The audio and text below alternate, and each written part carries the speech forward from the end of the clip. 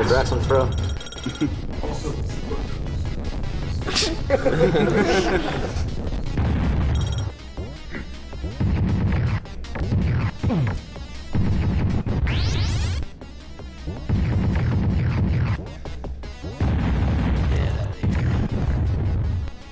Whoops.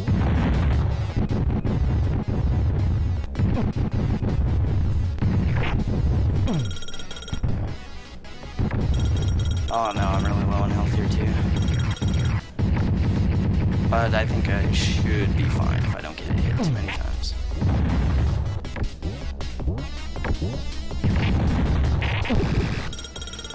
Okay, we're good. 3-2 is pretty much the most difficult level in the entire game.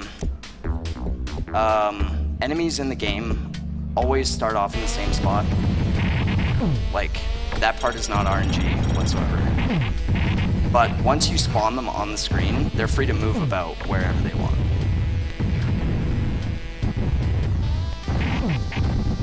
Oh no, I took way too much damage. If this falls, and it did not, okay. Yeah, so what can actually happen there is if he's lucky, he can get a drop of, I guess it's a 6-pack of Coke, which he consumes to get his health back, but it didn't drop there, and it's not really known why it drops or how he can force it to drop. It's just random and didn't. Yeah, it just drops. Didn't happen there. This should be fine, hopefully.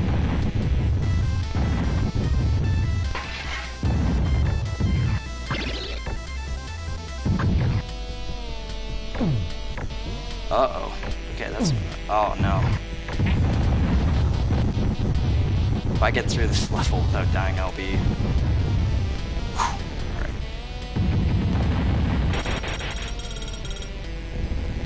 Come on, baby. Oh my god, I can't believe I just... Wow. Alright. Don't do that to me right now. Okay. Oh god. Wow. It's good.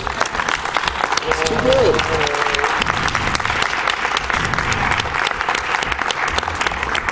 Now that's a scary level. Man, I'm fucking...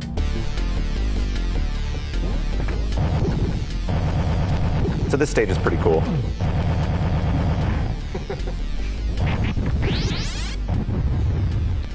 Just another example of why the flamethrower is really good. Oops.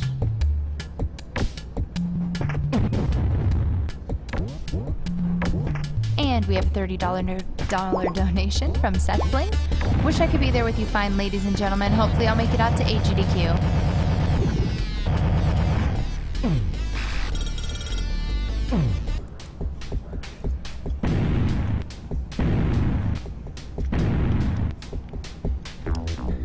So correct me if I'm wrong, Bonesaw, but just to give people an idea of what the story of this game is, I think the basic premise is like Duke is in the process of signing autographs for his biography about how great he is. Yeah, that's exactly right. The book is... It's like I Know Why I'm Great or something like that. The book is literally called Why I'm So Great, and it has the picture of his face on it. So he's in the middle of signing autographs for that, and then he gets abducted because his brain is supposed to be used for evil. Yeah.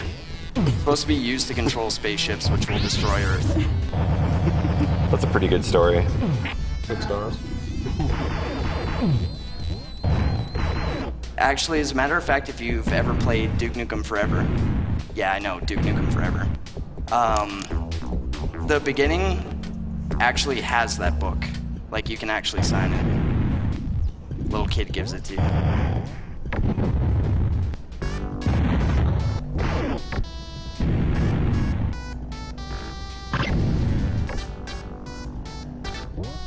That's the wrong way.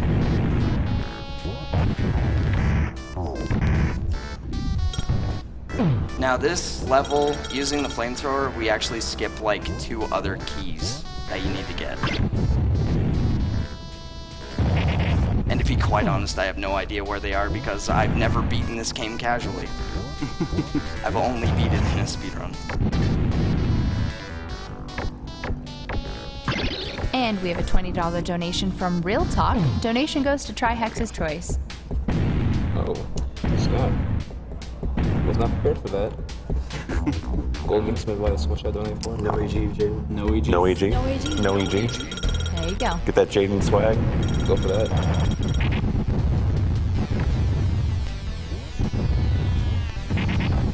Alright. If you do this level right, it's really, really fast. So there's a lot of rocket drops here that I'm gonna get, because they just annihilate the dishes in one shot.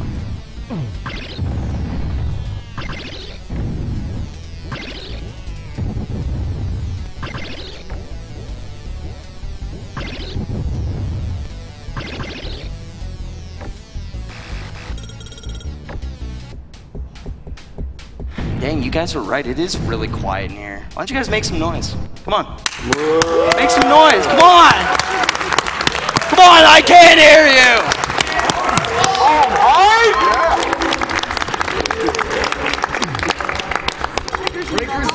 Always bet on Duke. Oh, it's like a library in here.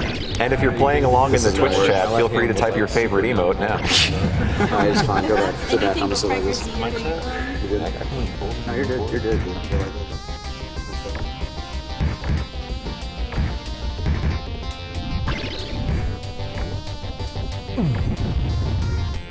And we have a $15 donation from Gregory. Hey Bonesaw, watched your Luigi's Mansion run last year and I loved it. Been looking forward to your run this year ever since.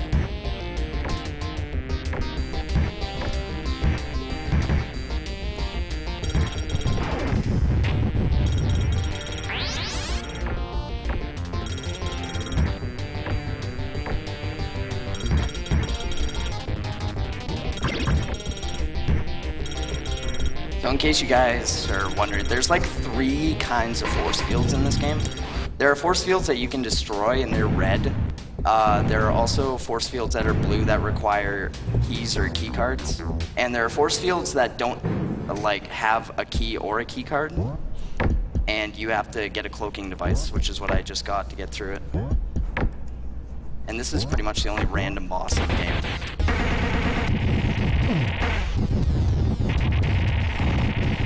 Hopefully I can... Yeah, this is lucky, not too bad. There, pretty good. Okay, so pretty much what that boss does is he just, like, he stays off screen and then he'll just float over to you, but at like random speeds sometimes. Like he'll go really quick or really slow. What you want him to do is you want him to go really slow so that you can shoot him more. And so what I do is I try to position him off screen so that he'll go slower. I don't know why it works like that, but the way the cookie crumbles over at Apogee. This level's a real nerve-wracking one wrong jump and I can just fall to my death. And there are no checkpoints in this level either. Alright, we're good.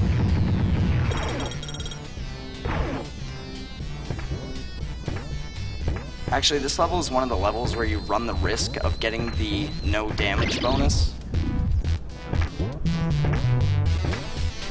Come on, baby.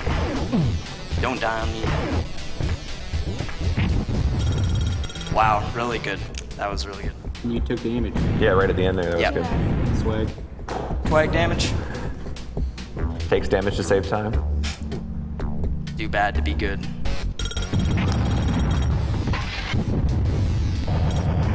Another satellite mission.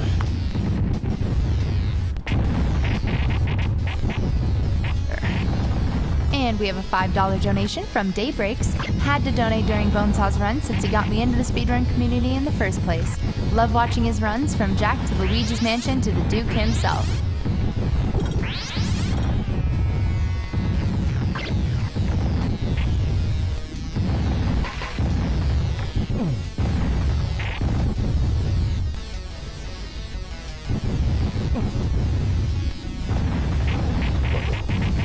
Alright. So what I actually did there, since those force fields can be destroyed, what I do is I position myself so I can get the second force field on the screen as well. because when you destroy those force fields, they create like a shockwave or whatever that can destroy other things like force fields or enemies or boxes. Oops, do that. There we go.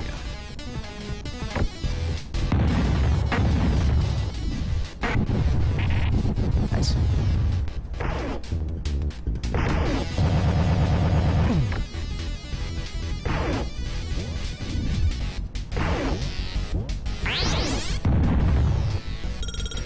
Alright.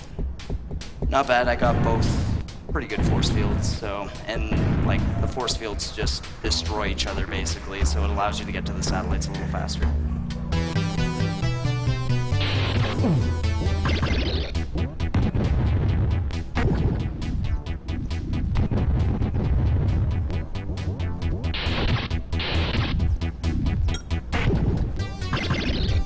And we have $10 from Thomas. Hey everyone, congrats on Sgdq this year. And well done to everyone who's put in countless hours of making this possible. Shoutouts to Striker, Bonesaw, and Spike.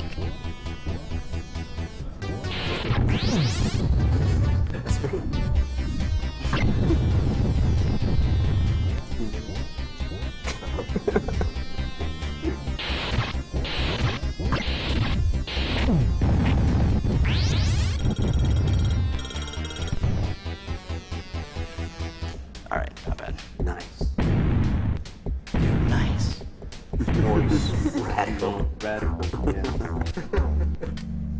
And we have $35 from Sponge5. Hey Bonesaw, when are you going to continue your Jack and Daxter Let's Play series? Oh my god. Give me a break, man. Come on.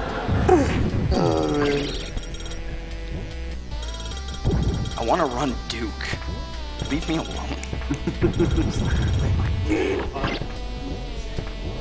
No, I'm the only guy that runs it, man. I was going to ask you if you wanted to give yourself a little bit of a bump there and mention who the world record holder is at the moment. Dude, this guy named Bonesaw577, he's really cool. Yeah, I've never heard of him. Who? Where can you follow this guy? How can you follow Twitter? At Mitre Requiem? Yeah. So, earlier he mentioned 3-2 is one of the most difficult stages just for a number of monsters. 4-4 is a stage that's difficult simply because there's just a lot of jumps in it, a lot of platforming that can cost you time if you make a simple mistake and fall a few floors. Damn. That as soon as I get to this level, I'll be happy. Wow, that was so good.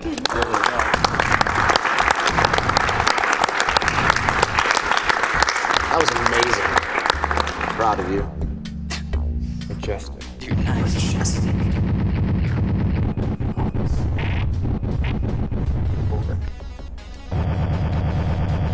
And we have a $20 donation from Anton. I find it absolutely beautiful that there are such events in the world.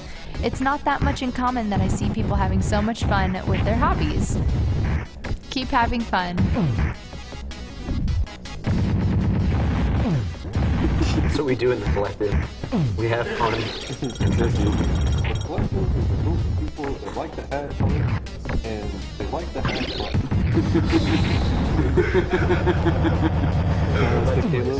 That's the Caleb part.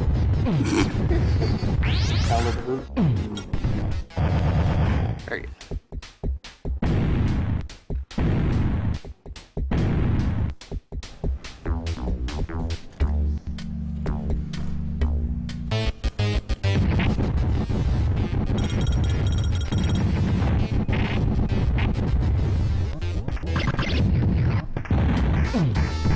And we have $10 from Fryaza. Fantastic runs as always. Keep up the good work, everybody. Donate this to the Reader's Choice.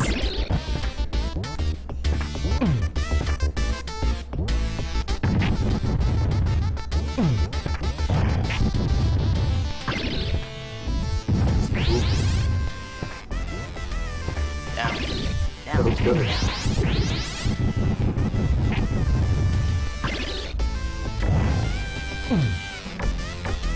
So how does one get as good as you? Oh my god. can't remember who it was that asked me. It was like, how much do you have to pay to be as attractive as you? Just reminded me of that. I had to pay so much. And I was like, $5 Canadian. I've had this $5 bill from Canada in my pocket the entire time I've been here, and for some reason, this $5 bill just comes up in every single conversation I have here. You should have given it to me when you I had bet the chance. $5 on this run right now.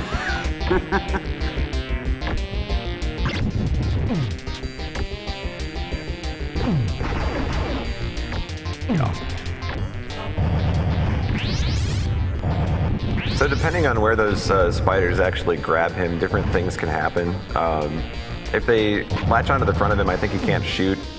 And then if they land on top of his head, he can't move. Yeah. Is that correct? Yeah. You can You can jump move, I as thought you high. can- yeah, you you can can jump still as high. move, but you just can't jump as high. Okay. Actually, time is coming up pretty soon-ish. As soon as I kill this boss, it's the end. Final boss mode. And we have $50 donation from River. Keep up the good work. 50 to THPS2. Never Time. stop doing what you're doing.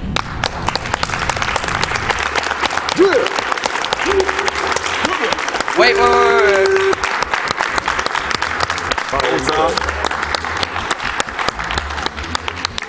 Before... That's world record, dude! Get up, people. Get up, Chad. This Chad. Always got up, baby.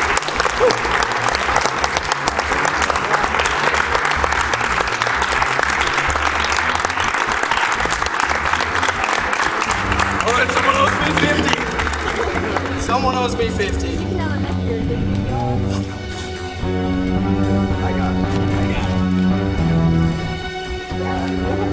Congratulations to Oats on the world record. We'll be right back, guys. He helped me. Thanks for watching.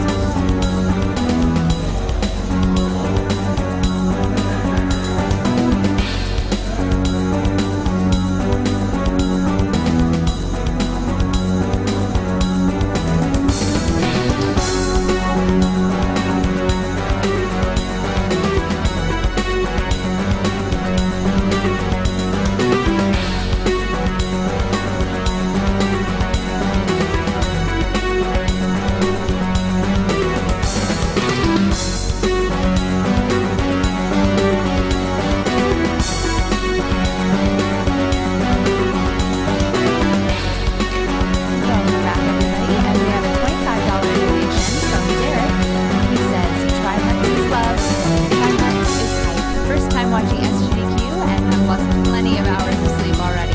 Loving it so far.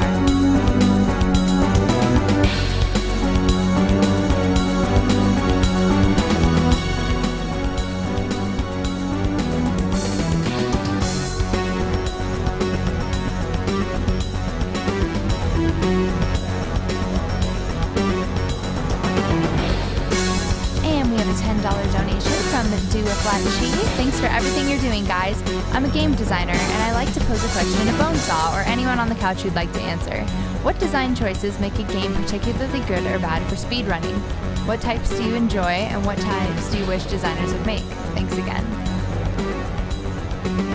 It doesn't look like any of them are available to the microphone anymore, but I'm sure you guys are more than welcome to go to their stream and I'll answer it for you another time.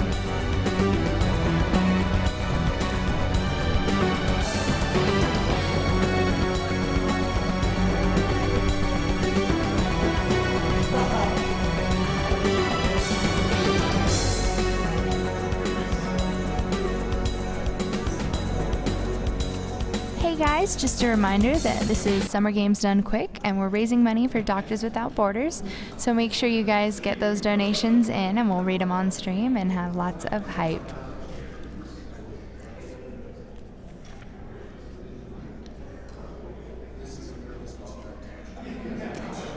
So right now we're transitioning. We're going to have a run by Cosmo. He's going to be running ZZT, so make sure you stick around.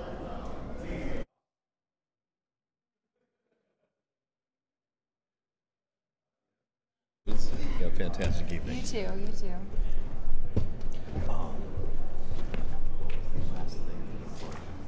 I just talked about this. Some games are quick that were recently just reports. Haven't done it.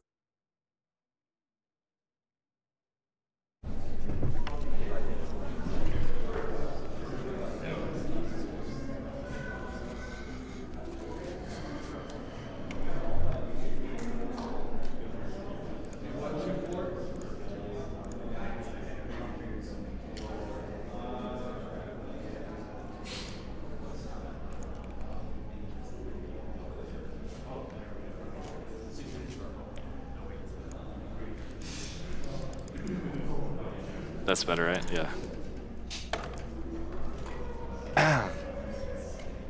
I don't know what to expect. Exactly. I'm so Perfect. I'm so interested. No one knows what to do. Everybody's in the same boat. All right, Yeah. so I think I uploaded everything on here. Yeah.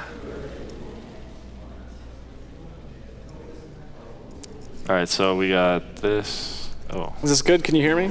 Yeah, I guess Yes, so. mine's good. Mine's pretty loud. Yeah. Where is it? Oh, here we go.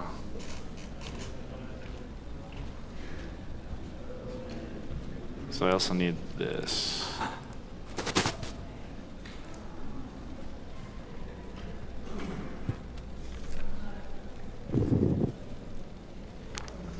Nice. Was this from the marathon? All right, everyone, and just a quick reminder who we are and what we are doing. We are Speed Demos Archive and SRL. We are doing Summer Games Done Quick 2014 to raise money for Doctors Without Borders. Doctors Without Borders is an international medical humanitarian organization created by doctors and journalists in France in 1971. Today, Doctors Without Borders I think I need a different USB.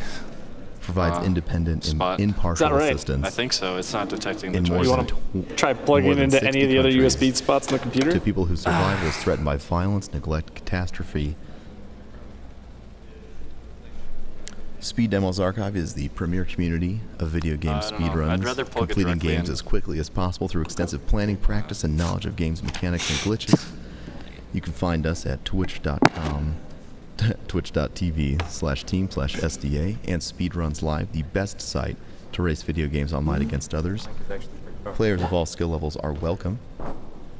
It's a fantastic place to race against others of high skill levels, or if you want to race casually with your friends. It's fantastic.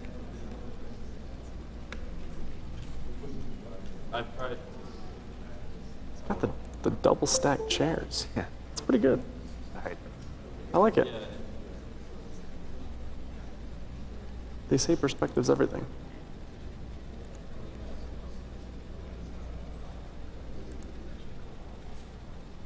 Yes, Chad, I do realize that we were talking about Twitch.com, even though we are all indeed here on Twitch.tv. It's a fantastic location. I think we're all enjoying it quite well. Remember that along with our English language stream here, we also have a French language restream. Be sure to check that out if you are interested. Test. Whoops.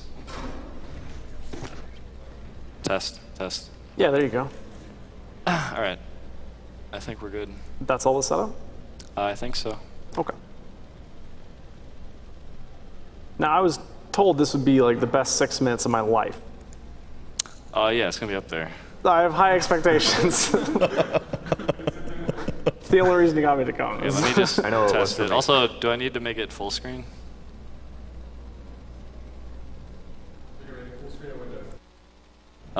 We could- I don't know about the stream layout. Yeah, we if can you need maybe to- see what it shows up like on the... Would full screen work? Because if it would, I think it works well. Or I'm not sure. Let me you tell us, Cosmo. try to get into the game. All right. What is this game? All right. I guess we're good if you can capture that window. Close. Yeah. So let me know whenever you're ready. Was he lying to me? No, this is gonna be amazing.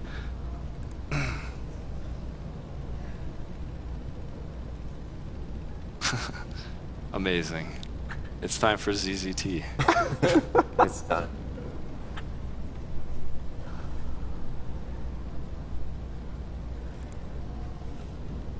Alright, so just countdown?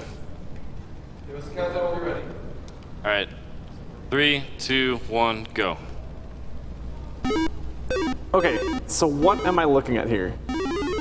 Welcome to town of ZZT, where all your dreams come true. That's not a town. Well, I got focus. You're serious right now? Yes. What are you doing? Oh, the bank vault's open, baby. We're going in.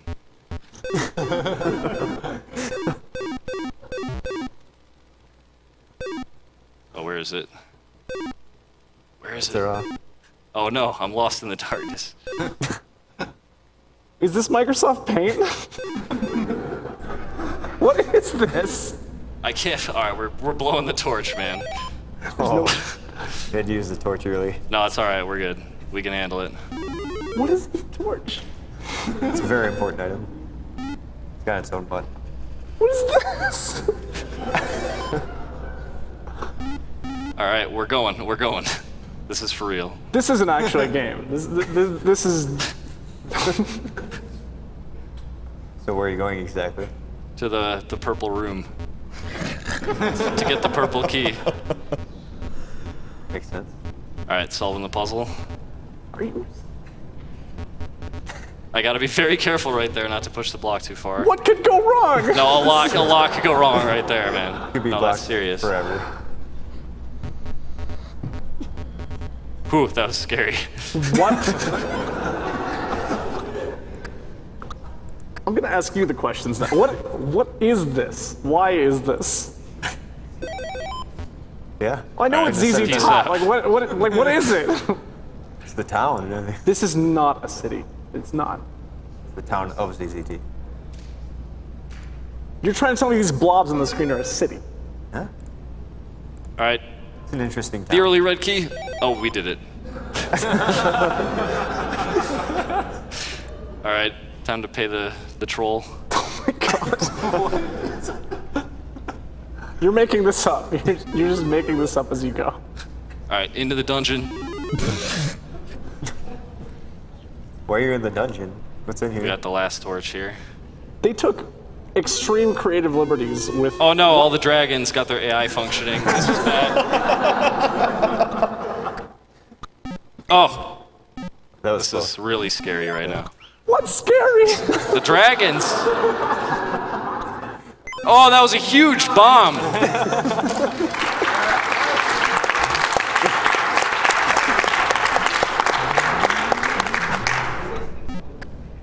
Oh! Alright. Alright, this is gonna be hard. I gotta do this blind because I blew my torch early. Your torch? You only get one. Got the key! What does it do? Lets you see. Alright. Well, okay.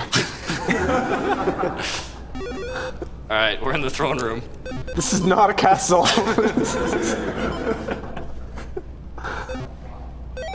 Oh.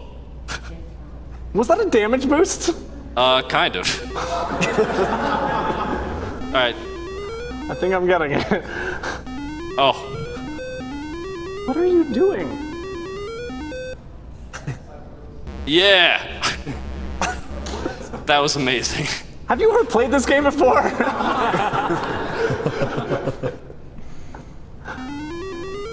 Alright, we're out. We don't even need the scepter. Alright, see you later. So what's your goal here? I see the castle now. Yeah, that's the castle.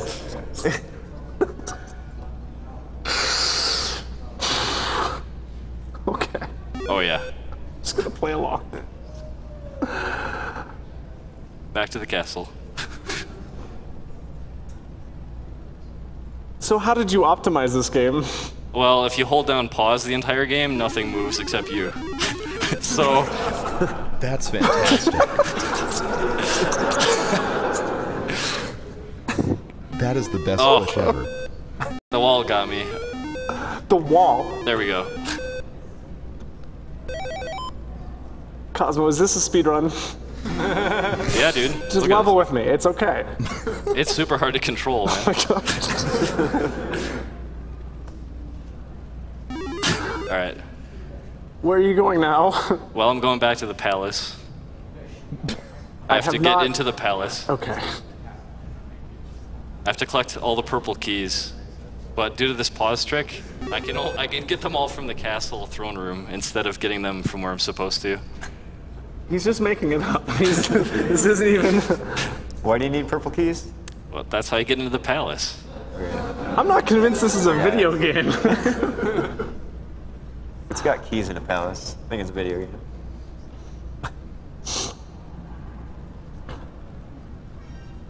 So what do the purple keys do? Open these doors. Alright. We're in the palace now.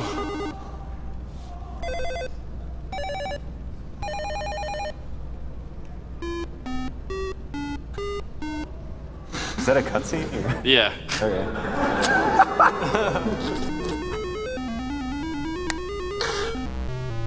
What is this? What's happening? It's creating the bridge to my dreams. That's not a bridge! Alright. We gotta fight all the tigers now. Do we have time for a quick donation? Sure. Okay. This is from Dr. Doss. It's a $100 donation.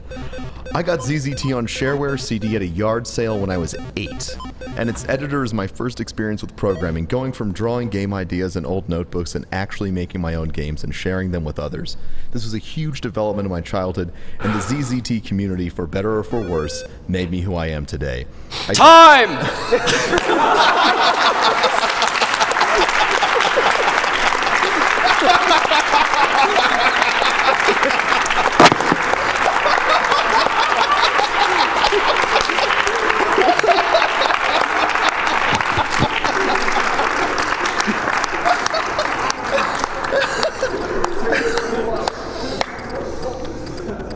I'm going to go ahead and finish up this very serious donation. I don't know how many ZZTers are watching, but shoutouts to everyone whose game designing dreams were made a reality through ZZT. Put this $100 towards Lunk as the file name for Link Between Worlds. I can afford the donation because I invested in leaves. I think that last joke was a bit lost on me, but perhaps one person understood it. All right, so that was ZZT. Quite the experience. Thank you very much for that run. No, thank you. I think we... yes, right, yes, thank you. Indeed. Quite enjoyable. Coming up next, we have Nitronic Rush. Fantastic racing game. Okay, we have a request, and I don't know who might be able to do this, but the request is, of course, since this is a futuristic, super cool racing game with lots of neon lights, we need to dim the lights in here if we can. If anyone knows how to do that, I believe in you. So we have Nitronic Rush coming up.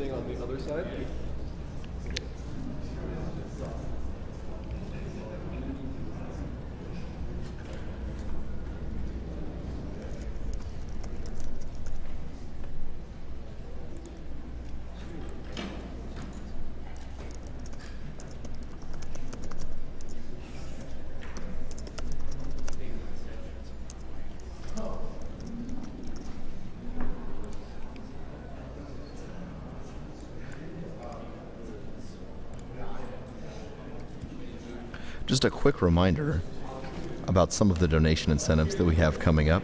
Right after this run, we have the Trials Fusion coming up. And there are some fantastic incentives for that. There's the Icebreaker and Invisible Rider Challenge, which is only at $138 out of 500, which is a fantastic challenge. I think we should definitely try and meet that. And we also have the Inferno 4 Ninja Challenge, which is an insanely hard map. extremely high levels of difficulty, and that is currently at $2,000 out of $2,500 of donations. Both of these incentives are absolutely fantastic, and I deeply believe that as a group, we can reach these donations by the end of this race. I'm challenging you, chat. I believe in you. You can do it. You can do it. Because remember, all donations for this entire event are going to Doctors Without Borders, a fantastic cause. Definitely worth your time. Just a reminder of some of the people that we're working with for this fantastic marathon. We are working with the Humble Bundle. They are providing a sale of games for our marathon. All the proceeds go to Doctors Without Borders. You can check it out at humblebundle.com. And it is absolutely fantastic. All the proceeds, not even the traditional portion or section of the proceeds, all of the proceeds from that are going directly to Doctors Without Borders. You'll get fantastic games that are in the marathon.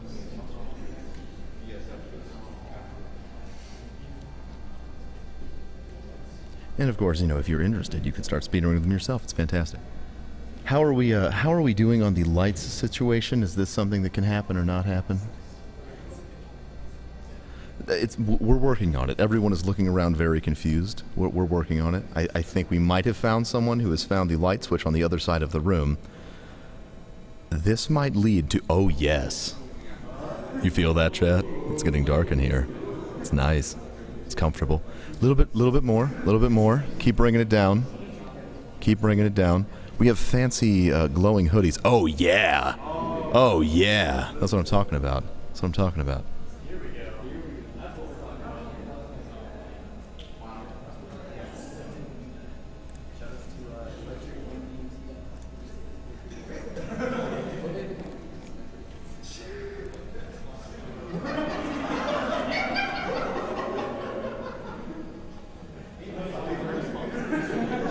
Alright, we have a few donations that we can read right now. Ekakim says, the medicine buying effect comes from exploiting the charity raising effect of the speedrunning community.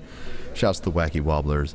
And this is towards the best Tony Hawk game, Tony Hawk 2. JTP, I have no idea why I'm watching right now. Just that it's a Cosmo run. Money to his choice. I suppose we need to get that. So we probably have a bunch of donations similar to that.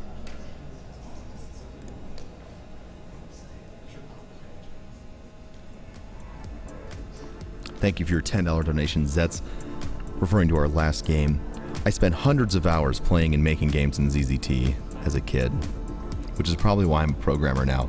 You are awesome for doing a ZZT run. Put this towards suplexing the train. Absolutely.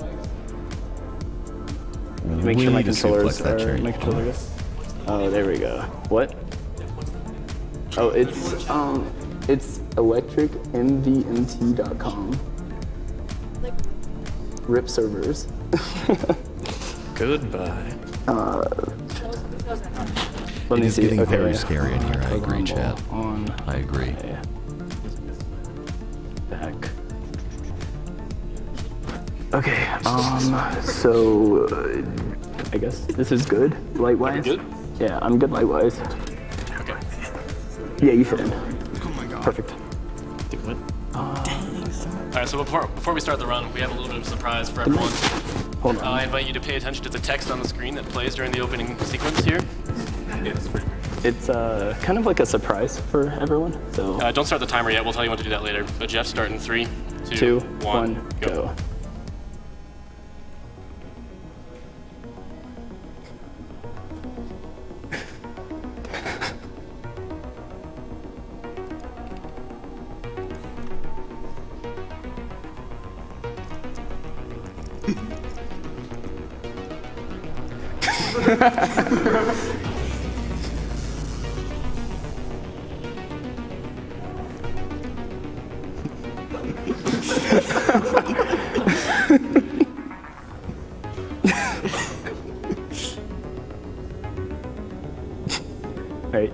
Alright, start the timer in 3, 2, 1, go. Go.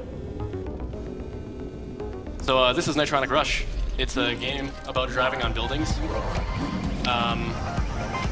There are tracks in the game. We're not really sure why they're there, and we don't think they're intended. So we're actually connected to the same thing, I think. Yeah, we're LAN right now. That's kind of cool. Huh. I've never seen this before. I've never seen this before either. We are literally racing each other right now. Dude, that's literally him right there. What the heck? Dude, I've never seen that. Before you guys get too far in, can we get a quick roll call for everybody? Yeah, I'm Geoff. I run Nitronic Rush and Super Monkey Ball 2.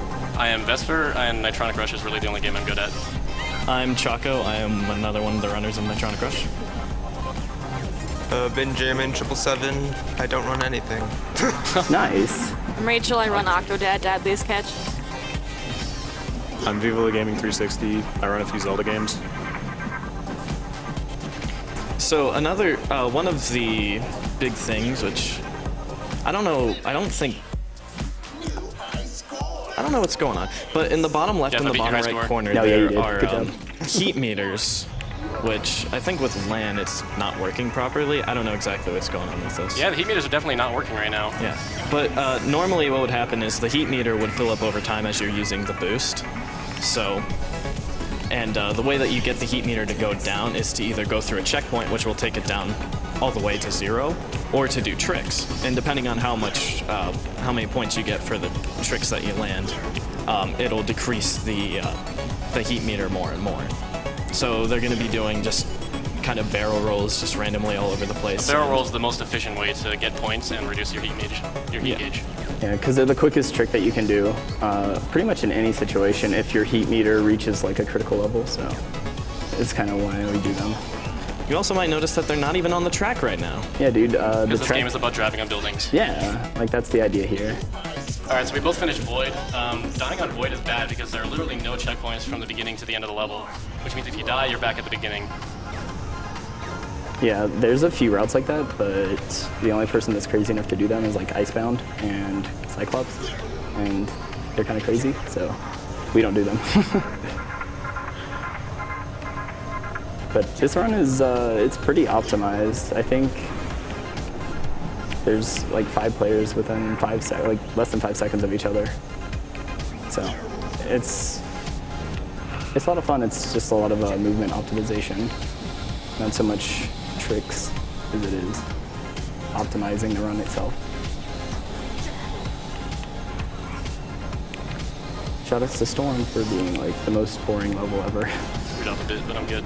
All right, we have a $100 donation from Fluky. I can barely do Inferno 4 in 200 faults. I have got to see this ninja challenge. And $100 from Cool Wool. As always, $100 to the medics who go far and beyond. You guys are amazing. Thanks for making this event possible. Also, shoutouts to Bonesaw. Roar! We're like tied right now. This is pretty cool. Yeah. So what you see us doing there at the very end and skipping the menu is a pretty precise trick where we hit Start and A at the same time, and it completely skips the credits. Like initial selection. Yeah, so like you input high scores or whatever. So by skipping that, it saves like it's like 0.3 or 0.4 seconds track. So it's pretty nice. All right, we have a $300 donation from Refract. Oh yeah! There we go. You guys are awesome. From Refract and Team Nitronic, shout out to Geoff, Vesper, Choco, and all the insane speedrunners who continually inspire us. Keep going the distance. Thank you very much for the $300 donation. Shout out to guys. Refract for being literally the greatest development team in this world. They are amazing. People confirmed on stream, greatest development team. By the way, I wanted to mention that this game is completely free for anybody that would want to get it. It's free? It is free. It's 100% free. It's a student-made game. You can download it at nitronic-rush.com. Oh, these spikes. Here we're going through spike fields. Oh yeah, there we go. This is literally the only RNG in the game. These spikes have ended more runs than anything. Oh, well, yeah, jumping into... Nitragic. Nitragic. That's a pretty good pun right there, if I do say so myself. I'm still sad I haven't got like buckets of tubes yet. Gauges are working. Oh, now it's working. Oh no! Oh. I think we both just made the same mistake, I'm pretty sure.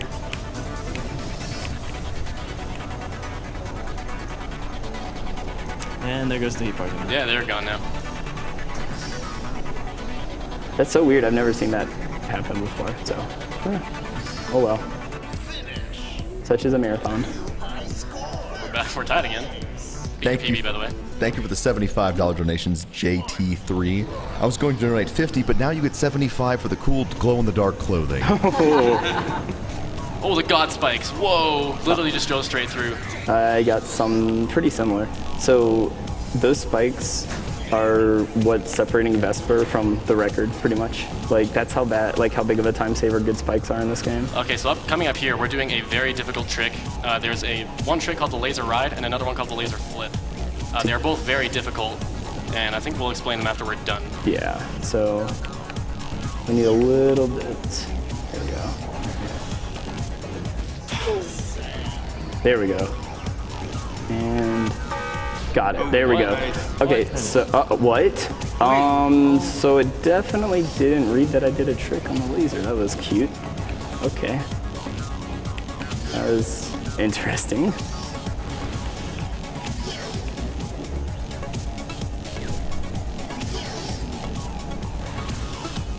Wait. Yeah, the game's screwing up here. I feel like Lan is screwing some things up. Yeah, that's like kind of the conclusion I've come to as well. Our heat gauges are like taking a while to start filling up, which means that when we do the trick, we're not getting as much heat out of it as we should be. And right now my heat gauge isn't even going up, so I'm just gonna do the flip anyways. There we go. Well, I did one too anyways. So there. Okay. We're still cool. I mean, we're still both tied, so despite all the despite all the problems. We both made equal mistakes, and/or the game has. Oh, okay. Hello. Oh, okay. How are you, sir? Nice to meet you. When you're nice going to see that you fast too. and you hit one of those barrels, you usually just instantly blow up. So Oh yeah, it's pretty lucky. The barrels are. What? Okay. Wow. Hello. Wow. All right. All right, so we got two more really difficult tricks coming up. They're both laser rides, so they're the same thing we did. They're the same thing that you saw. This is the last level in story. Oh god. Oh, okay. So that was not exactly the what I was trying to do, but it worked. So I guess that's what matters.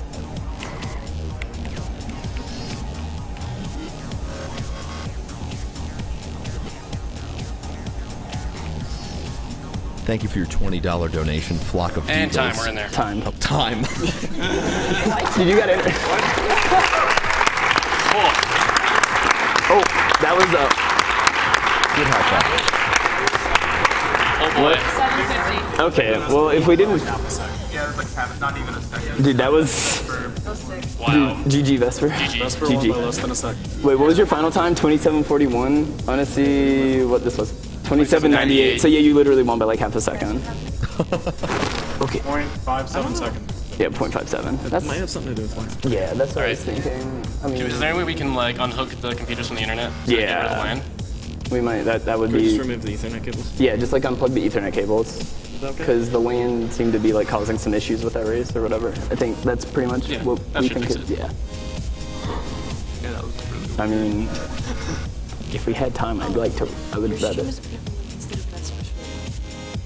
It should be both. Why is my link on? Tweeted at me and said that the chocolates was like the best card. Oh, what? Yeah, I got it. Okay. Broman, Vesper's link wasn't on there for this run. It was Choco's because they got them mixed up. Choco was on hardcore, so if you want to like just shout out that he was, it is up there. Someone told me that it Wait, was. someone said that it was, and I guess they fixed it. I don't know, someone told me it wasn't, so it's Next time you can just check mobile. Is it up there no, right they now? literally tweeted at me 2 minutes Oh, ago. what's it up there?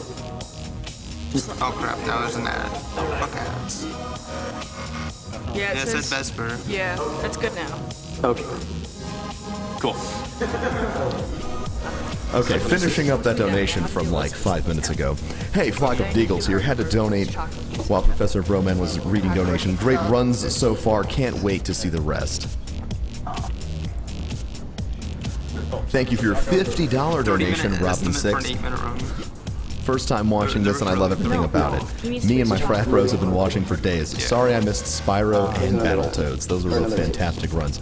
If you are concerned about videos you might have missed, they will be up on the VODs page at the end of the marathon. They will also be uploaded to the SDA official YouTube site as well after the end of the marathon. Someone texted me and said they can fund the Don't go rippy. Okay. Also, my game was at a 59 hertz refresh rate. Rip. Rip that 1 hertz. Apparently it was at 59. Oh. Thank you, John Case, for your $20 donation. So, Thank you to hardcore? everyone behind the scenes at Sgdq and all the runners making this possible. Let's see Blaze do Inferno for Ninja. Owl hype.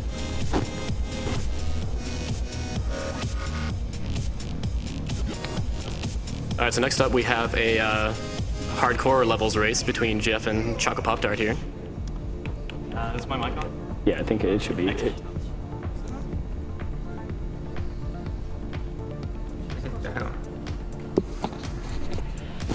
My little like fluffy thing for my mic fell off. Just a quick update on the Trials Fusion donation incentive, since that is the next run. The Icebreaker Invisible Rider Challenge is currently at $238 out of $500, so we still need to reach that. And the Inferno 4 Ninja Challenge, both of these are fantastic and extremely difficult and definitely worth watching, by the way. The Inferno 4 Ninja Challenge is at $2,170 out of $2,500. So we're getting closer, but we need to keep pushing, guys. You can do it. All right. Okay. Geoff, are you ready to go? Yeah, let me make sure my controls are good. Okay. Yeah, I will. Okay. I'm gonna check my rules real quick. Okay, go for it. Yeah, they can count us down whenever you're ready. Make sure you're not down. I got it. Make sure you're not on the tutorial. Yeah. Okay, you guys ready? Two things I want to point out here. First of all, the first hardcore level, it's just a tutorial. It doesn't actually have any leaderboards or any times or anything, so we just skip it. Yeah. And we also have ghosts turned off because at the end of every level, or when you go to start the next level, it gives you an extra menu. So having that turned off just skips that. Yeah. All right, we ready? Yep. Okay, start in 3, 2, 1, go. So hardcore mode is a little bit different in that you see that it says wings disabled. We can't use wings, so to do most of the skips, we're going to be using air controls. The skips are a lot more creative in hardcore. Yeah, there's a lot more building riding with some of the routes for this level, or from a lot of the levels, but I don't think either of us are going to be doing any of them. Not any of the crazy ones anyway. Also, if I'm correct, I believe Geoff and Choco are going to be using a little bit different strats throughout the hardcore levels. So keep an eye on both the screens. Okay. All right, we're in there. All right, that was... I'm alive. That's something. So it looks like the heat meters are working again, which is nice.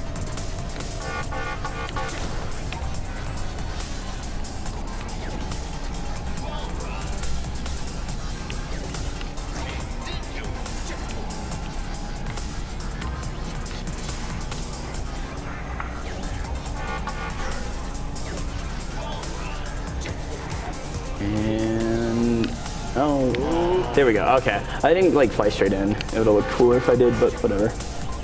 We in there.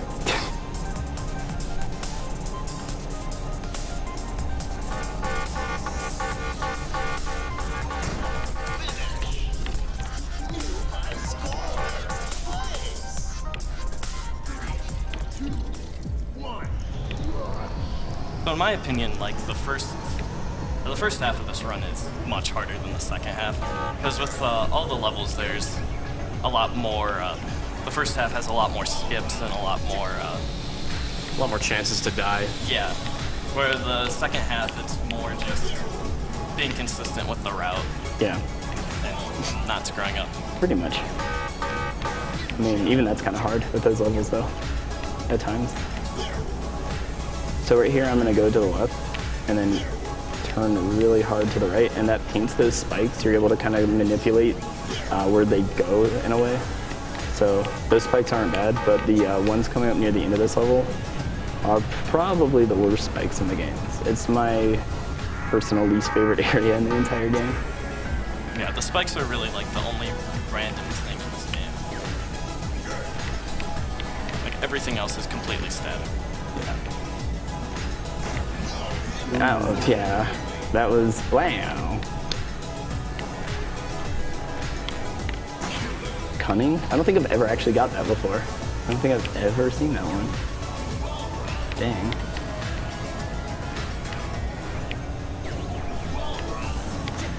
So the spikes earlier in this level, you could kind of manipulate them because they'll go down exactly in front of where you're looking. But with the ones that I just went through, it's completely random where they're gonna land at. Yeah, that's why I went way to the left. Usually on the outside, it's easier to get past them. Okay. This is probably the hardest skip I'm gonna in the run. Yeah, and this is something that he does that I'm not gonna do. So just to kind of show off the routing differences here. If he gets this, it'll be pretty hype. Ooh. Nice. Can we give Chuck an applause? Yeah, that's hype worthy. That's worthy. Let's go. Oh. Okay. Also, that jump is the worst jump ever. Oh yeah, that jump is really bad. I agree. Like, you have to get more height than anything. It's awful. I don't even know how I survived that.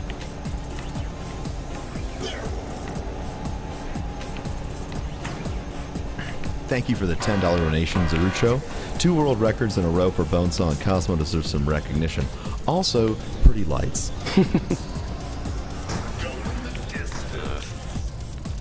There we go. Oh, okay. I'm glad I did not boost any more than that. Thank you for the $50 donation, Buckle Stitch. Great GDQ trials hype. Let's see that ninja run. I agree. Keep those donations coming, folks.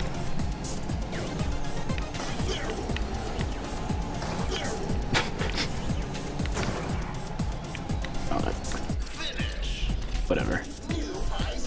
Thank you for the $50 donation, Avalon Star. Second time donating to this wonderful cause. I had to donate during Nitronic Rush. Shoutouts to the cutie Geoff and the Goof Troop. Love you guys. Bless the runs. Winner gets to choose where this $50 goes, guys. Oh man! All right. There is money on the line. We esports now. We esports now.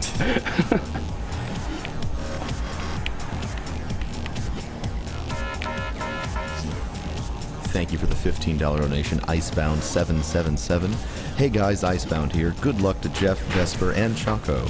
You guys are lucky. There's no more sign jump. Shout out to Icebound for being god at this game. Oh yeah, he is above and beyond the best. Oh, yeah, pretty much. Him and Cyclops Dragon are probably the 2 best of this game. So the skip I They're just really did, awesome. it's ridiculously easy for how much time you save on it. Like, black skip? I don't even know how much time it is, like 6 or 8 seconds. It's like 10 It's actually, seconds. yeah, it's like 10 or 11, really. And it's probably the easiest skip to do in this whole run. Yeah, for sure. Oh man, we're pretty close. Good rate.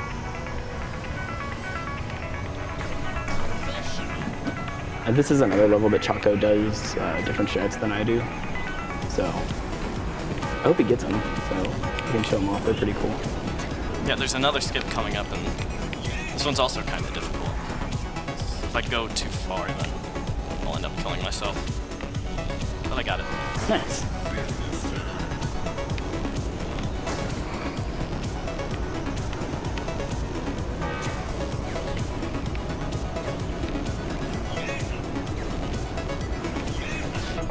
Oh, I don't even.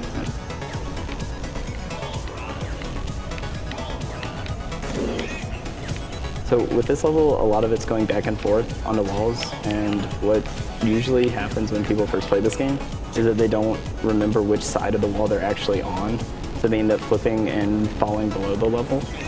It may not look like it, but when you're on a track that's sideways, you are still affected by gravity, so when you jump off of it, you actually have to make adjustments for that before you jump. Yeah. It's a lot more difficult than it looks.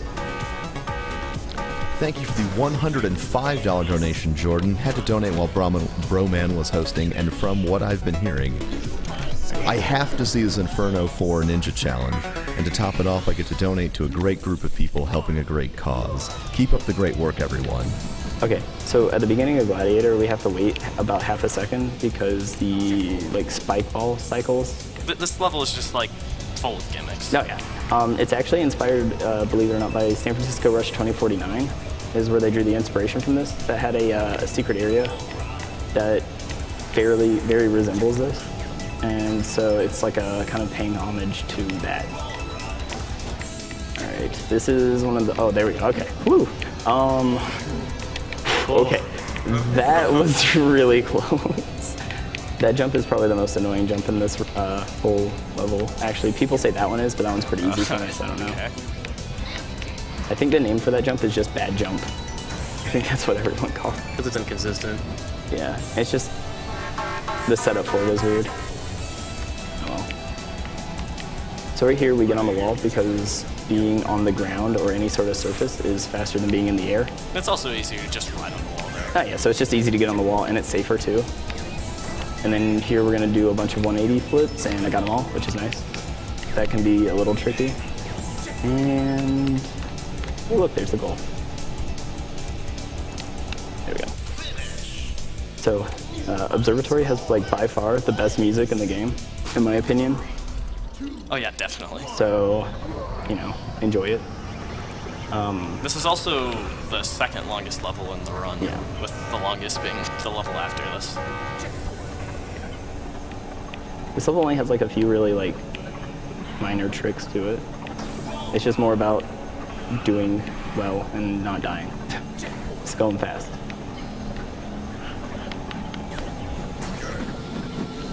So right there I jammed the front boosters into the ground and it keeps me from flying over the curvature of the track. I know the developers are watching right now. Whichever you designed this level, you deserve a raise because this level is amazing. Yeah, for sure. This level is so much fun in ILs just because it's like pure optimization.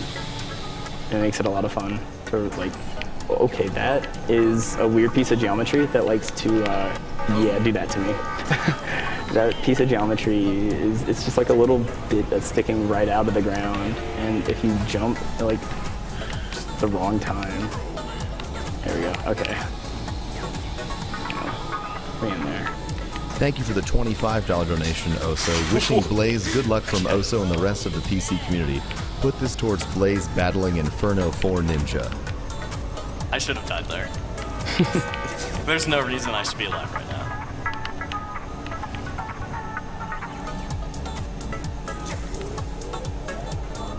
Dude, I'm just dancing to the music, it's so good.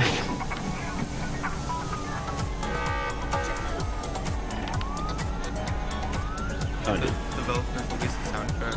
They do, actually. Yeah, the soundtrack is actually available for download on the Nitronic-Rush.com website. Is the soundtrack it's also amazing. free? I suggest you check it out. Is the soundtrack also free? Yes. Everything about this game is free. Go and pick it they're, up. yeah, there we go. All right, we in. Okay, so this last level is Nitro Tunnel. It's based off of Turbo. It's Turbo Tunnel from Battletoads, yeah. So, PJ, where are you at? It's actually quite a difficult level. There's 12 total sections here, with it just kind of getting more and more difficult as you go on. Except for the last one, it's just like a straightaway, super easy.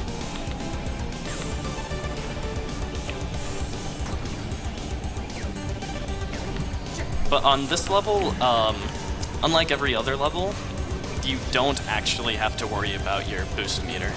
Yeah, you have infinite boost for this level. That's what they call it, Nitro Tunnel. Which makes this level really nice. Like, if you wanted to, you could just fly over this whole entire level with the way that the physics. But of course, that'd be really slow. Yeah, you go a lot slower while Yeah, yeah. And we're not about going slow.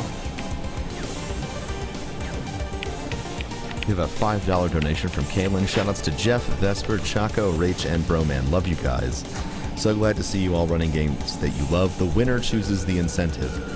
The pile is growing. Oh, man.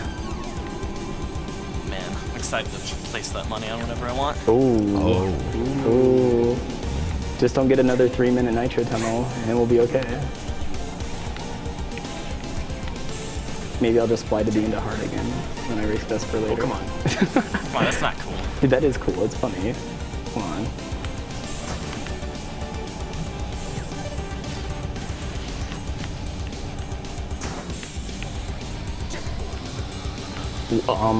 Excuse me? You're excused. Okay, well, thank you. Carboom. So, I don't exactly know what happened. Well, now I'm flying. So, that's what's happening. There we go. Okay, we saved it. I managed to save it somehow. I guess that's cool. It was more like scary than cool. Choco should be. This next section is extremely difficult, so I'm gonna do the hardest strat. Are you gonna edge ride? No, he's gonna. No. Okay. Oh, he's okay. He did the full boost. Well. Okay, I'm gonna do the easier strat.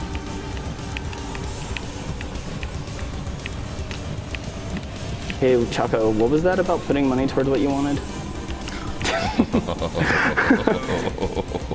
Oh, dude, this is gonna be. Oh, shit. Oh my god. Oh shit. Oh shit. Okay, we're in there. Time. Oh my. That was good. That was good. I have been shamed. Fantastic. Alright, just hold on. So just because I fired shots, I'm gonna let Choco choose. I'm gonna let him choose because I fired shots. I feel bad. Okay. Let him choose. What incentive would you like it to go to? There's a name for the Skyward Sword runner. I think it's Baka TR. Okay. So we're going for Baka TR. Yeah, I'm cool. Yeah. $55. Good race, man. For that. Okay. At least $55 that I saw. There might have been, your prize pool could have been gigantic. I have no idea. Just what I've seen here. Millions. All right, we have a $50 donation from I Love Cheese. I don't really know what to put here except let's see the Ninja Challenge, and I agree. You guys have been doing fantastic donating towards the Ninja Challenge. We are extremely close. $90 away. $90 away. We started at that, 600 plus. Yeah, so let's meet that. Also, the Icebreaker Rider Challenge is still about halfway there. Okay. So let's keep going then. All right, so we actually had a donation incentive that was met to do one of the challenge levels backwards, me and Vesper. So fantastic. We're gonna do that now. We're gonna do that now. It's gonna be pretty cool. So the idea is the level we're gonna be doing is another shout out to Rush 2049. Again, one of the best N64 racers. But this is another part or another thing in the game that they kind of remade over here. And it's what inspired the whole entire challenge mode. And it's pretty tough if you've never, like, it's pretty tough in general, even if you've beaten it multiple times. So we're gonna naturally do it backwards because that's fun, right? And it actually is a lot of fun, so. We don't really need a timer for this one, it's just one level. Yeah, well, we can have a timer just to see who. Okay, yeah, let's put the timer on. Yeah, let's put a timer on, why not? I mean, it's a speed run, right? 3, 1. Wait. I started early, don't start. No, hold on, they need the timer. They saw nothing. They saw nothing. All right, 3, 2, 1, go. Oh, okay. Whatever. Don't worry. Okay, just go. Okay, so we're gonna like turn around like this because that's. This is actually the shortest level in the whole entire game, I believe. And okay, well. And little do we know, the controls, the controls when you're going backwards are actually extremely sensitive. And so, also the back of the cars seem to have a different collision. Different hitbox. They like reacted. Okay, well, I may be stuck. The controls are very sensitive. This is really cool. Oh my goodness. So, it's not really meant to be fast. It's just meant to be kind of like fun and challenging. Oh my god. No. Oh. Okay. Oh god. Oh my god. Because this is one of the challenge levels, all the challenge levels, there's no checkpoints at all, and if you die, you have to go all the way back to the beginning. Okay. No. Okay, okay. Sauce. Thank you. Whoa! Oh! No, you're gonna get stuck. I'm stuck here. That angle is so bad. I hate that angle. This is really hard. Because of the way the camera works, it's really hard to get this angle properly. Alright, let's see. Okay. Oh, yeah. There we go. There we go. And, there we go.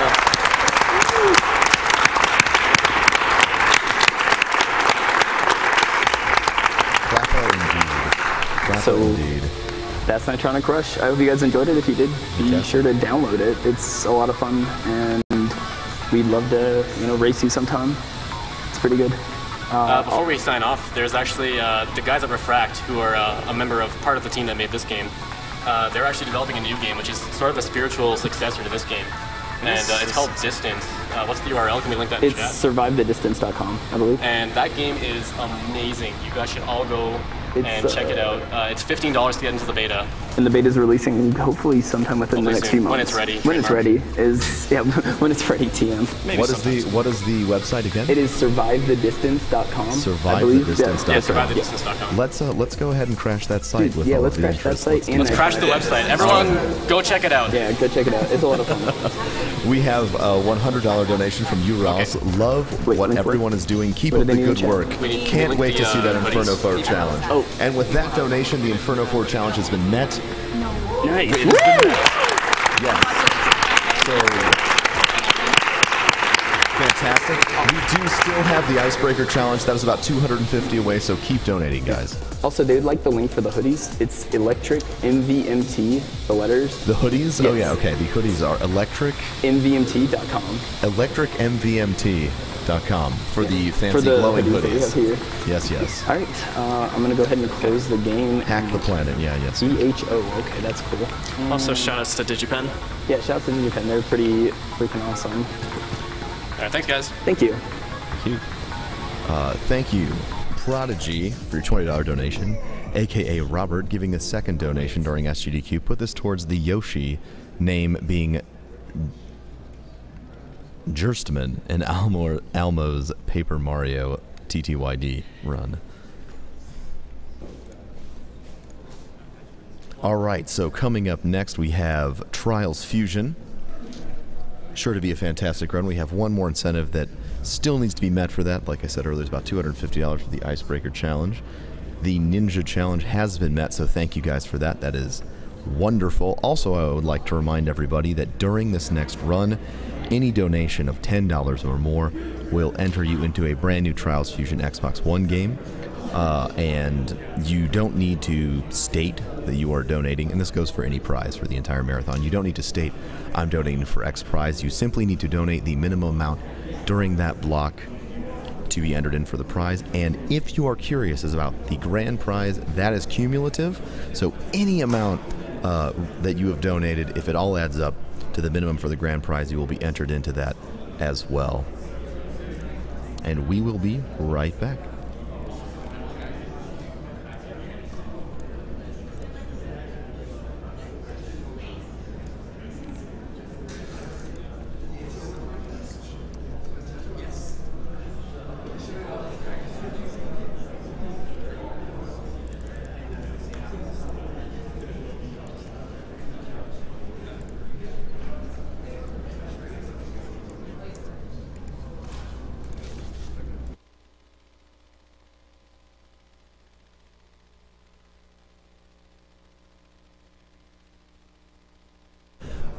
A quick clarification, just in case I didn't make this clear earlier.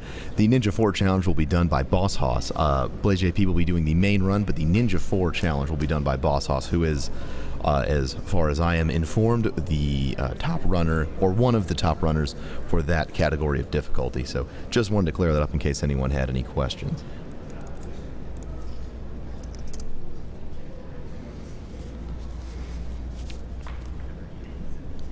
Just a quick reminder of who we are and what we are doing. We are Speed Demos Archive and SRL.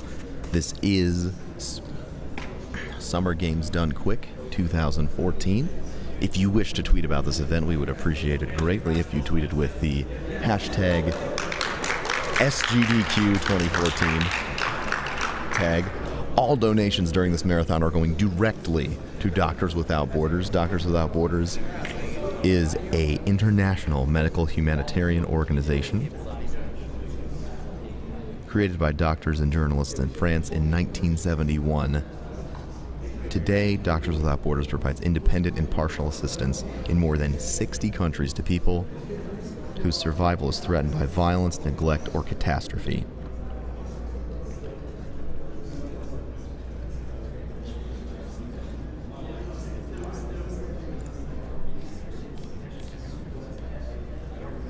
Just to give some quick shout-outs to the folks who have been helping us during this event, AverMedia has graciously donated lunch for the attendees Monday through Friday this week.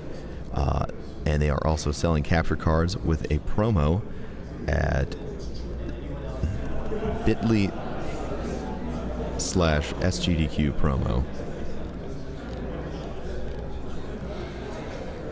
If you are curious about how the ads and subscribers for this channel are working out, quick reminder that all of the ad money during this stream will help us make future marathons possible, providing equipment and funds to improve the quality of the stream and make things better. Subscriptions will all be donated to Doctors Without Borders, though, so all of the sub money for the entire marathon is going directly to Doctors Without Borders.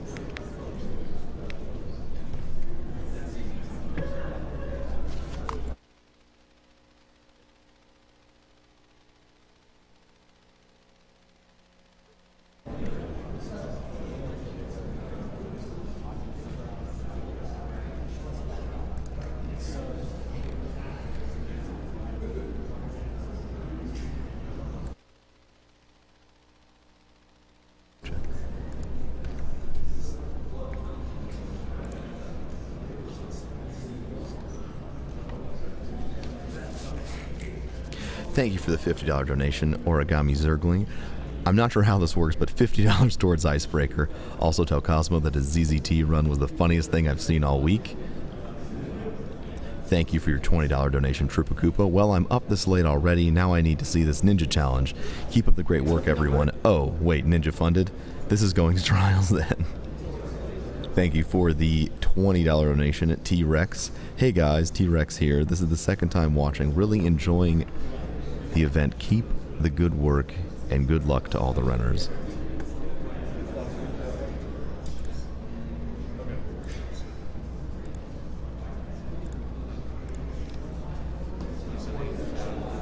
Thank you for the $10 donation, One Mad Hat. Going to donate to Doctors Without Borders and not speedrun that Trauma Center game? Oh well, great job and great cause. That is a strong point. I guess an hour 30. Not having Trauma Center is usually indeed takes a about an hour. deficiency. So perhaps we if can it work goes on over that like for an future hour, 5 hour, 10, GDQs. it's not so good. With the ninja track after, his goal is about 10 minutes on that. What? Oh, where did they take that controller? World record The guy is grabbed it. 58 something by Blaze. The guy just grabbed his. He's pretty picky about having his own. So there's like 2 right over there. Yeah, if you want to use mine or this one. And then I also I need to use this one. For those of you in chat who are curious, the ZZT run was earlier. So, remember, if there is any run Who took that? Who took his controller? missed during the marathon that you were very curious about or just to watch again, there are multiple links being done in the chat towards the speedrun into that, like someone was moving and organizing boards. as well as the SDA official speedrunning. So, Merry Christmas. Whoever grabbed YouTube that is page, probably going to at least need which to give will it back have to him them eventually. sometime after the event, high quality versions of all the videos as well. Here, just pop it in there. You just want to plug it in the front. Here. Thank you for the $35 donation. Are we able to Napoleon. slide the couch Love a bit? to all the SGDQ move it. runners. Just move it. Shout out to Volage Roman in. on the mic. Good luck we allowed to for slide the the couch a remaining bit? runs. I mean, it's up to you. This one we should be able to get it on camera. Okay. We should be able to get it. So we're good where we are? Alright. Their audio game gear. Yes, it's turned on, yes. Thank you for the $10 donation, Dementu Z. First time watching you folks live. Great people, games, runs, and cause. This goes towards the Inferno 4 Ninja Challenge. Get Basically hype. the controller because you're insane. Can we have some hype for the Ninja Challenge? Yeah. Perhaps a little bit of hype, everyone. Or not. They can't really hear you. We can't hear me? That's terrible. Can we get no, some I'm just hype for the Ninja Challenge? A little bit of hype? Yes, there we go. There we go. It took a little bit, but we got the hype. We got there. I'm extremely excited about this run. I don't know how everyone else is feeling, but I've played this game and cannot wait to see how it turns out. They said they wanted. Chat, you did a great job hyping. I'm super proud of you. Oh my gosh. Chat, you are incredibly hyped. Put it in. While we're waiting to kind of get started here, could we get a roll call for everybody? Roll call. I am the boss hoss. I am TheBlaze. I speedrun Trials Fusion, Trials Evolution Gold Edition, Trials HD. So basically every trial. I'm Zimbabwe, I speedrun Portal. I'm Rachel, I speedrun Octodad, Deadly Sketch. I'm Geoff. I didn't say this. Yeah. It is. It was on 100. 100%. Now plugged in right now. Thank you for the $20 donation, Timo. As a doctor, I can't thank you enough for your work, guys. Keep it up. This event is unique, and I'm happy to see it every year. Greetings from Germany. Yeah, we've been on camera since we started setting up. Quick reminder that we do not only have an English stream here, we also have a French restream that is being hosted in a location that I am currently unsure of, as we do not have it listed, but I am quite positive check your settings. that one of the wonderful mods in chat will link the French restream shortly. It's at 100%. Thank you, Cassicus, for your $35 donation. Thanks for keeping me company during the late hours monitoring pipelines for work. Keep up the excellent play. Go down here. Volume, yeah. Yeah, the computer is muted. Sick. Alright. Okay. Alright. Yeah. Get the mouse off screen. Oh, it's off. You're good.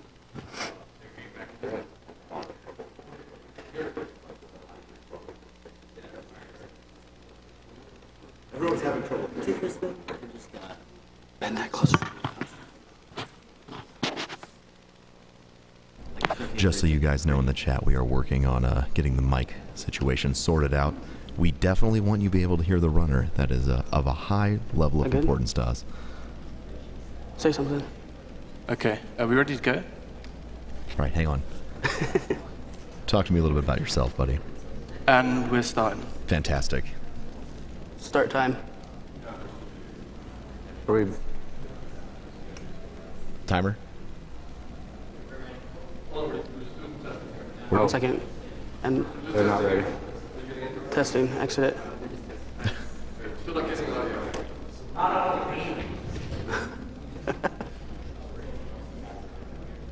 Press escape. It shouldn't be that, you just muted it.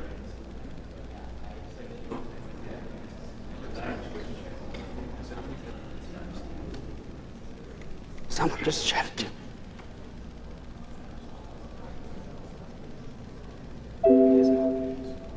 It may not be. You might have to close trials and start it again. On a different device.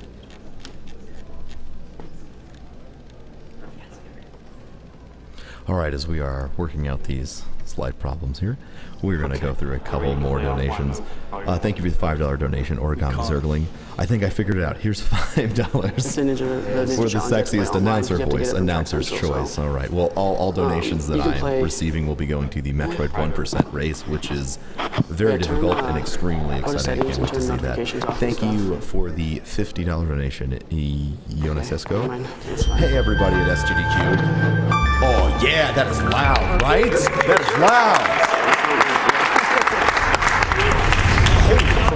That is some sound. That is some sound. We apologize to everyone wearing headphones. I am currently wearing headphones. Now we get to hear the menu music. And am deaf. Hey everybody at Sgdq, good luck on the runs. Yeah, dude, there's lots of glowing and trials. $50 split between Rachel and Jeff's choice. Keep it on. Yeah, this is the future. If any part of the Trials Fusion runs gets world record, I'll donate another 50. So if any part, I'm assuming if there's an IL world record or if there's any kind of world record during this run, there will be another $50. Nice. I'm not sure if that. Before you get started, wait for them to like give them a countdown before you start. Yeah, he's just checking settings. Okay, so we are ready. All right. 3, 2, 1, go.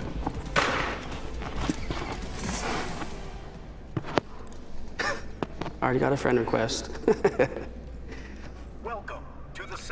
So the start of this game is basically to unlock any bike, you have to do a training program, and this is training program 1, and you're going to unlock the Baggy, which is the worst and slowest bike in the game. But with the PC, we're doing a 100% run, so we actually delete the save files and start from absolutely nothing. So it's just a required part of the game.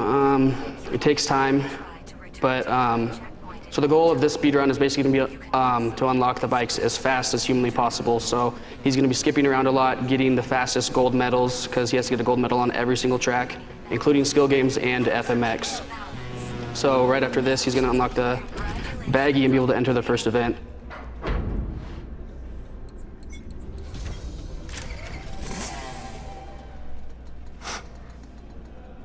In choosing these tracks, there are 5 single-player tracks and 1 skill game in the first section, and he's picking the ones with the lowest possible times because his bike is the slowest as of right now. But as he progresses through the game, he'll unlock better and faster bikes, so his speedruns will become quicker. And in these first tracks, in order for him to get gold, he's not able to fault and still maintain a good time, which is actually quite difficult with the baggie. It's not the easiest thing in the world to do. So playing it a little bit safe while still going fast is pretty necessary in these runs. So you're not going to see any world records like that $50 incentive in the at least in the first half. So. So we'll have to watch out for that later.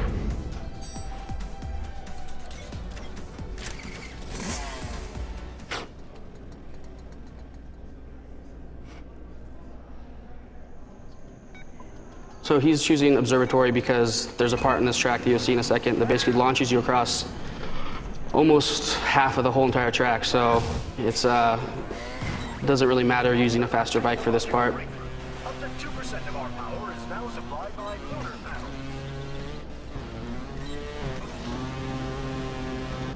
And it's this part right here. There's some pretty awesome physics objects in this game, so it's always fun to see. So right after this track, he's going to go directly into the skill game, Balancing Act, which is the 3rd fastest possible route to get a gold medal. He has to reach 200 meters. There's no leaning involved whatsoever. So it's purely a throttle control game, and he's going to be using the baggie. So the next bike he's going to lock is actually easier to use in the skill game, but this is necessary because it's quicker. So his goal is to stop as close as possible to 200 meters and then start the next event, which will unlock the Roach, which is a much faster and better bike.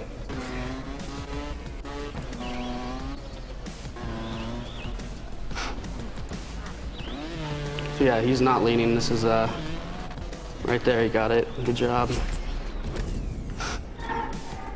So now the Roach is unlocked, and he's gonna be moving right into the next section, which things are gonna start picking up a little bit. It's gonna be a little bit more fun. We're gonna need to see some time savers and some more intense stuff, but he has to complete the 2nd training mode to unlock the next bike.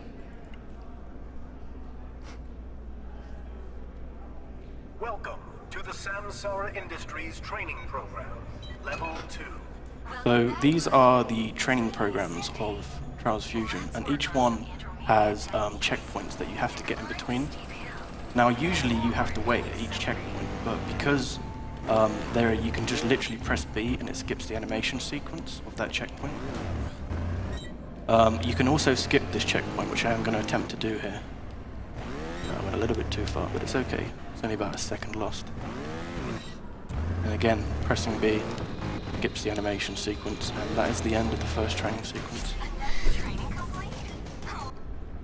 So the bike you just unlocked is the Roach, and in all the tracks where there's big long sequences, this is the fastest bike in the game, but it has a slower acceleration and basically lower agility. So in tracks like Turbine Terror, which he's going to go back to eventually, it's a long, coasty, slow track, so he's going to be using this bike.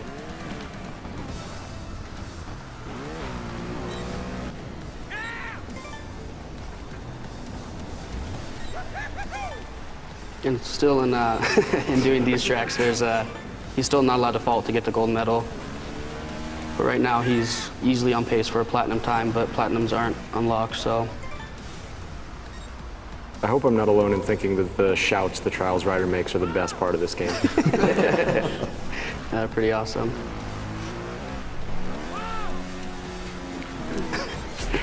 For the folks who are very new to the game, would you mind maybe explaining a little bit about the speed mechanics of it, so what you can do to make it faster or slower besides simply just the bike choice? Besides just bike choice? Yeah. So basically the game is literally leaning left to right, and then you have left trigger and right trigger with your gas and brakes.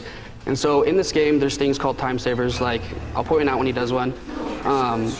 And it's really, you want to keep traction almost 100% of the time. So up here, he grabs traction on that pipe right there as fast as humanly possible, so he slams his back tire down.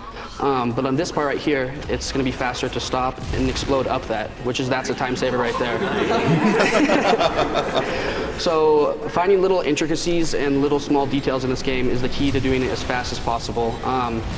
It's really, a lot of it's holding gas and going pedal to the metal, but It's a little bit more detailed and like finesse game, and for someone who's brand new to the game, highly suggest it.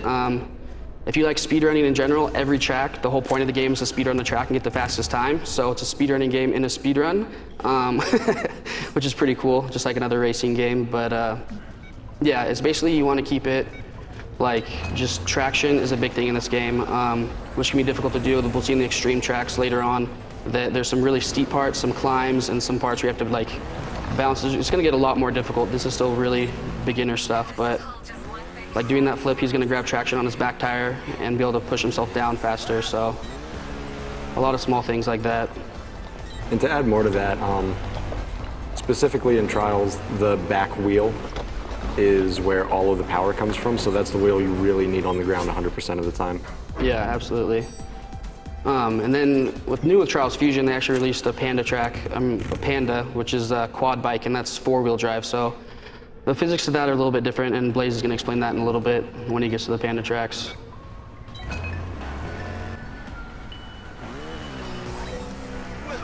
Another cool thing in Fusion, which is different from Evolution and HD, they release challenges, and 3 challenges in every single track, which are miscellaneous. It's going to be like do 15 front flips, do tricks during the track. Then there's ones where it makes your rider invisible, and we're going to see some of those later on that are pretty fun if we reach the donation incentive, so get donated. Thank you for the $10 donation, Mars2. Hey Blaze, it's Marsy. Sorry I couldn't make it this year. Good luck on your run, and as always, it's a pleasure to watch you run this game.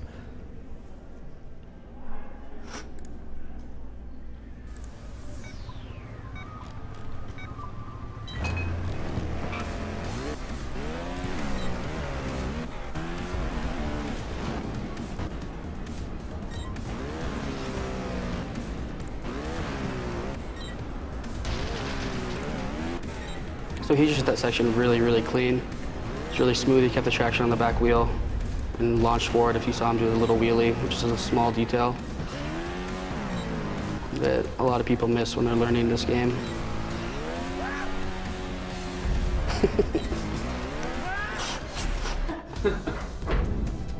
Thank you, Sevik, for your $50 donation. Shoutouts to Blaze and the other guys. Sub-hour hype. No controller Chocorino, please.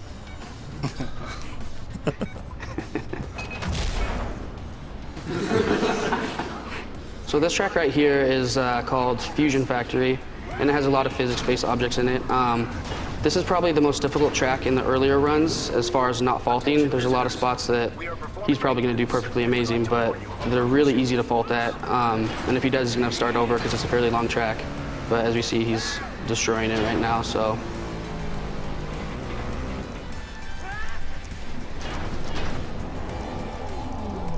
And I would like to point out, if you've never played this game before, it is a lot tougher than he is making it look.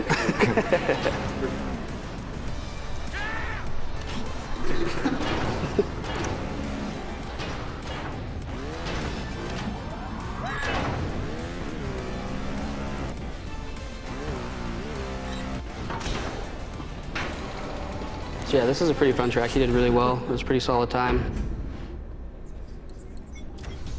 This is one of the skill games that can actually give a little bit of trouble. It's you have to time when you launch off, and you have to hit, what is it, 150 meters to get gold? 115 is gold. I was going to say Fusion Factory is one of the most annoying tracks in the game. But no, that went smooth. So yeah, that was really good. Come on, 115. Yes. Nice. Good job, first try. Yeah, that can slow down a run quite a bit if you don't get that the first couple tries. So this is the first section of mediums. This training course actually doesn't unlock a bike, which is kind of odd, but I guess you're learning, it teaches you more difficult techniques. So watch this, and he's going to do it as fast as possible and skip some checkpoints if possible. So again, as before with the first training program, you cannot skip the first animation. So the opening gate opens, and just as before, we can skip all these checkpoints by pressing B. I'm going to try and get under this. Knock this over.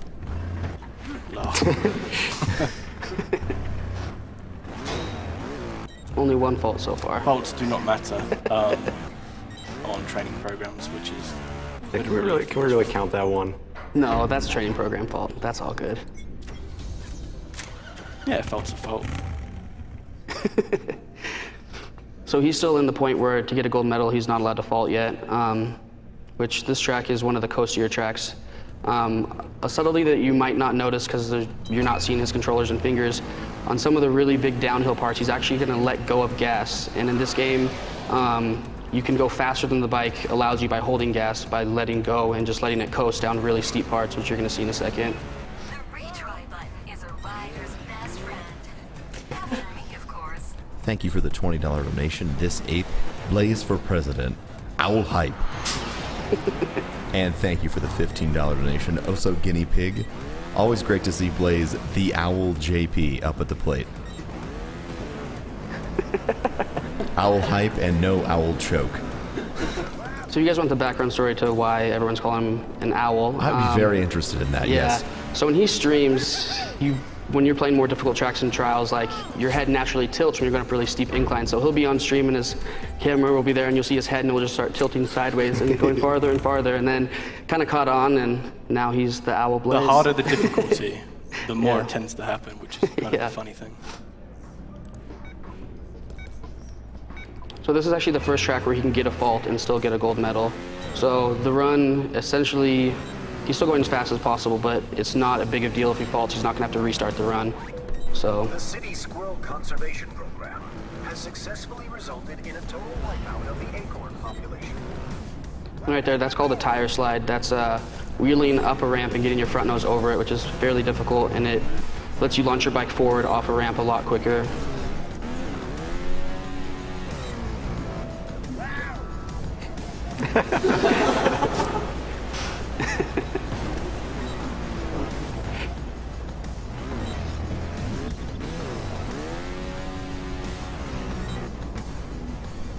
So that was a really solid run right there.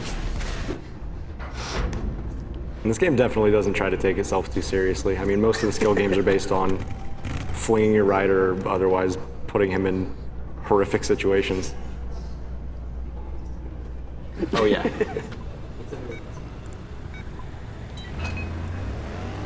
And you're actually not going to end up seeing it, but after a lot of the levels, there are sequences where your rider gets nukes dropped on him, or he gets catapulted into lakes, or...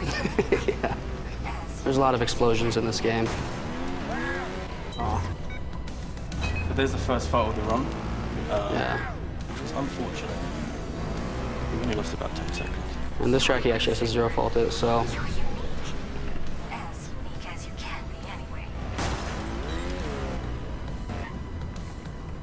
And this track again has a lot of physics things, non-static parts moving that affect the driveline, which are most of the time pretty fun.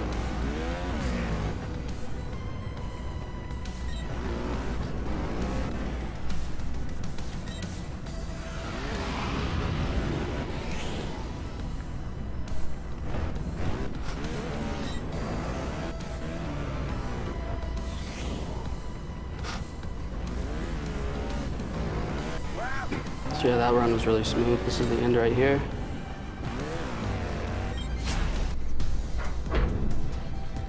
Thank you for the $101 donation, Kurt Mate. Get in! Good luck on the run and the ninja, you sexy beasts. You should still tell the get in story. Yeah, if you want to. So with that get in thing right there, basically, whenever Blaze is streaming and riding, and kind of became a joke on raid call with the group of trials players, whenever he gets a personal best or a world record, he always screams get in really loud. And it kind of catches everyone off guard if you're not paying attention to a stream. So that's kind of his trademark saying. It's something that's kind of been like a virus or a plague around the trials players and the trial streams in general. Everybody starts to do it. It's quite fun. Thank you for the $5 donation, Hepluner. Trials hype? Put this money towards whatever Zimbabwe wants.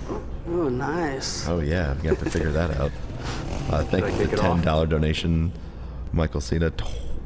Tony Hawk 2 bonus game? Heck yes! Okay, so here we have the FMX, which is brand new to Fusion. This is a trick system that's in the game. There are many different tricks that you can do, and a few of them are going to be displayed here on the two screens to the right and the left of me.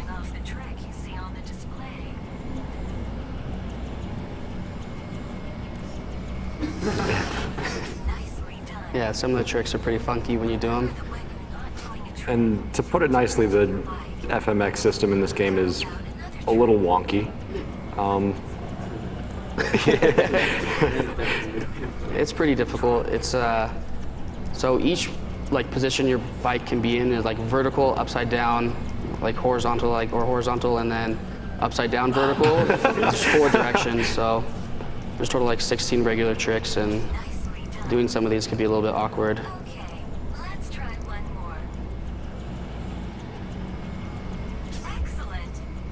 It is a very funny system in the Trials games, because when you do FMX in single-player tracks, just before a landing, sometimes your rider can get stuck in the bike in all sorts of positions, and it's quite funny to see. Yeah, also the rider is definitely controlled by the physics engine. I mean, there are times in this game where if you hit the ground hard enough, your rider will place his bottom inside of the engine block.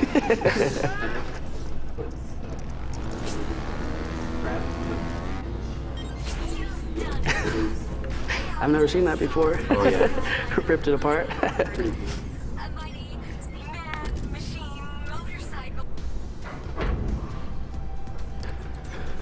So now he's gonna have to start doing single-player FMX tracks after he's doing the, he's going back to do the tracks he skipped in the beginning because he's unlocked the Roach, which is the fastest for this. And that's what I was talking about, the coasty tracks. This track is a lot of not holding gas, surprisingly, because you're going down steep hills, so you'll see that showed off in this track a bit. And this is the very first track of the game, too, that he skipped.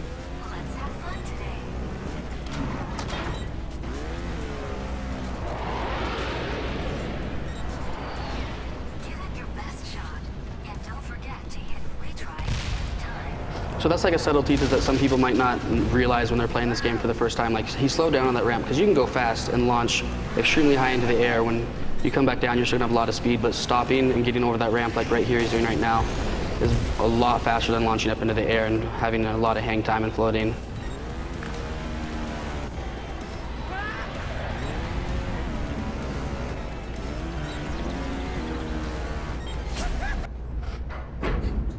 Okay, so here we're going to go back to Dirt Derby, and this track is the first track that we're going to use the TKO Panda on, which is a brand new bike to Trials Fusion.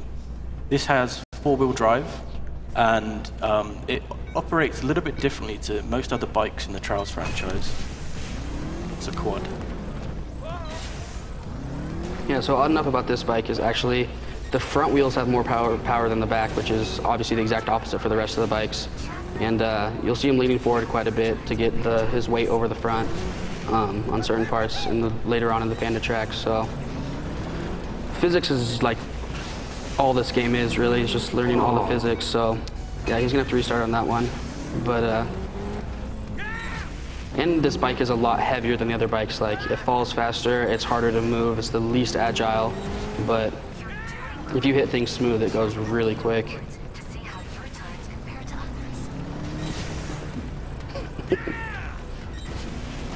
Spoiler alert, he's number 1.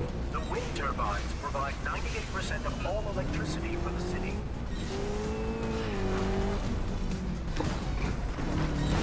We have a $5 donation from Zerputter. Hey, Zerputter here. Get yourself some spaghetti, Blaze, and rock this run. P.S. Get in there.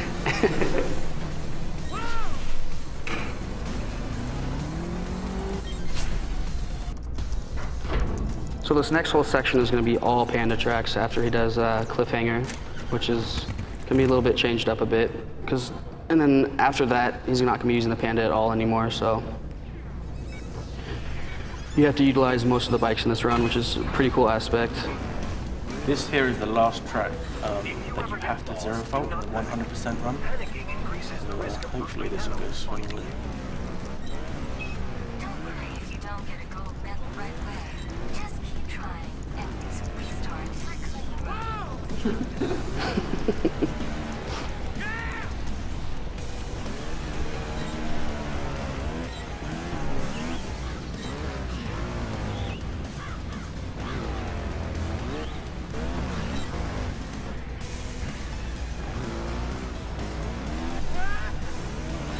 Thank you for the $100 donation, Nikiev Azaroth. I first got addicted to Trials after watching AKA Mike B trying to drunkenly donkey everything. Whilst this was a different type of run, it's still just as entertaining. But more importantly, $100 for the announcer with the dulcet tones. If you're a streamer, I'd love to grab a pointer to your channel. Either way, put this towards announcer's choice, which will be the Metroid Fusion 1% race, is my current choice. Very hype. It's got a ways to go, though. So this is the first FMX track he has to do in single player, and he's basically doing tricks, and as you see, it starts off yellow when he does a trick, and holding to orange increases your multiplier. So yeah, there's lots of screaming in FMX, but getting his multiplier up is going to give him the most points. Shout out to Vantier for doing an amazing tutorial on this, because this is surprisingly difficult. Like, it looks pretty easy in comparison to most tracks because it's just going up and down jumps, not too many obstacles, but balancing it in the air is pretty hard. And getting your rider to actually do what joystick button you pressed.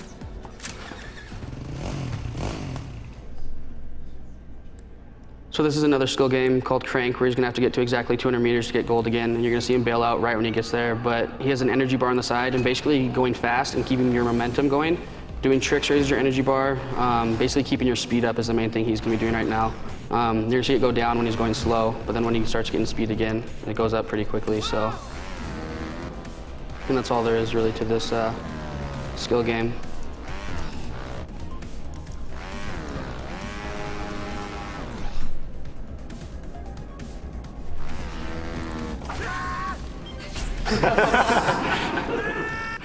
So there I bailed out at 200 meters. On most of the skill games, you only have to get to about 200 to get the gold medal. So as soon as we get to that, we bail out.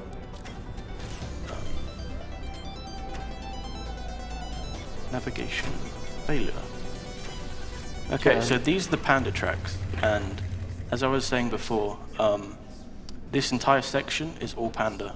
So we have 4 tracks here coming up, and I actually very much like this bike. It's a brand new addition to Trials.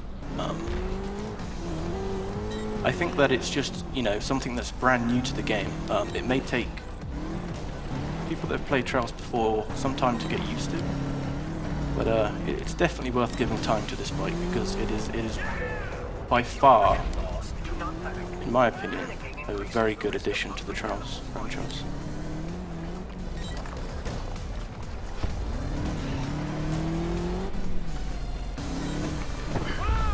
Thank you for the $200 donation from Yo.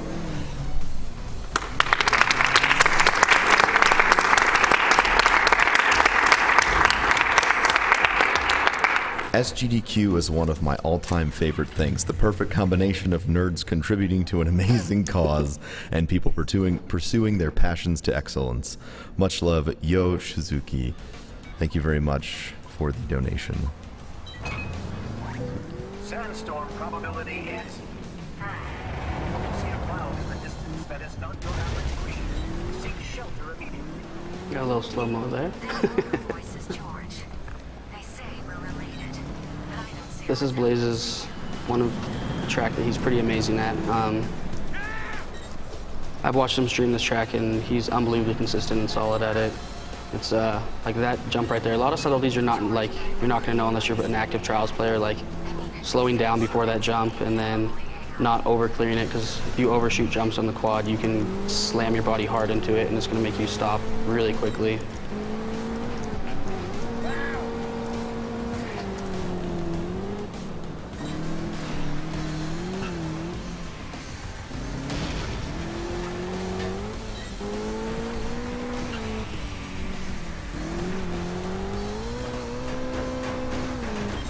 Yeah, that was a pretty quick time. That was a good run.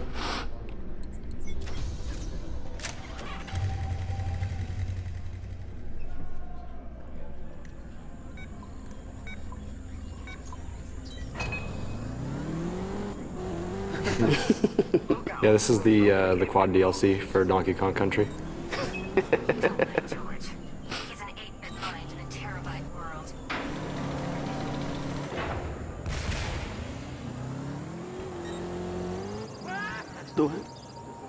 Oh, Sydney, the commentator.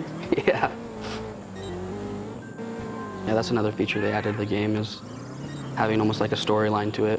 Which if you actually listen to it, is pretty interesting, but I generally play with game sounds off. I think most Trials players do.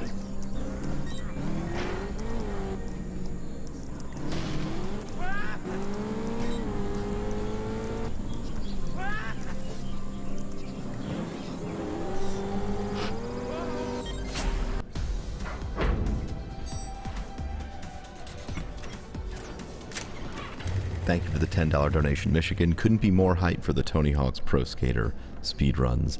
Good luck to all the runners. Here's to everyone getting a new personal best.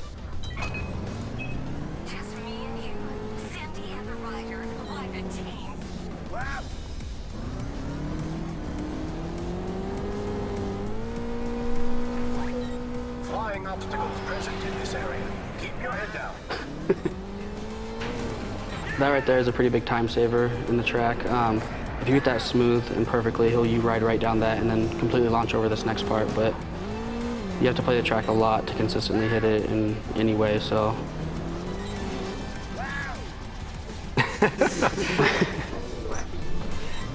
So doing FMX right there actually keeps his rider from launching backwards. If you don't do any tricks, you're gonna shoot backwards and have a longer distance to travel.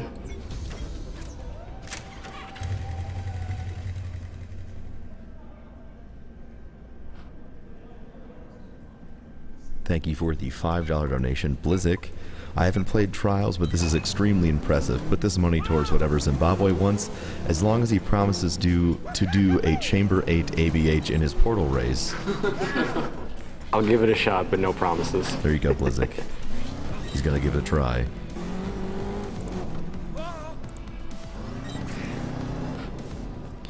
If it's a good time, it might be a spend 30 minutes if we get another roll call so everyone knows who everyone is on this fantastic camera. That would be a fantastic idea. Yeah, I am the Boss Hoss. I'm an avid Trials player and stream occasionally with Trials, so. Place roll call. Oh, there yeah, sorry. Sorry about that, guys. Your phone, I am TheBlazeJp. I speedrun every single Trials apart from Trials 2 and the original Trials, which is on Miniclip. Trials Frontier is the mobile one, and as far as I know, it can't be speedrun.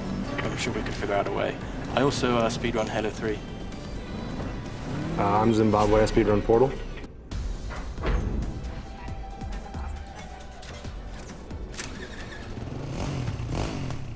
All right, and I am Professor Broman for all of you who are wondering in chat.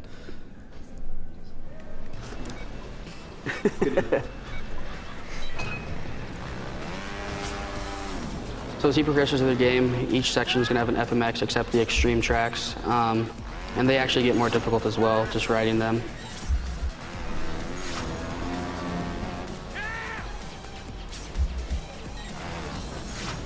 He's going to go slow right here because you actually normally launch farther, but it saves him like 10 seconds on the actual run.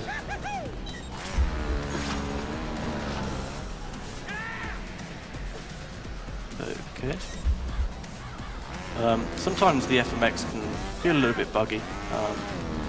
Depending on which one you're doing, it can sometimes release when you're holding the direction, but the system, like we've already covered, can be a little bit flimsy, but it's a very cool addition to Trials. And this is a skill game involving only FMX, so I'm just going to tell him what trick to do, and then he has to do it. I personally think this is probably the hardest skill game in the game, just because I'm terrible at FMX, but...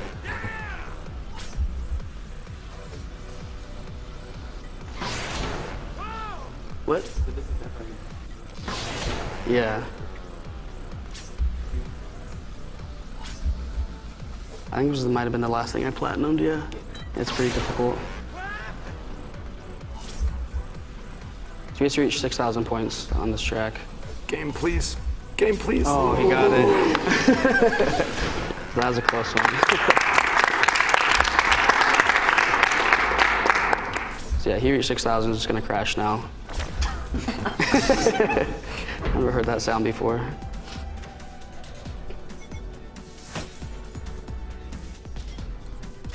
Thank you for the $100 donation, Vinyak. Thanks for everything. You're so awesome each year. Can we have some clap clap for the French restream?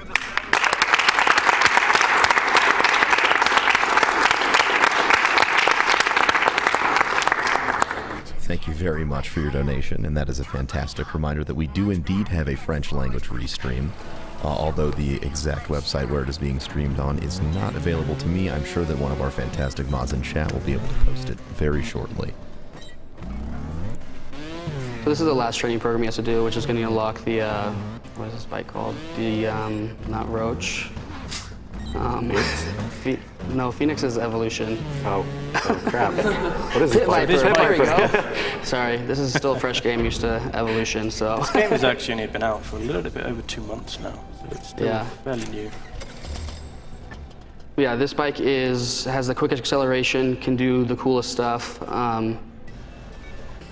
Is the funnest bike in my opinion. You can do a lot of crazy things with it. And this is what he's going to be playing with the rest of the hard tracks, and the extreme is going to be used on this bike.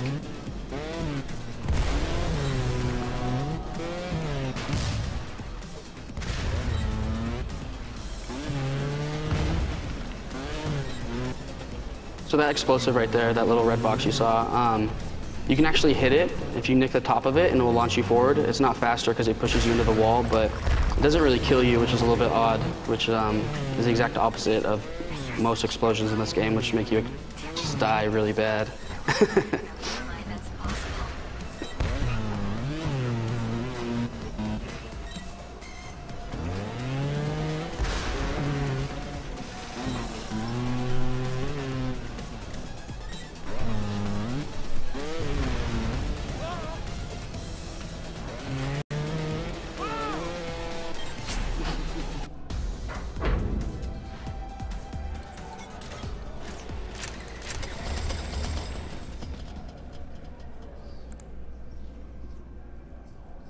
A quick reminder that there is, in fact, a wonderful prize during this game.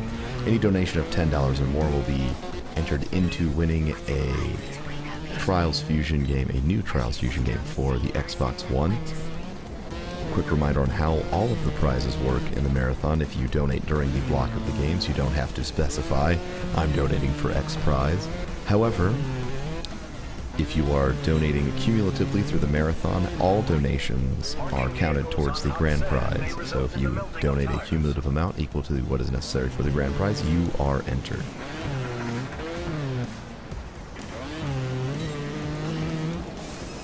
So the start of the track he did, he got a pretty solid time saver that's fairly difficult to hit all the time. He did it really well, but got a pretty good time on this track. He's doing really well on this run. What are we only at? 2 faults? 1 fault? Well, if we include the training program. We're not including training program. Maybe 2 or 3. Yeah. I don't think anyone's ever 0 faulted the whole game. That'd be unbelievably impressive, but... Did we hit the icebreaker? Just do it. Just do it, yeah. So this is actually a challenge in the game, which is 3 of each track, which I mentioned earlier. But there's penguins in the game and squirrels in the game, and this one in particular is going to put random penguins throughout the track, and he's not allowed to hit them. So he has to avoid things on the drive line, which makes it pretty fun.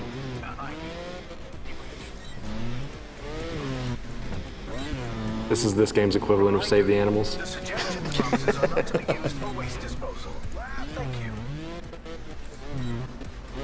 Oh, almost got under. Oh. Oh, so yeah. You touch a penguin, you die.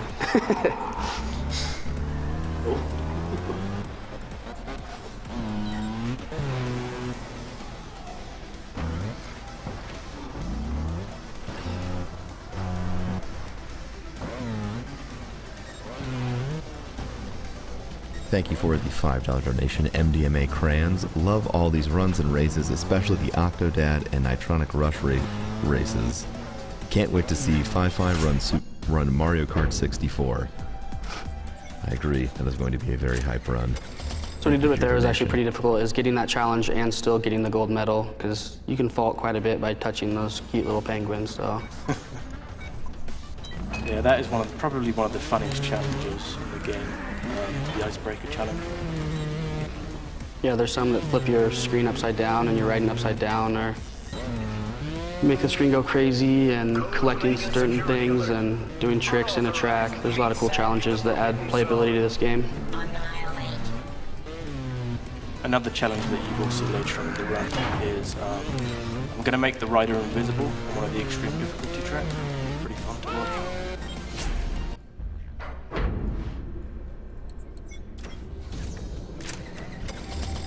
Thank you for the $50 donation, HBAR Rules.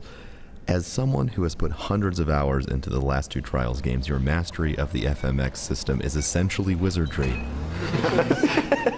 So congratulations. Signs of altitude sickness include nausea, vomiting, and rigor mortis. Especially relevant since we are in Denver.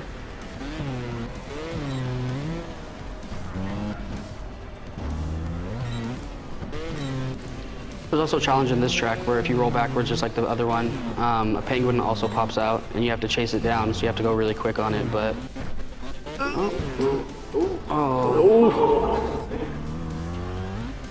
Oh yeah, there yeah.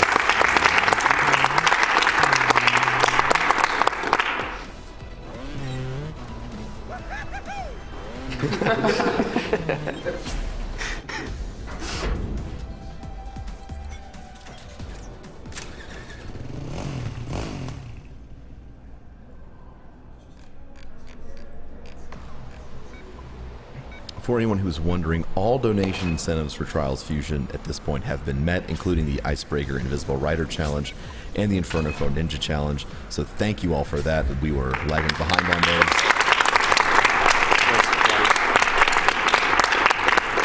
So they have all been met. The current donation incentives that are coming up are the character choice for Nights into Dreams, which animal friend to use in Legend of Zelda Oracle of Seasons, and a 100% run for GoldenEye.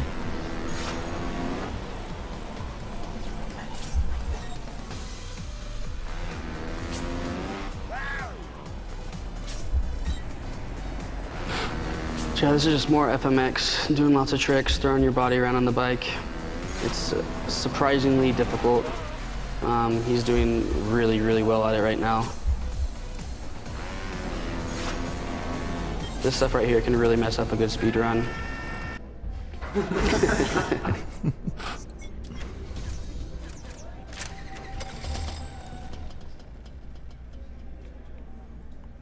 Upon a quick investigation, I realized that all of the donation incentives I just mentioned have also already been met. So the next donation incentive that we have that is yet to be met is a glitch run of Legend of Zelda Skyward Sword, which is currently at $381 out of $2,500. So if you're looking to donate for something to get it to its threshold, that is the first one to go for that is coming up chronologically.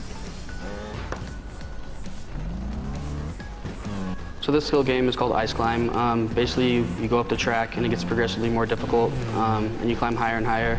There is actually an end to it, but only one person has ever got to the end, and he is an unbelievably amazing rider, so. That was only necessary to go to a certain level to get gold on that.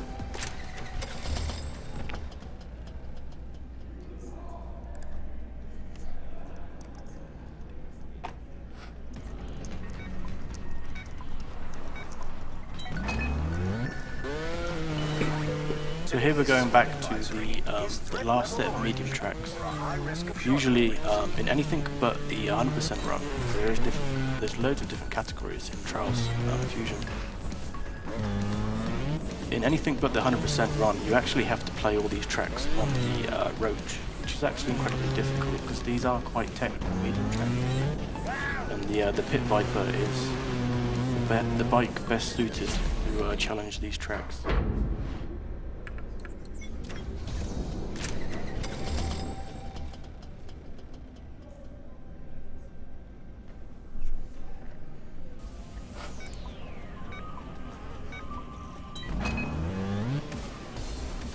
So yeah, this is a futuristic swamp, I guess. Everything's futuristic in this game. So when we're 70, this is what they're gonna look like. Right here, Trials Fusion predicted it.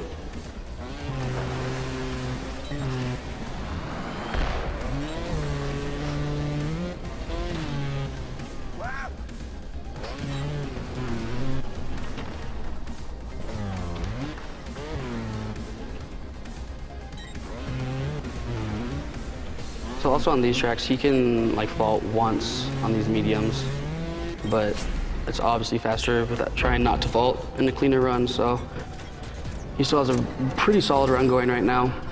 Hasn't had anything stop him at all. Any of the skill games mess him up or anything.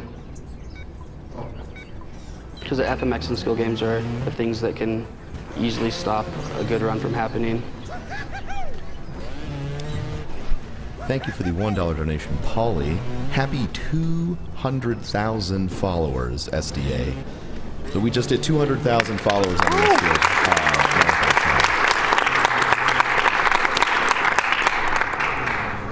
Thank each and every one of you for helping us reach that. That's wonderful. We're happy that you all come and watch these marathons with us twice a year, and we thank you, of course, for all the donations. Let's keep it rolling.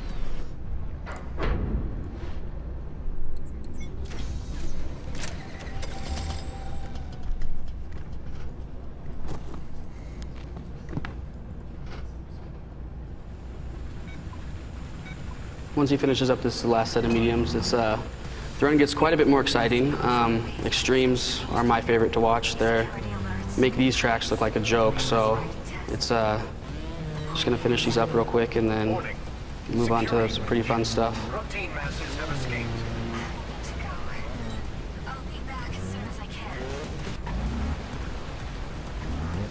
He's still fine on this track. It's still possible to get gold. I think you can get 2 or 3 faults on this track to get gold. The hard tracks are much more lenient with golds. You do not have to 0 fault these to get the gold.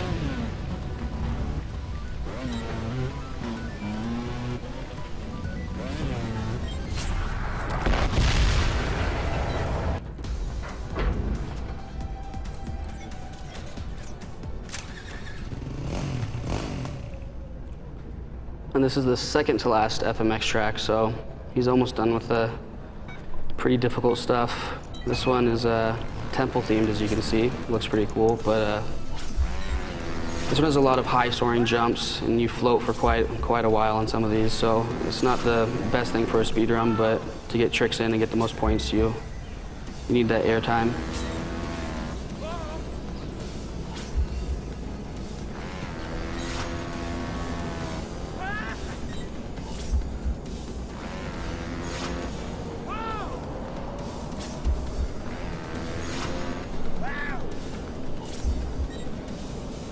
I'd emulate the yelps, but I don't want to be responsible for the death of thousands of headphones users. You should just do it.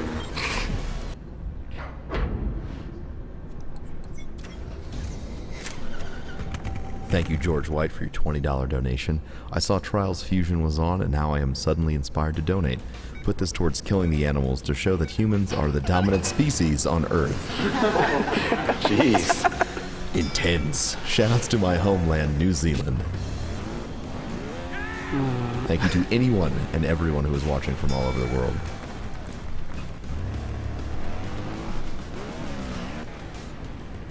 So this skill game, basically the first 2 events, he builds up score, and as he does this last part, the score goes down. So the faster you do the second half, the higher your score is going to be. And it's probably one of the easier skill games in the game, honestly. It's just holding gas, so not too terribly difficult. And he has one more sections of hards. These ones are a little bit more technical than the previous section, and then he's going to get into the extremes, which is pretty exciting to watch.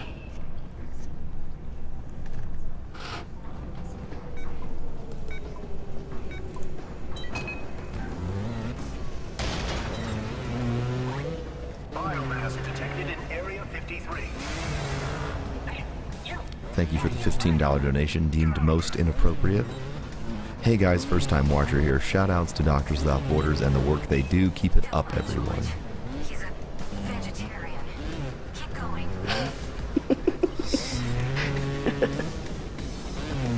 The commentary in this game is just absolutely fantastic. Oh, it's incredible.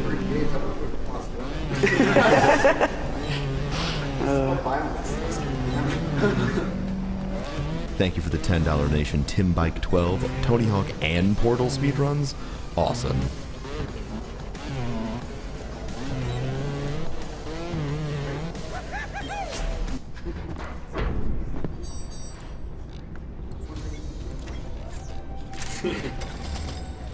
You'll find out. This right here is probably one of the trickiest hard tracks in Fusion. There's a lot of bombs, and there's a lot of lifts with more bombs on. Yeah, there's a lot of explosives. This track can be pretty tricky. There's physics objects, explosives, a lot of things that can kill you in this track, but I was very relieved when I finally got the platinum on this one. That was a pretty big time saver he just hit there, just like within the track itself. And then that bomb right there that drops down, control you really bad and make you explode all the time.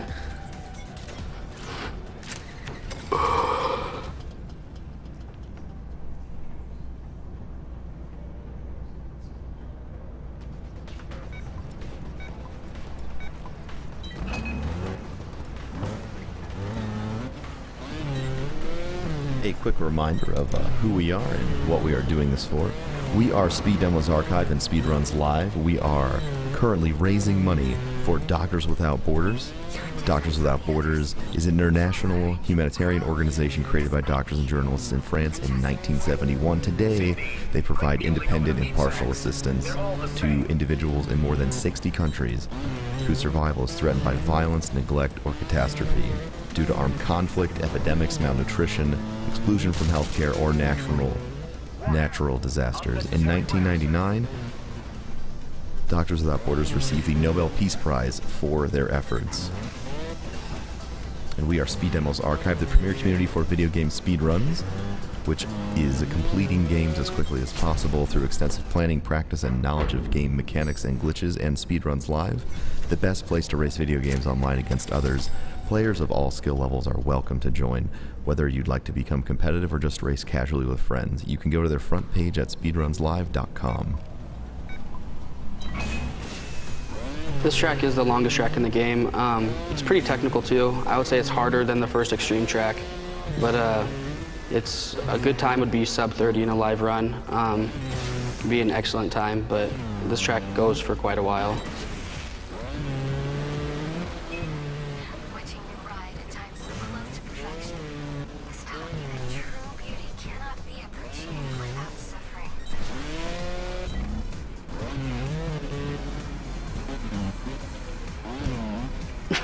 Sydney.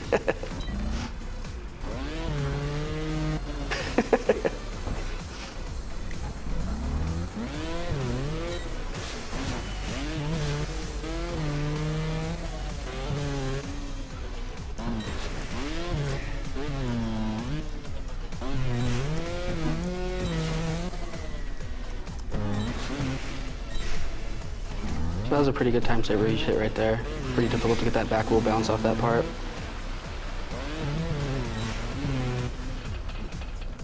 Besides those faults, this is a really clean run.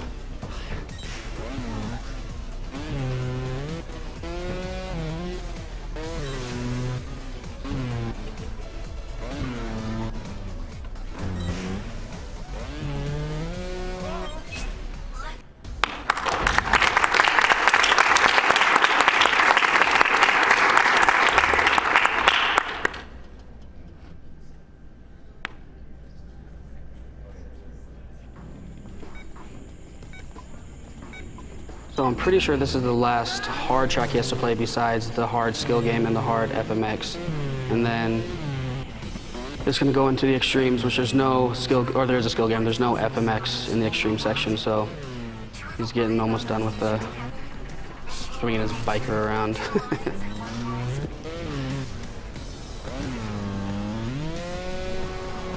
Did I answer? Oh, yeah.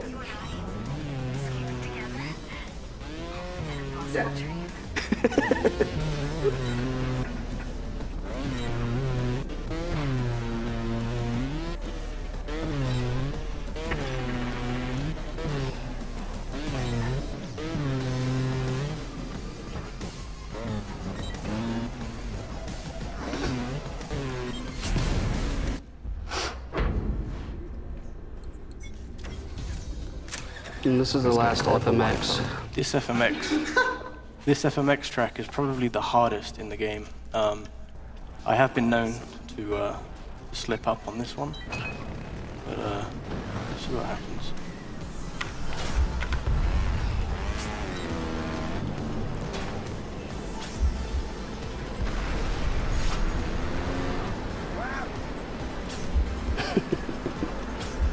Yeah, that rider loves to scream.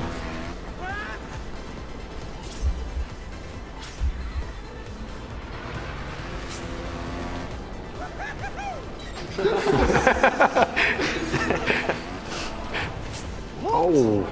What? Yeah.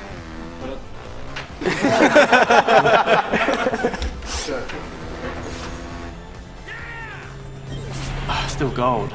Yeah.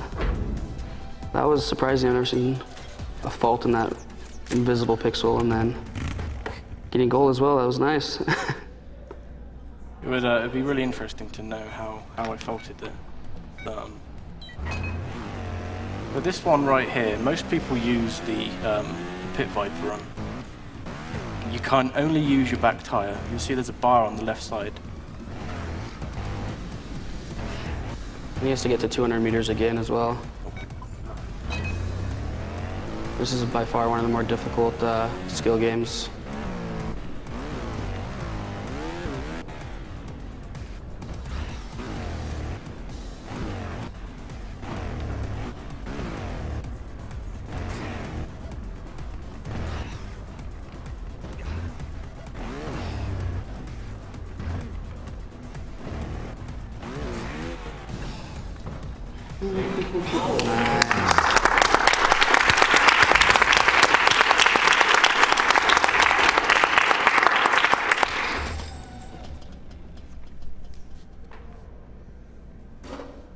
Yeah, that one can be pretty tricky getting it. So this is the last hard track, and this unlocks extremes and also unlocks the last bike called the Rabbit, which is like a BMX bike, but it's super lightweight and super slow.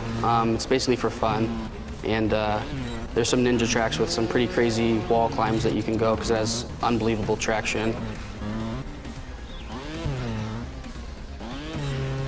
Thank you for the $10 donation, Dashable Link. While it's morning in Europe, it must be pretty darn late for you guys, yet you keep working to maintain the charity, and that deserves some serious applause. Keep it up.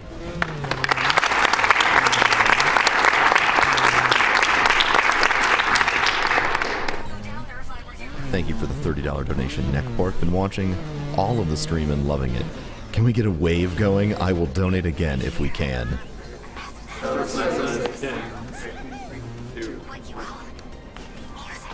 We send it back? Alright, there you go, Neck Point. I will be watching for your next donation. Thank you, Dale13, for your $5 donation. Great stuff you're doing here, all these games you're playing, and you are keeping me hooked. Babby's first bike. Yeah, now he's going to extremes. We gotta get some owl hype going. Shout out to Matt for this mask.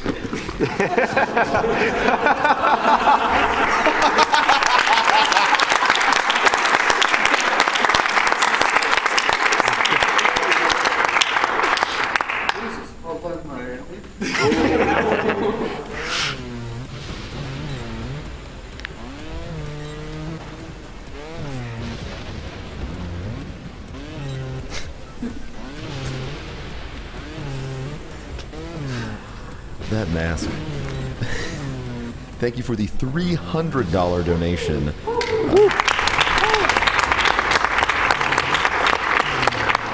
From Gassy Mexican, sitting on the couch with Lol Renene, enjoying the stream immensely. Looks like it'd be a blast to be there. Always happy to donate to a very worthy cause. Clappas all around. Clappas indeed. Thank you very much for the donation. Let's get some hype for the Zero Fault extreme right there. Fantastic. Fantastic.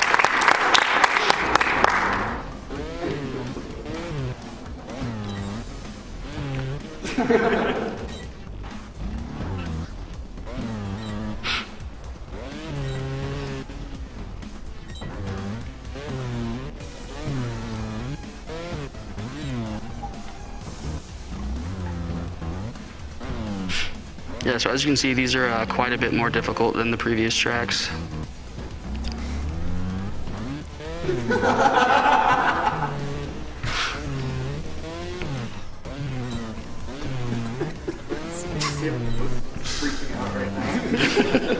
I'm having trouble reading donations because of the mask.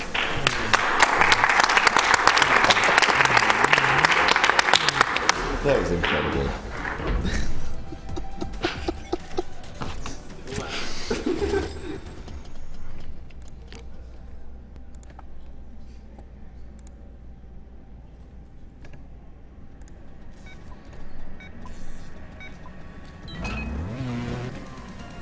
So in Charles Evolution, which was the previous game before this, there was a track called Dark City Run, and then this was called Light City Run, and it's it's pretty difficult.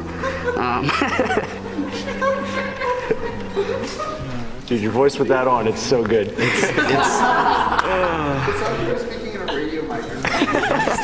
The owl mask is making it very hard for anyone to do anything in this room. Thank you for the $20 donation from Nero. Blaze, you make it look so easy, it's ridiculous. By the way, did anyone notice how this game resembles Portal with the announcer being GLaDOS and the world made from platforms?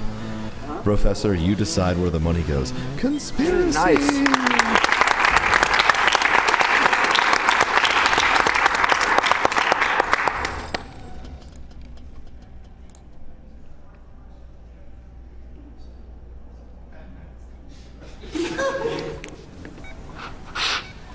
Thank you, Dan Smith11, for your $10 donation. Hello, SDA. Love everything you're doing for Doctors Without Borders and the amount of fun you bring to people around the world with your speedruns and the money you raise. Put this towards either killing the animals or saving them, reader's choice. I will kill the animals. Yeah, because that's fast.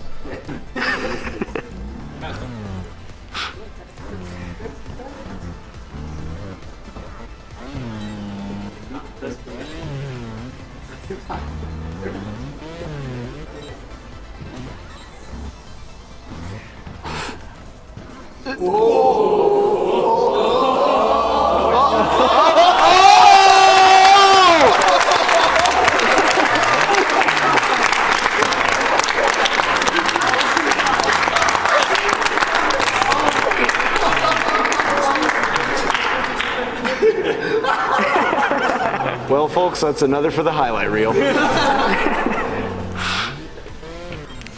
that all of them zero so far?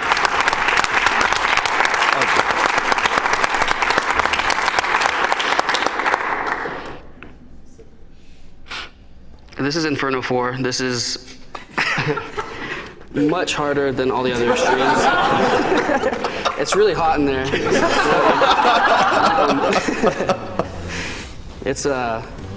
It's pretty difficult. And then the ninja that's going to be run is this track, but 3 difficulty levels above that, if that's believable. I'm going to throw $20 to runner's choice. $20 to runner's choice. Okay. It's $40 coming from the people behind for runner's choice, whatever that might be. $40, because I can count. $40. Nope.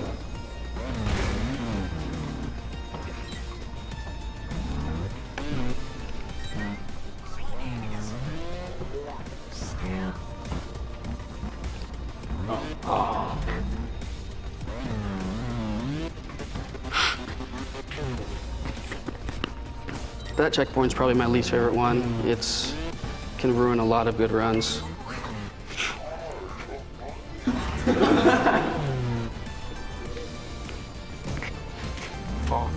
I tried to go back down there. Maybe a fault.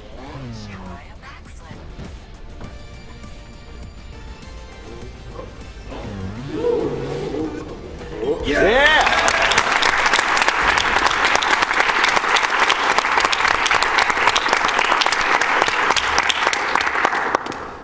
So we're gonna get ready for time.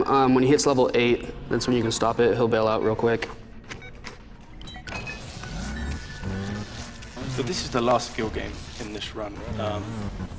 this skill game has like randomly generated cubes and rectangles. Every time you play this, they have different orientations.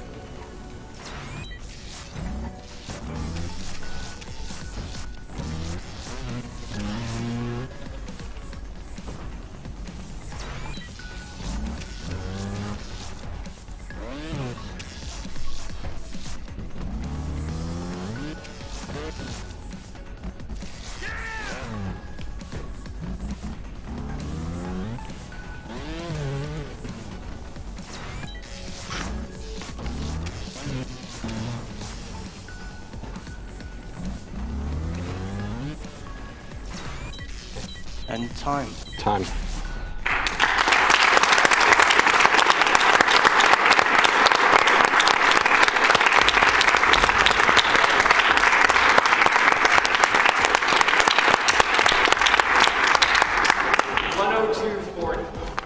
With the 2 challenges, that was really solid. That's good. 102.40. You do owe us some invisible. Oh yeah.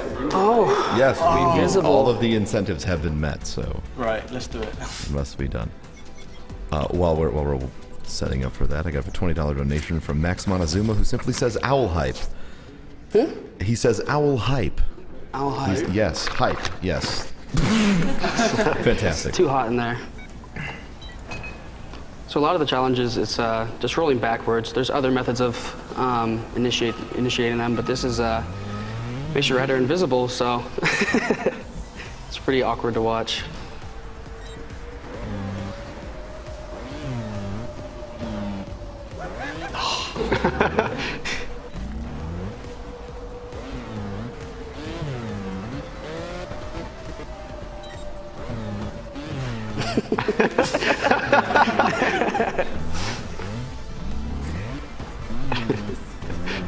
For some reason, it awkwardly like changes the physics of the game. I mean, the weight's not there, but I feel like they put a dummy object. It's a lot more difficult with this.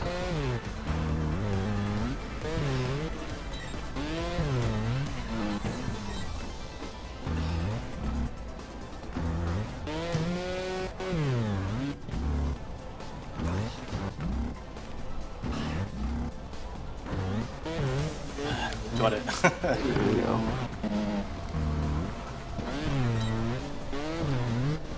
Oh, nice. That one's difficult.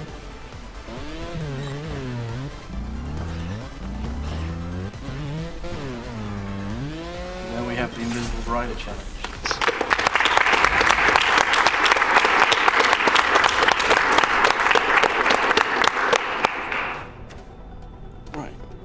We're doing Inferno 4 Ninja. Inferno 4 Ninja, yes. That's gonna be ran by me. Where's my controller?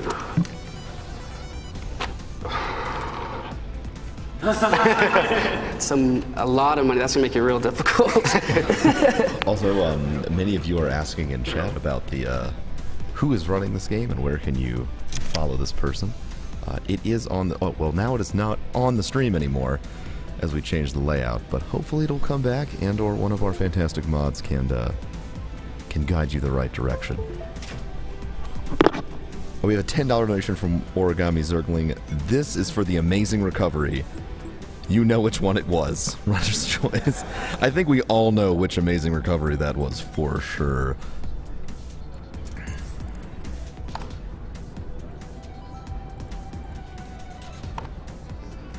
This game doesn't like to type for some reason.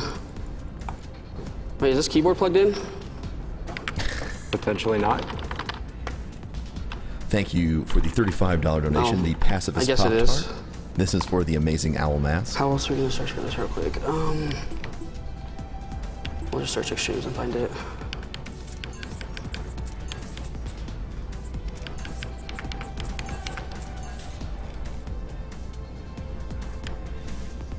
is it? Oh, it's not going to be on here because it has... Thank you for the $15 donation, Krusty Mustard. Thanks so much for what you're doing. This is a great event for a great I'm gonna walk around cause. and get the keyboard plugged in. No, we got it. Here we go. The search would help, I guess. Thank you for the $5 donation, Insane SVK. Shoutouts to you guys. Speedrunning is really difficult, and you make it look like a piece of cake. And it's all for a great cause.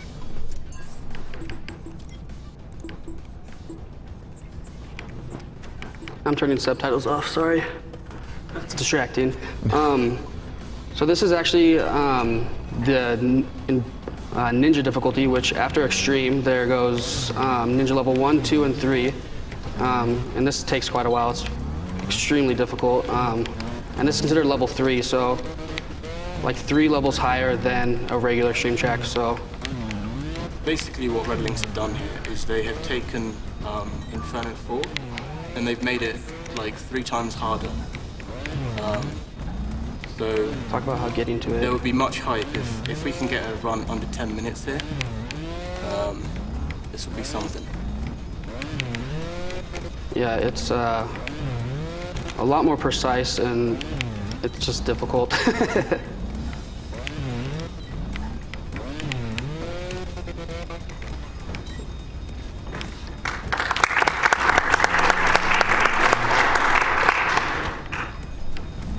I'm not really going to worry about faults, just more about time on this one.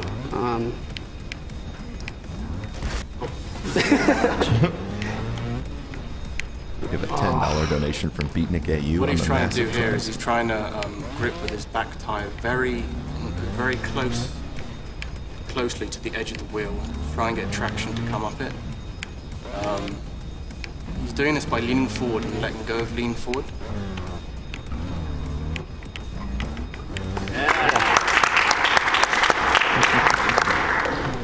So this is probably my second least favorite obstacle in this track. It's bouncing off a spinning cylindrical object and then going onto another one is not easy, but we'll get it.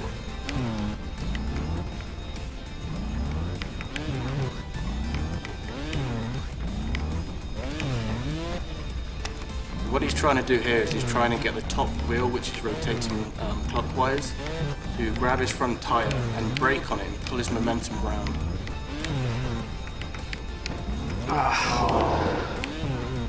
Almost. There we go. Yeah. That's just gonna happen.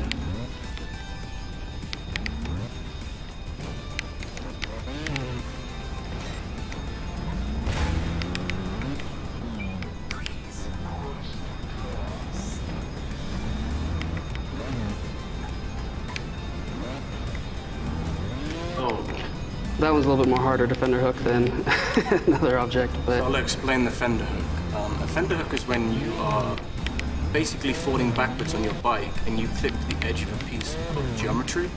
Now what this does is, if you're holding gas, your bike's back tire gets stuck in between the tire and the fender of the bike, which can swing you back round to a normal position. Oh my gosh, I'm losing grip on this really bad.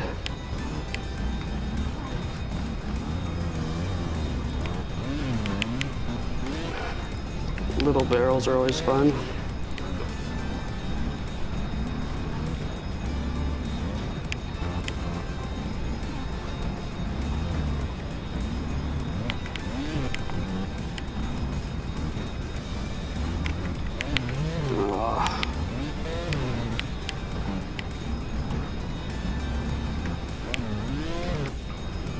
You just got to get your back tire on that last barrel and get a good pop off of it, and then avoid get on the next barrels, and then avoid the explosives. So this is a fun one. I don't know if fun is the word I'd use here. I find ninjas enjoyable.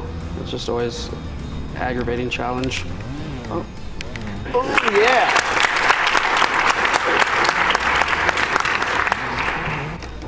This is probably my least favorite checkpoint of this track. So right here we probably have one of the most trickiest checkpoints in this ninja. What he has to do here is endo on the barrel and then quickly switch to the back. And and then bunny hop over. It's that can happen a lot, just getting up there. You have to hit this pretty precisely. Oh yeah! That's a lot quicker than normal, which is nice.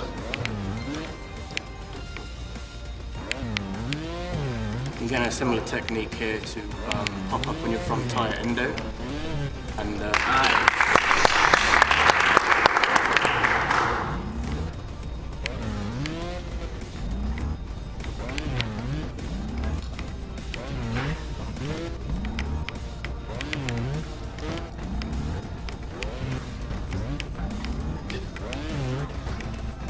this one is a back wheel bounce to a vertical wall to, you have to get your nose over the next piece, so this checkpoint is pretty difficult as well. All of them are, but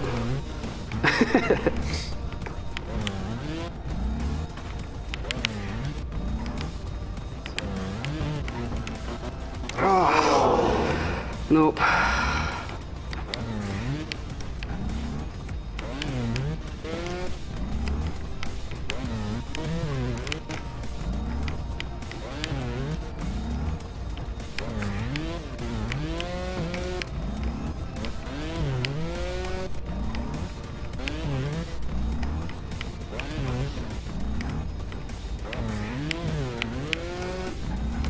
On PC, 9. No. On Xbox across, I'm sure there's probably maybe a couple hundred. There we go. Yeah. Yeah, this checkpoint is pretty fun. It's a lot of wall. Just Just because I'm not sure everyone heard this, how many people have finished this on PC? On PC, there's 9 on the leaderboards currently. 9 total ever. Yeah, out of a lot. But on Xbox and other ones, there's a lot of other Ninja Riders that have beaten it, so. Trials Fusion is across 4 platforms. Yeah. Xbox 360, Xbox One, PC, and PlayStation 4. Oh. I'd also like to take this time to point out that trials riding is an actual sport that is very interesting to watch. You should check it out on YouTube. Absolutely. However, don't be disappointed because, spoiler alert, they can't go up 50-foot walls.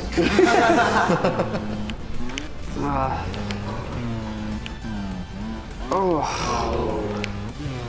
I lost grip a little bit there. We'll get this in a second. Oh yeah, they definitely do that.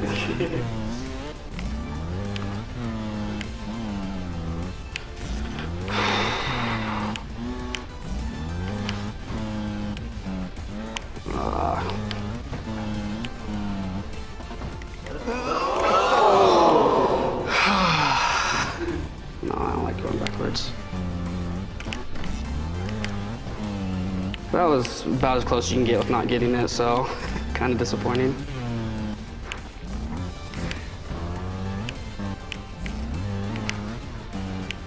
This checkpoint normally does not give me this much trouble.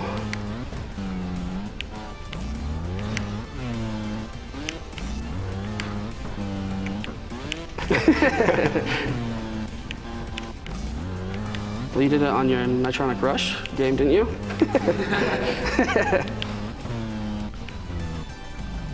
There we go. Oh!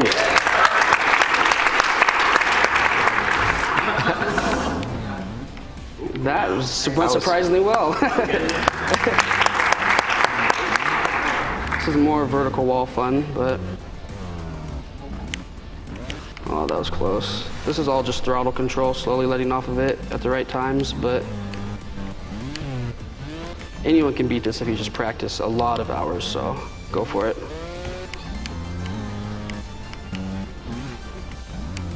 Yeah, Trials is a game that does have a steep learning curve, but it's just a matter of practice, and eventually anybody can get this level. To be fair, so is brain surgery.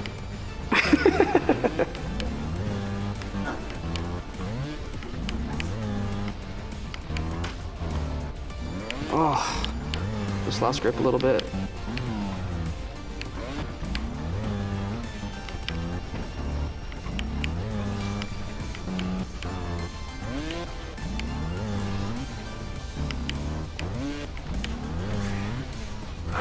This is frustrating. I'll get it in a second.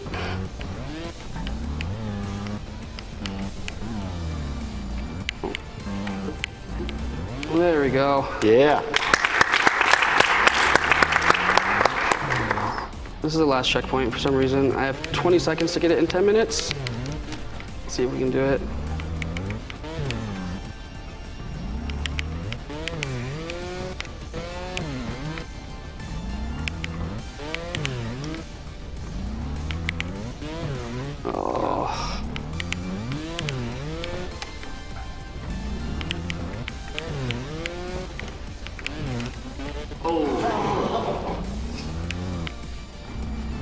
Most beautiful face palm in Trials.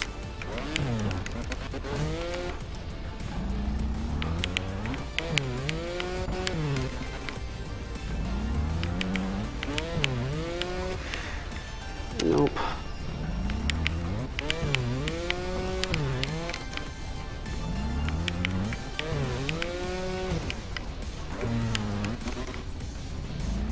That guy really wants to be a friend. Shouldn't have stayed online. Oh, that was it. There we go. Yeah!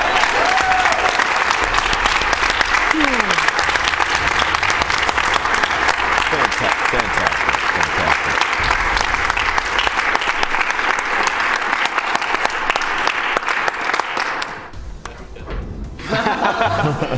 That track has yet to be zero faulted, but it'll probably happen one day. There's some pretty amazing ninja riders out there, so. Someone 14 faulted that on PC. Wow. Steve, he's an amazing ninja rider. It's yeah, live might be a little different, but. It's fantastic. Well, thank you both to TheBlazeJp and Boss Haas for the fantastic Trials demonstration.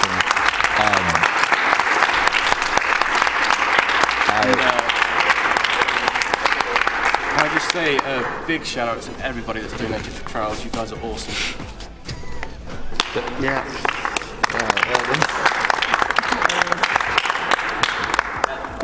Yes, it was incredible. I'm going to try and power through some donations here while we have Boss Haas and TheBlazeJp around so they can hear it. Thank you, Jacob. Sick Trials Fusion Run. This game looks like tons of fun. Thank you so much for putting this together. It's a great celebration of gaming, and it's all for a good cause. Thank you, Matt Wrestler. Woke up, saw one dude doing sick motorcycle tricks on the side of a mountain and another dude chilling in an owl mask, and no one was panicked. Don't know what's going on, but I figured I better get some money in on it.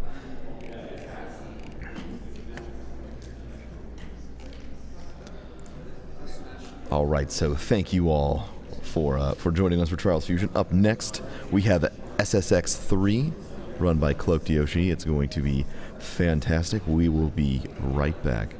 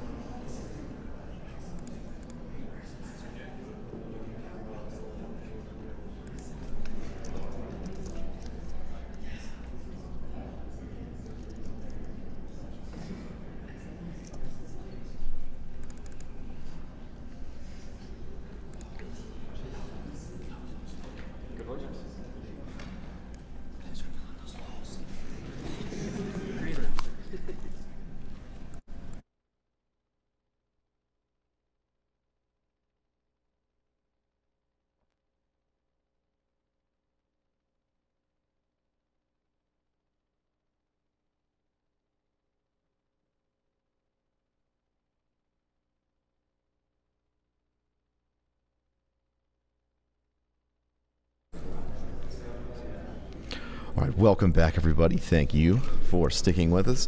A quick reminder of who we are and what we are doing. This is Summer Games Done Quick 2014, and we are Speed Demos Archive and Speedruns Live, raising money for Doctors Without Borders. Doctors Without Borders is an international medical humanitarian organization created by doctors and journalists in France in 1971. Today, Doctors Without Borders provides independent and partial assistance to more than 60 countries for people to survive if their life is threatened by violence, neglect, or catastrophe. We are Speed Demos Archive, the premier community for video game speedruns, which is completing games as quickly as possible through extensive planning, practice, and knowledge of game mechanics and glitches. And also Speedruns Live, the best site to race video games online against others. Players of all skill levels are welcome to join, whether you'd like to be competitive or just race against friends. Yeah, apparently. Oh, hello. Like, it pointed at us instead of at Tushi. All right, up right now we have CloakedYoshi doing SSX3, and while we have everyone on the couch and everyone's attention, the game hasn't started. Can we get a roll call of everybody who is on this lovely couch? I'm Fi-Fi. I'm Geoff. I'm Sam. And CloakedYoshi. Big. Some of the sponsors for this event are the Yeti. The Yeti has yet another line of awesome t-shirts for Sgdq. $3 from the sale of each shirt goes directly to Doctors Without Borders. The Yeti.com/GamesDoneQuick is where you can find these shirts. They're also holding a contest for designs if you want to check that out as well. We are also having support given to us by the Humble Bundle. They are providing a sale of games from the marathon. All the proceeds will go directly to Doctors Without Borders. You can check out the sale at humblebundle.com/SGDQ with such fantastic games as Amnesia, Machine for Pigs, Bleed, Dust Force, Guacamelee, and Psychonauts. At least the chat will get to hear the lovely soundtrack. Yep. Wait. Okay, Wait. I still can't hear your sound. I still can't hear your sound.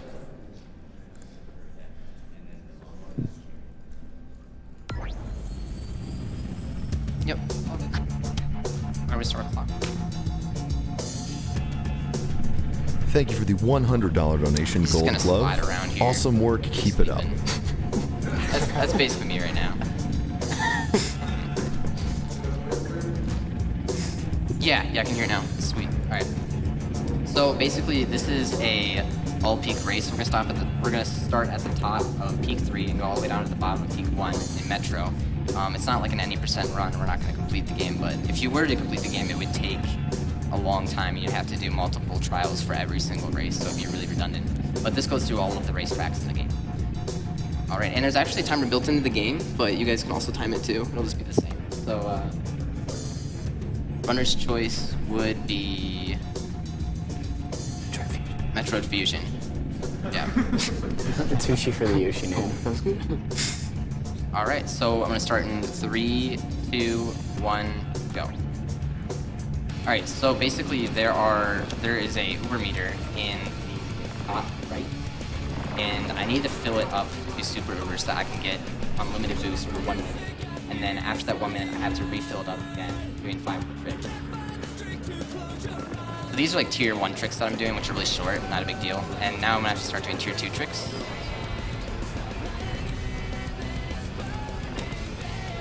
The rail butt stand. It's a good game. And basically, I don't want to get super Uber as early as possible because else it's going to create an awkward situation later where 1 minute from now I may not be in a good position to do 5 more super Uber tricks. So I have to make sure I time it correctly. So I'm going to get it now. I'll rip. That's fine. I know what to do here. I have a backup for this. So I'm just going to go here. I'm just going to get it right now. So I'm going to first fill my Uber meter so I can actually do a super Uber trick.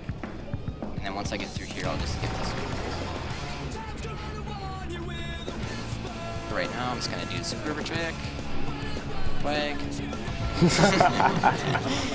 And we got super Uber. So now we have 1 minute. I can just hold down square and just go faster because obviously boost is gonna help me go faster. And There's also a trick where if you tap your right analog stick as you land, it will cancel the animation for, like, he kind of, not wipes out, but he just kind of acts like he's, like, lower. So you just do a tail press to cancel that.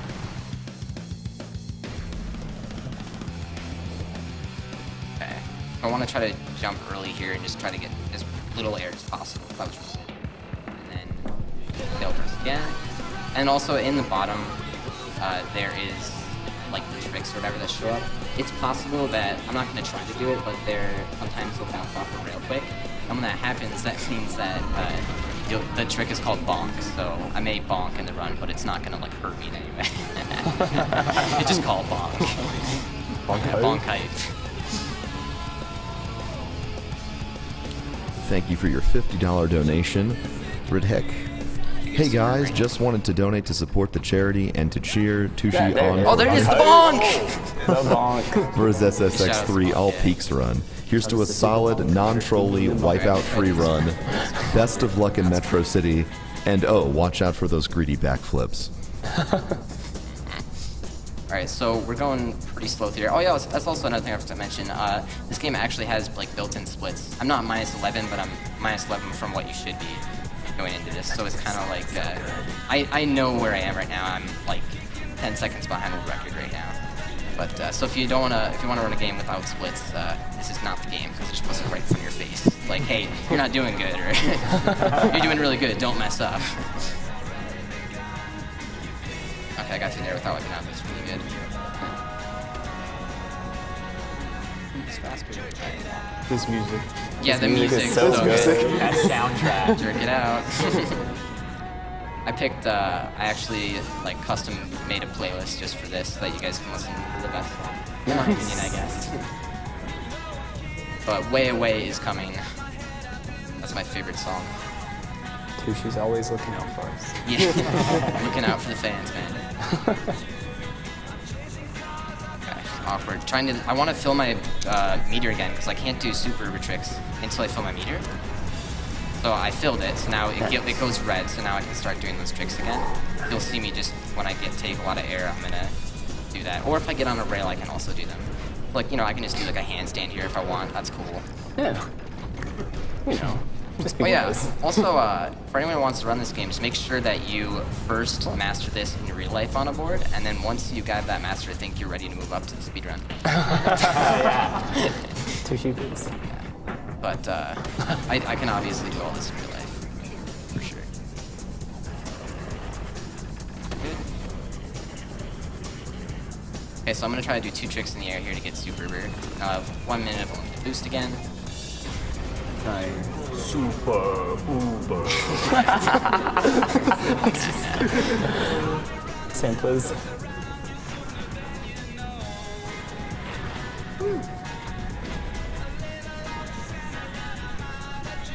Alright, so there's this rail that's coming up right in front of me, and I don't want to land on it. Okay, good. Alright, so there is a log that I'm going to hit here, and then I'm going to try to do a skip. That'll save like 8 seconds. Looks like it's right here. So I just try to go over this blue rail, which I barely got. Oh wow, nice.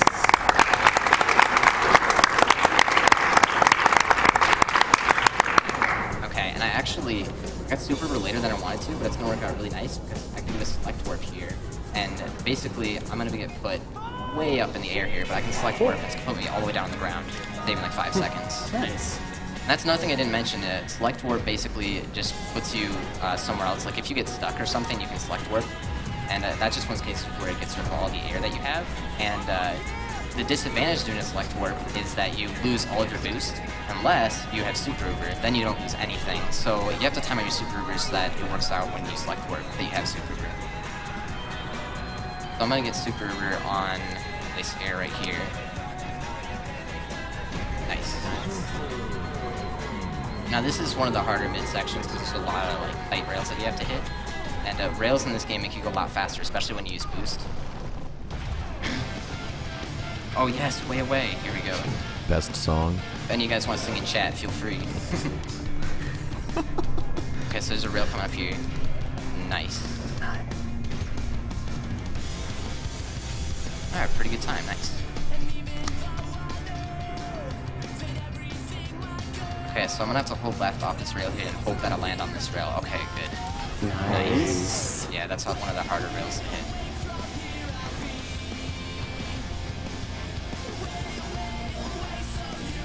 Yeah, I'm gonna hit this rail. It's gonna give me a lot of momentum going this way. Go off of all of these. It's really important that you get all of these because they give you lots of speed. Just like pretty much gives you like max acceleration right away when you hit rails. So. Alright, so my super bar ended right when I got into the next track, which is what I want because during those mid sections you probably notice there's not a lot of air, so I can't really do this bit. But now that I'm here, I can do tricks just fine. Okay.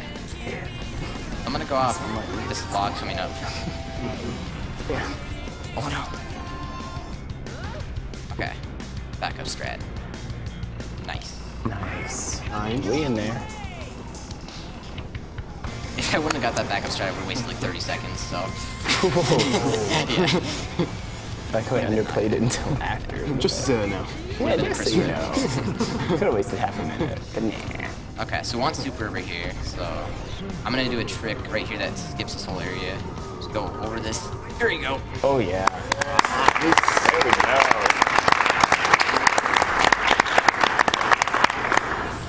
Alright. And we're gonna go up here. Hopefully I don't get a lot of air. Well, you just said record hang time. That's not what you want. Wasted like a second, whatever. All right, I'm sorry to interrupt, but we have a rather large donation. Thank you, Peter, for your $1,000 donation.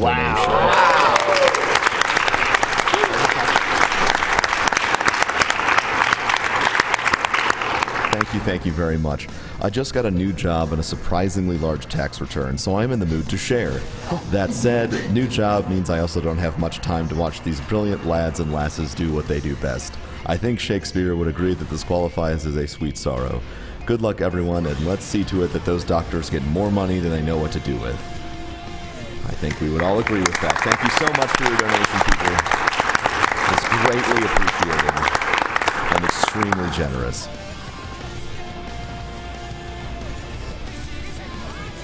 This song's gonna end soon. I'm so sad. Oh no.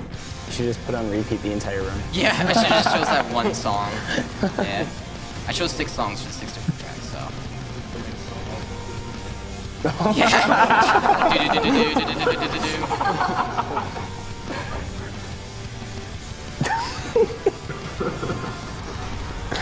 It's too early for this.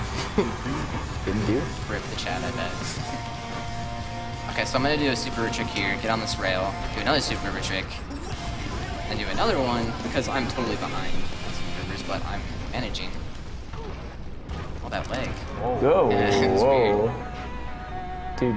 It tends to lag when it switches songs, but it's on Jerk It Out, so it's all good. Wait, didn't we already listen to Jerk It Out? Yeah. Oh, Yeah. That RNG. I'm sorry, guys. Oh. Bad RNG. Alright, so when this happens, you lose all your boost, so I have to get back up to max boost so I can get a super river trick. So I'm just doing that now. Getting up to max boost. Once I do, then I'm gonna do that river trick so I can get back to super, have that limited boost. I'm gonna do it on the rail that's coming up right here after the sign. And then we're gonna go up here, jump off that rail.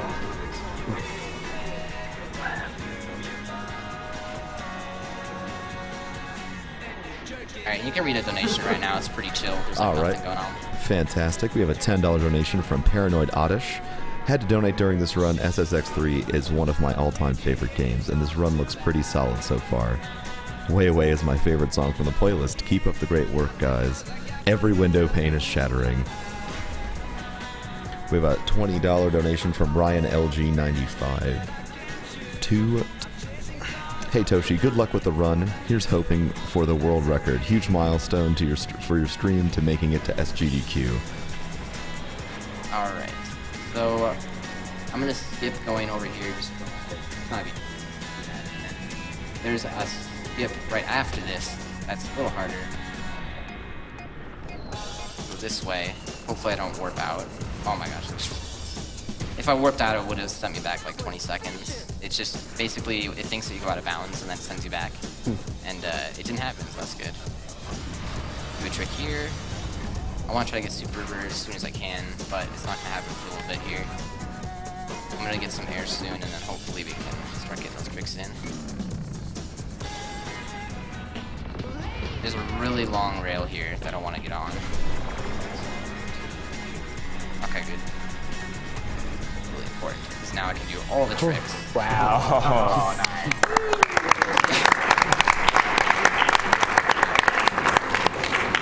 So we're in the tunnel, and I have Super River for another minute, and I actually got it late enough where I'm going to be able to do some cool tricks that I wouldn't normally be able to do. And first we're going to start off with going hard left here, get over this railing. Get on this one. Hitbox is actually pretty nice too there. Some of these hitboxes on the rails are pretty rough, but that one's nice. Okay, so I'm going to try to do a skip here, right? I cut this close, and then I warp, and then it puts me here. And then that basically skips the whole ring. Wow. On this one. That was a BS rail, apparently. That's what the trick said.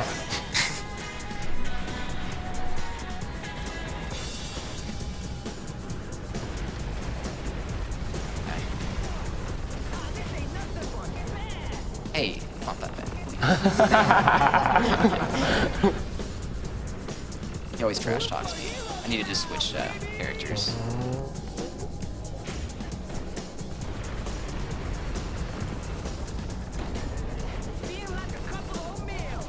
Did you say feel like a cup of oatmeal?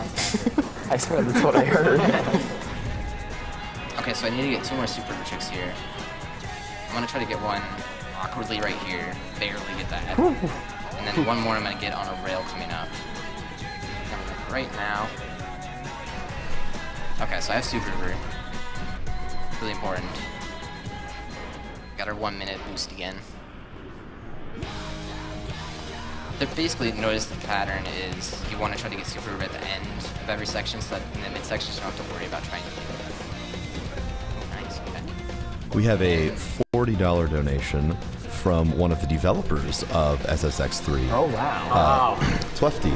I'm a dev on SSX3 and shared the news of this speedrun with my friends on Facebook. Seeing this brought back memories from 11 years ago. Well done, CloakedYoshi. Fact.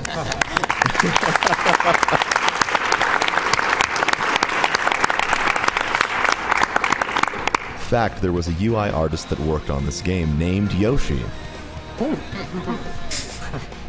Kindred spirit.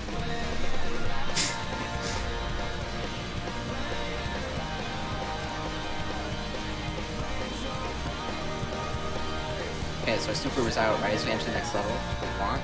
This is Snow Jam. Probably, if you played this game, then you'll probably recognize this one the most. This is one of the earliest ones in the game. And one of my favorites. Pretty straightforward. Trying to get Super as fast as possible, so probably just gonna get it in here. Okay. We're not in Detroit, but pretty close. Denver, I guess. Hey, look, you got $500. Now you can donate it.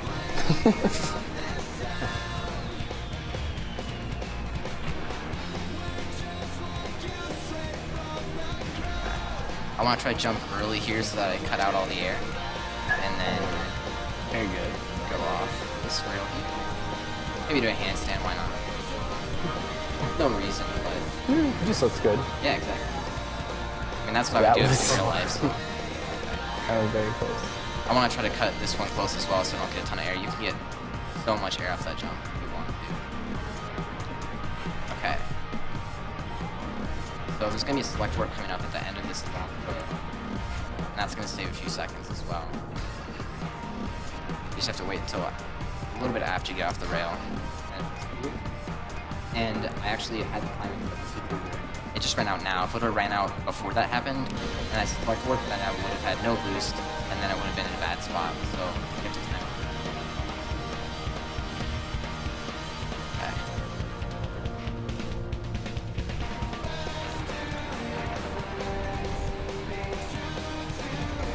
it. Okay.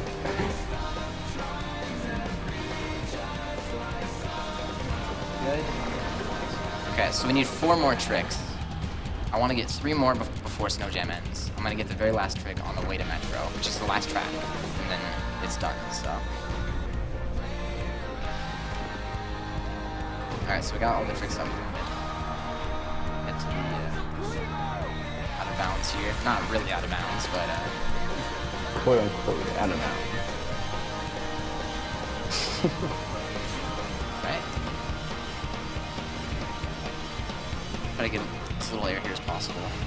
Get a little better. Right. Tail press. Okay, I have to refill my meter here. If I don't refill the meter, which it's not full yet.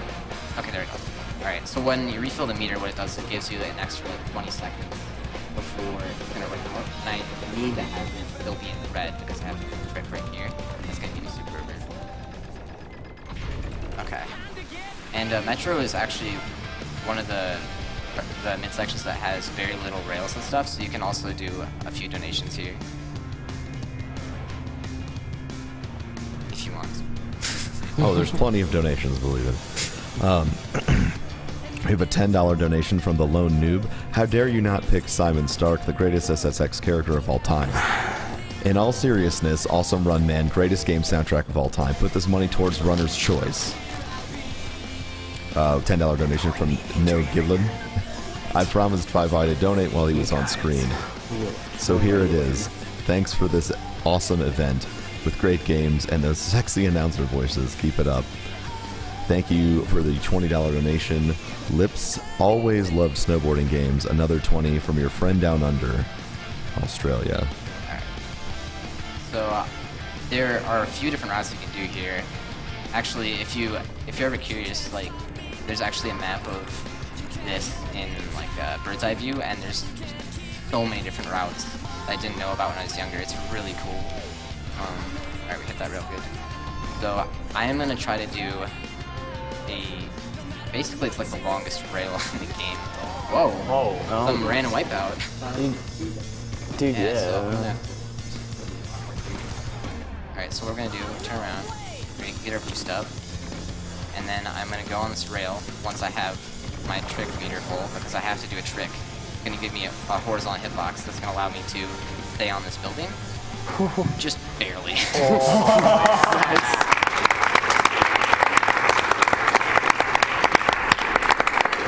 And if you think it's a long rail now, we're just at the beginning.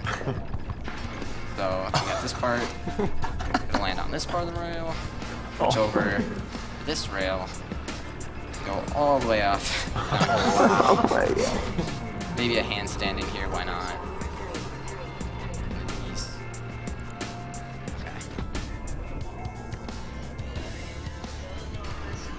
But I'm not done yet. There's a different route you can do where you use foam boost, but there's RNG involved, and there's like a 25% chance that I get the good RNG on the first foam boost. Second foam boost is like a 2% chance.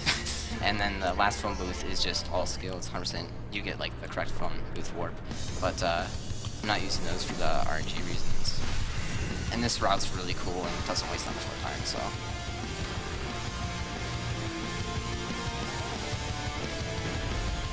Whoa! Another bonk. There you go. Bonk hype.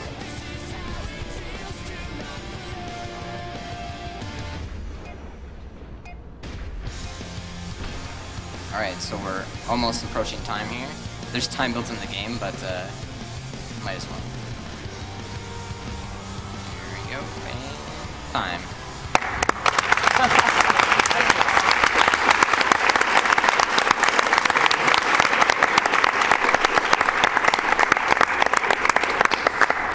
Yes, that was SX all peak race. That was like 25 seconds for my PB, so not bad. Good. Wow, that's really good. Good.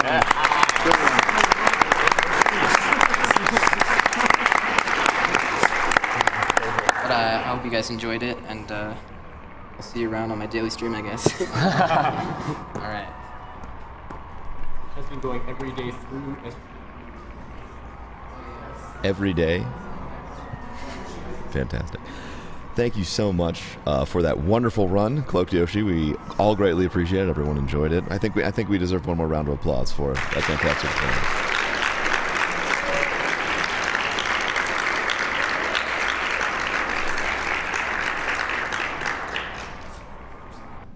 All right, up next we have Tony Hawk's Pro Skater.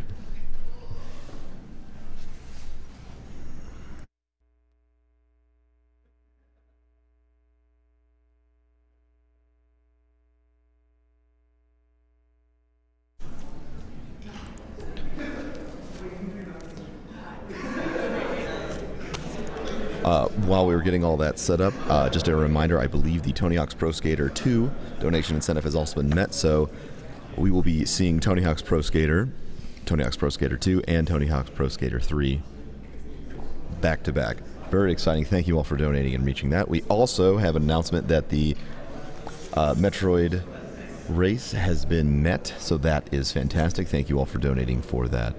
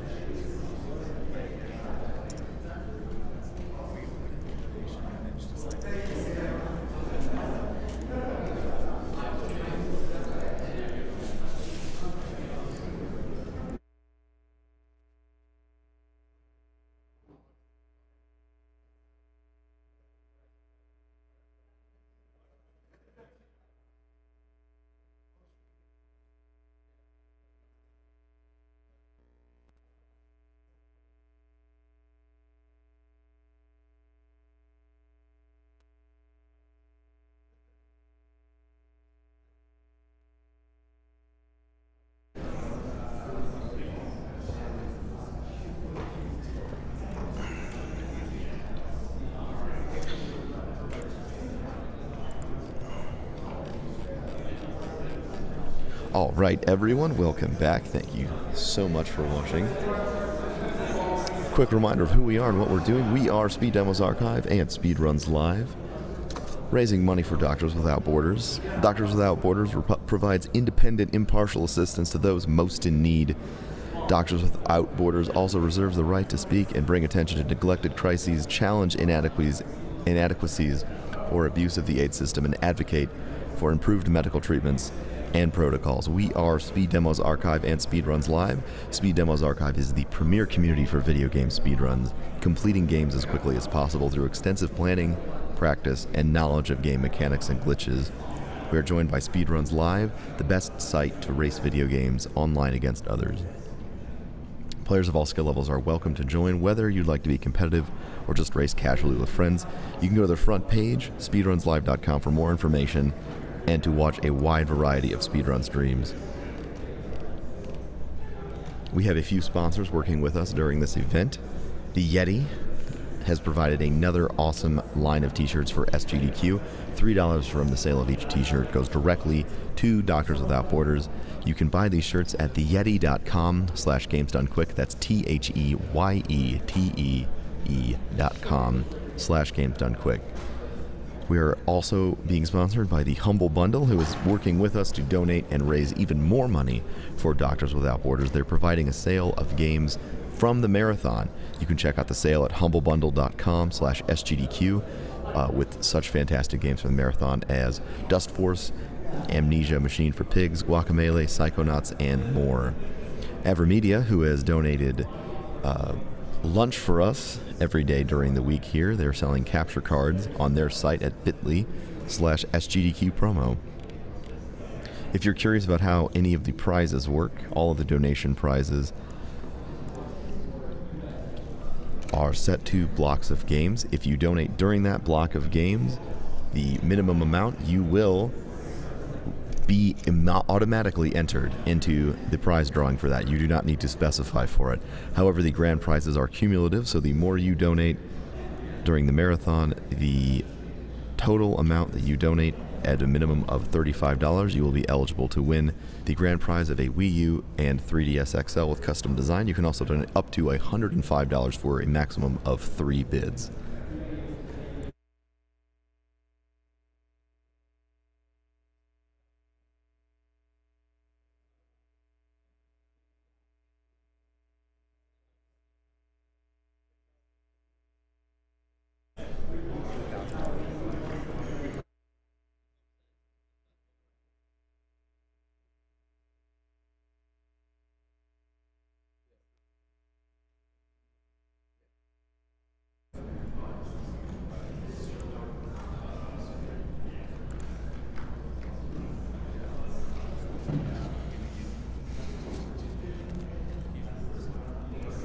Thank you for the $35 donation, Vessa, who simply says heart.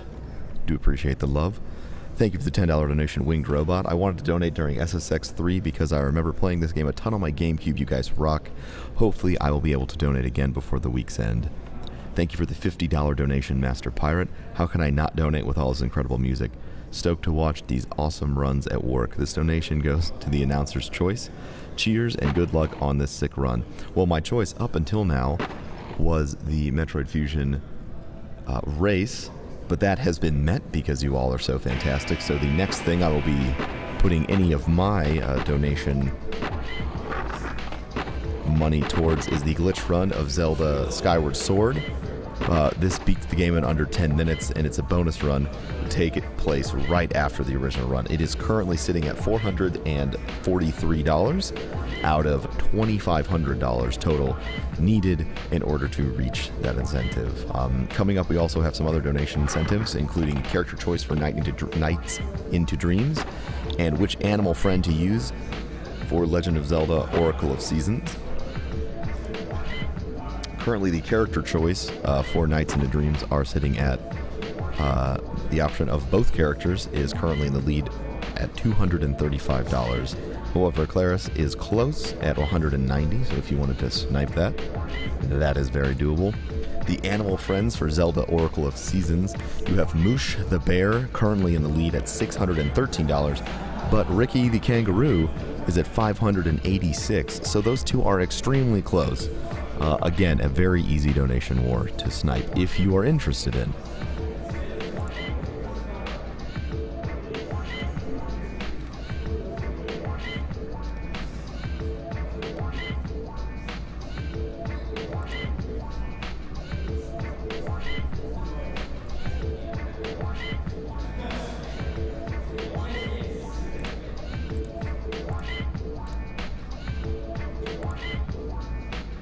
While it does not have a comment, we do thank you, Simone, for your $100 donation. Every donation during the marathon is going to go directly to Doctors Without Borders. There is no middleman. There is no fee. Everything will be going directly to Doctors Without Borders, which is a fantastic charity. Or a great charity, if I wanted to, mix up my adjectives.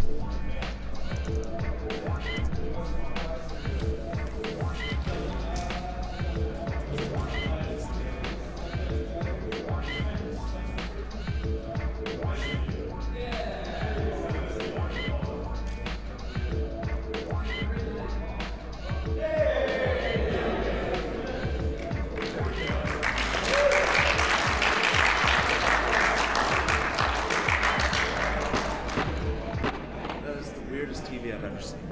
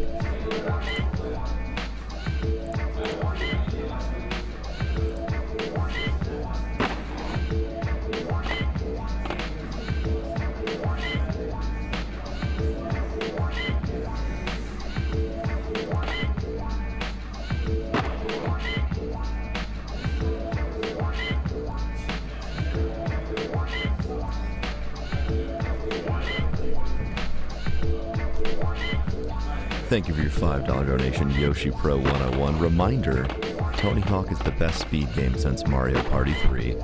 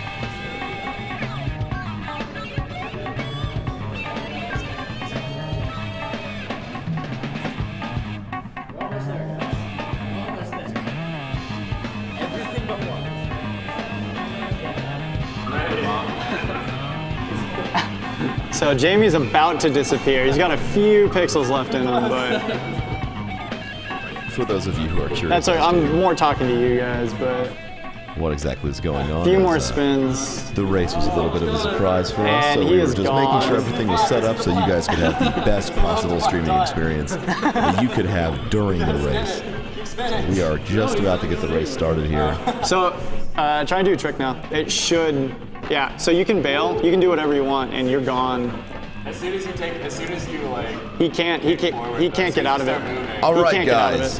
Before we get the race started, if we could get a roll call for everybody that is on the couch, that would be absolutely fantastic. I'm Man United. I'm Fox. I'm NesKamikaze. George. I'm George. Remedy, right here. If you heard that. Yeah. Yeah. So we're gonna start on character select here, and I'll count it down. And then explain. I don't think that was faster at all. I'll explain the character selection reasons.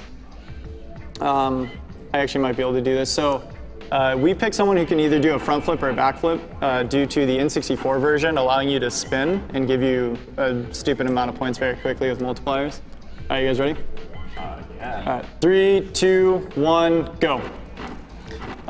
So Jamie Thomas has a front flip, which George prefers, but most other people will be doing back flips with Geoff Rowley. Jamie Thomas also has an easier grind, but it's all preference. Nice. Yeah.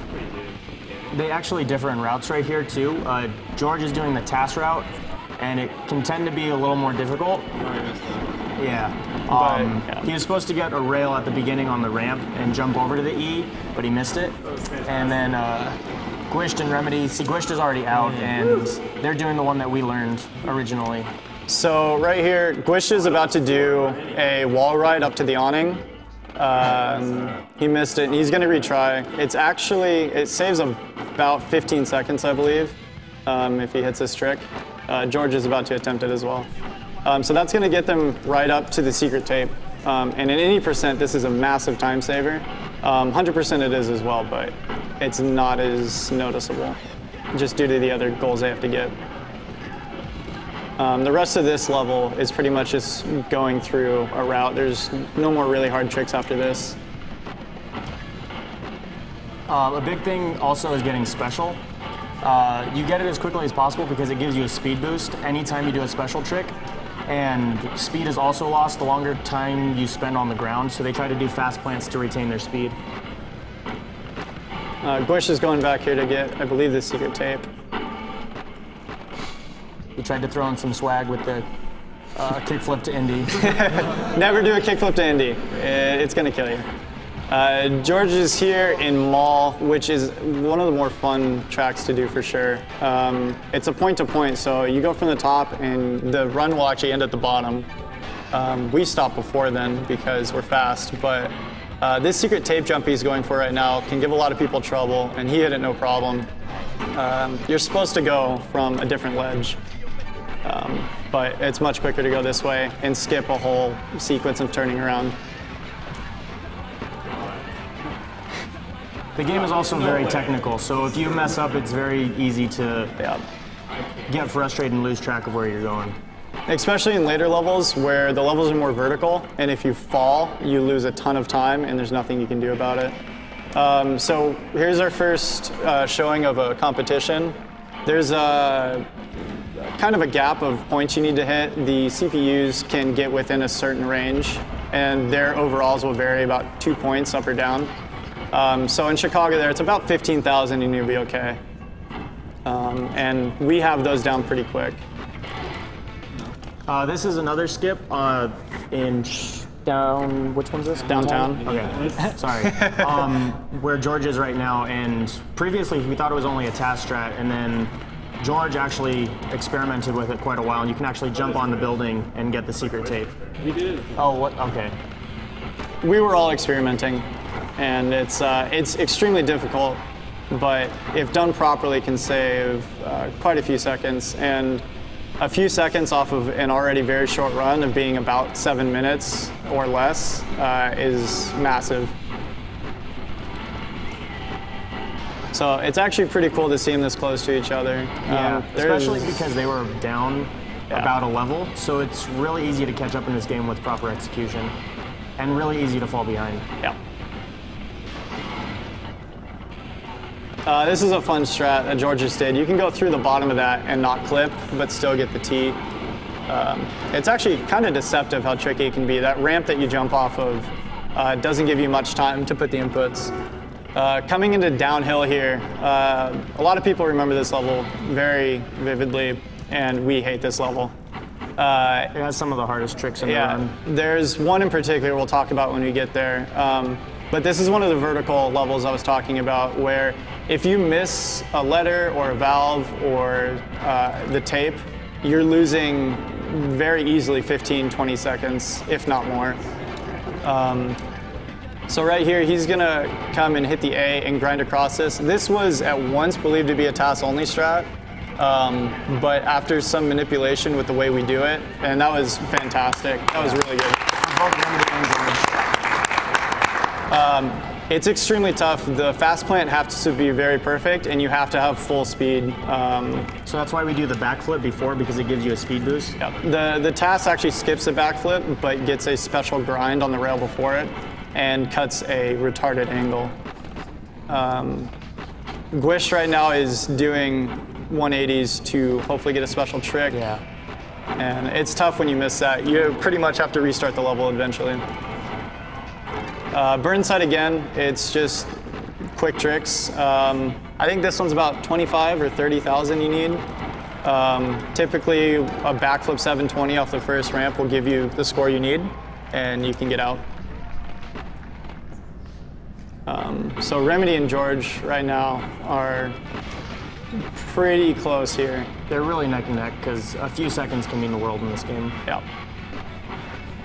This is the slowest part of the run, turning to get this K.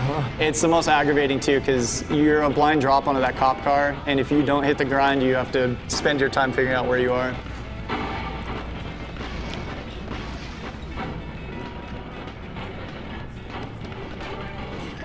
We're coming up to the secret tape jump for this, and they're gonna do a little skip here. It's nothing difficult, but it saves a ton of time from having to go around, so.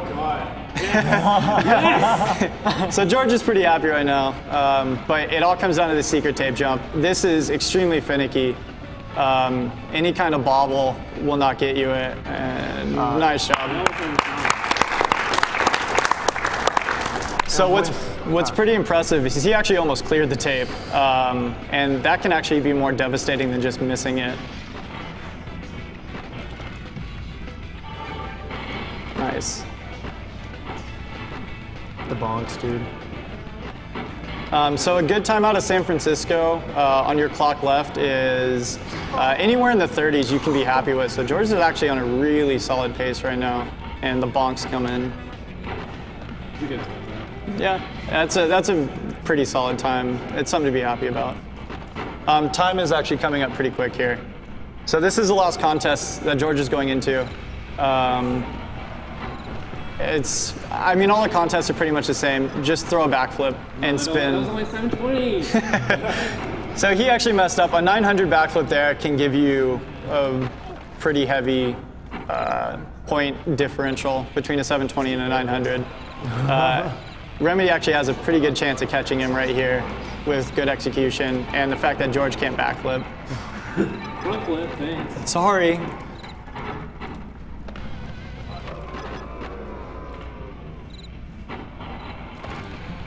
No! Oh, it's close. That's, Bronze! No, you didn't get it. Time.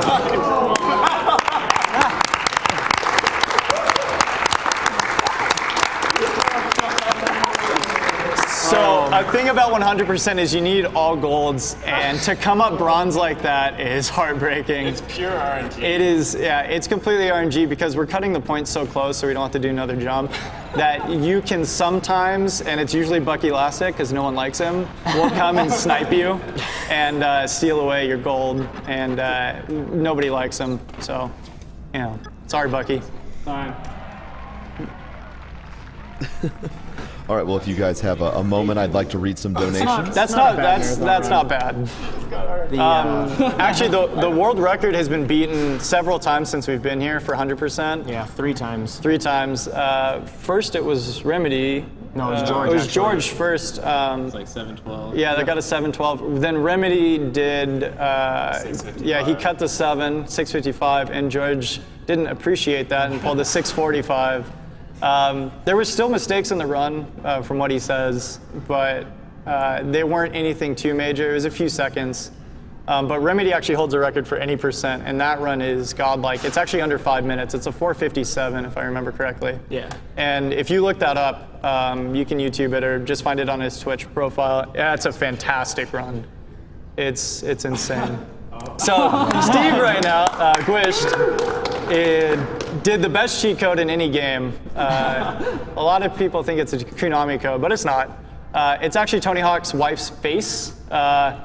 Don't know why it's in the game, but you know, it's fun to do runs like that.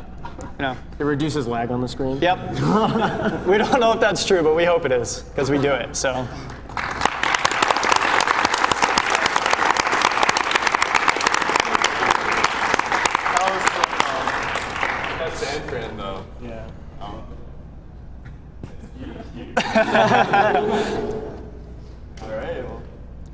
All right, so while we're setting up for the next game, I'm going to go ahead and read a few donations since there's literally no time during the run to do that at all. So I'm going to work through those. No, it's okay. It's not your fault at all. We have a $50 donation from Gunther. My brother and I played a lot of Tony Hawk in our time. Great memories. Show us noob kids how it's done. I believe we were all shown exactly how it was done. Thank you for the $50 donation, Cyanide Spaghetti. Go, Steve, go. Also, I hope some of this money gets those doctors' skateboards so they can grind the borders for some sick combos. I believe the next game that we're doing is Tony Hawk's Pro Skater 2 because that donation was met. It's Nes. Yeah, it'll be this TV. Yeah.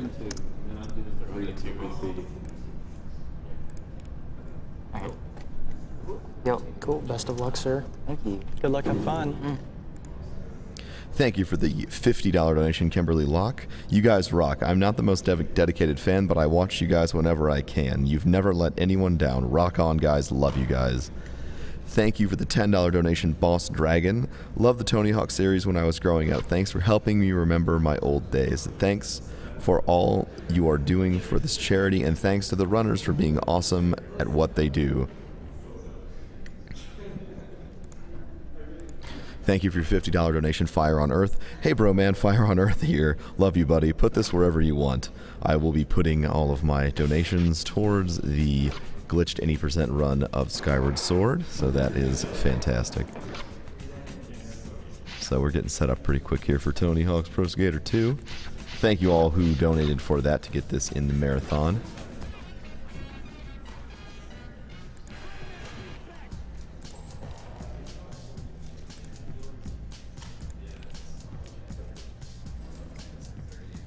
Quick reminder that all donations during this marathon will be going directly to Doctors Without Borders.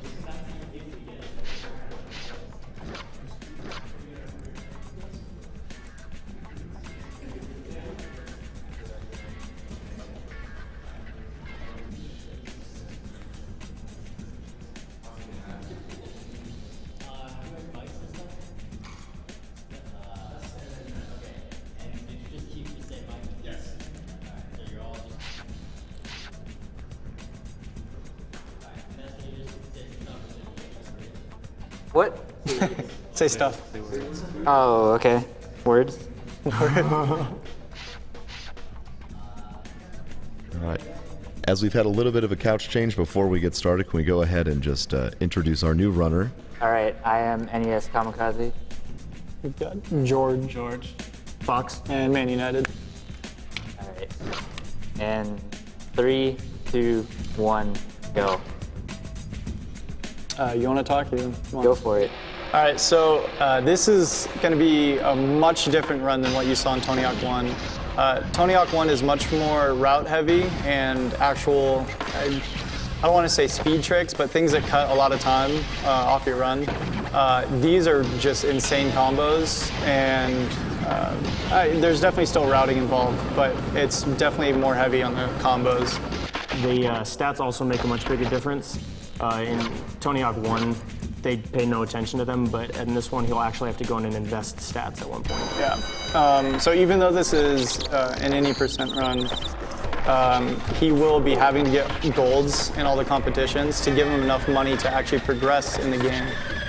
Money does everything in this game, so to get another level, it's actually not the amount of goals, it's the amount of money you have. This gap can actually be a little fidgety, and it's a little difficult getting up the way he does.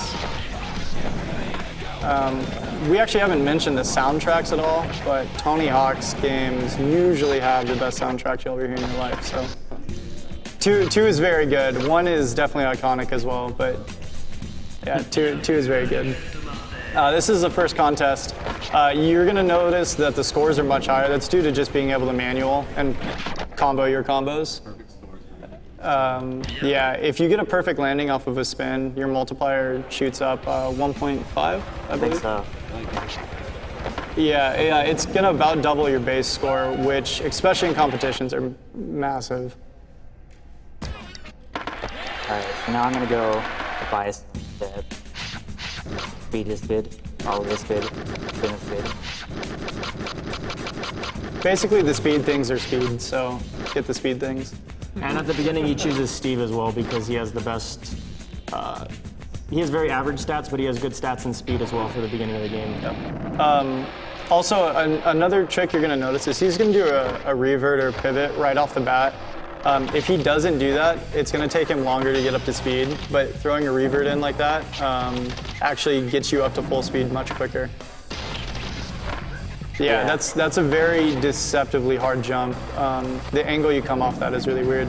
You're actually going to see him retry here and come back into the level.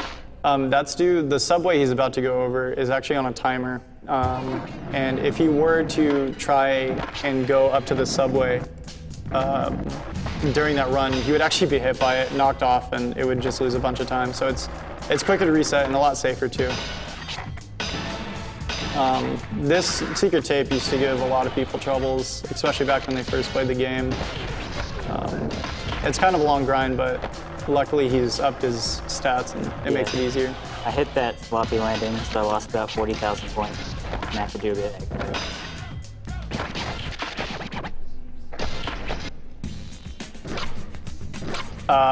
This level is awful. It's open.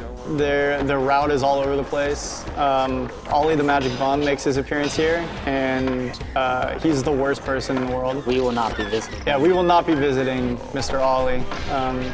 He would ruin the run, and it's about a 2-minute goal actually. You almost have to dedicate an entire run just to get him. So, for the interest of time, we don't. He falls into the sand right there to just teleport him back here, and he's going to do a pretty difficult jump up to the tape. Nice job. Oh my god. That's tough too. The kickflip to Indy, dude. It killed me. Those little ramps, we did it in Tony Hawk 1 and in this one as well. Those small ramps that you have to fast plan off are very difficult to get. Here's another contest. This one can be very tricky. You have to get 2 perfect landings if you want a really good time out of here. Nope. He didn't get the first one, so he's going to have to do a backup where he's going to have to spend more time in a second run. Which sucks. Fun factoid, actually this skate park was right next to my house growing up. I've been here a few times before it was torn down. So, that's pretty neat. Yeah, it's pretty neat. Wanted to make sure to throw that in there, so shout outs to Ventura. It's really interesting how neat that is. It is. Oh, that's bad luck. I have to do a 3rd run. Ouch. So he got RNG'd. I'm sure it was Bucky Lassick. We don't really have to look into that much more, but I'm pretty positive it was Bucky Lassick.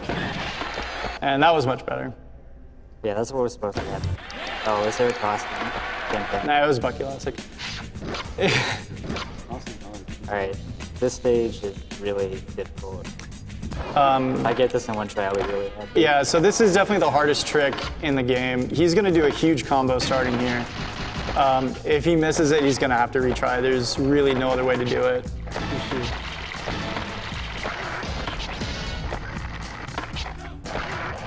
Nice.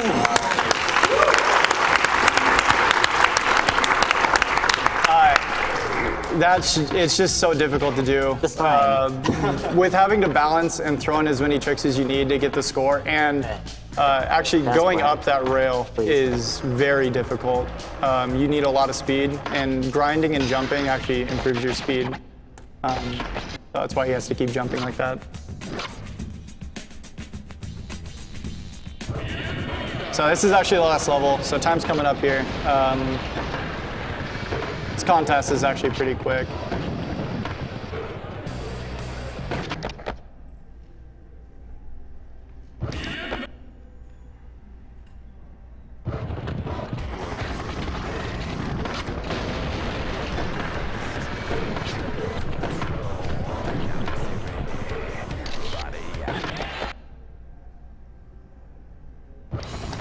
And time.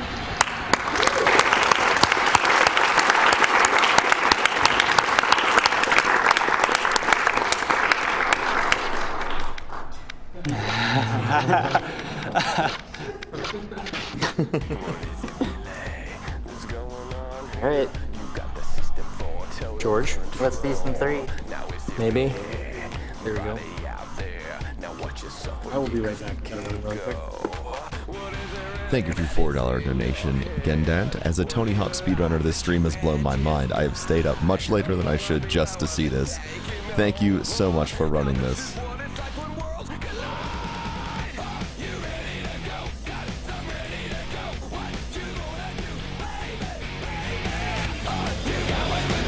Oh yeah, that music. Oh, that's what I'm talking about. Enjoy the fantastic music as we get set up for our next game, which will be Tony Hawk's Pro Skater 3.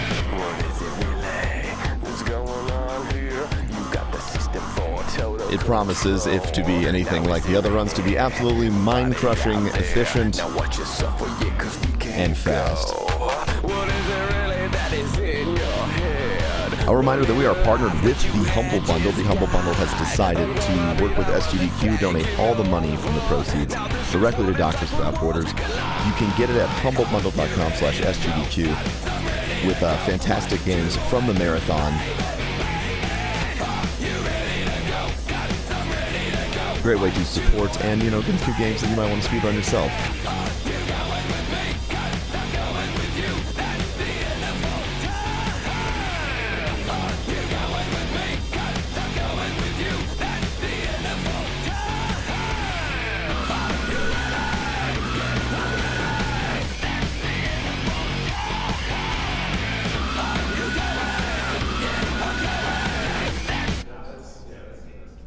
Oh man, that was a bit of an abrupt change. I apologize, chat. But the fantastic music will return soon.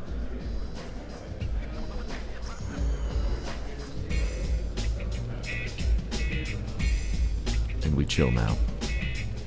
We chill now.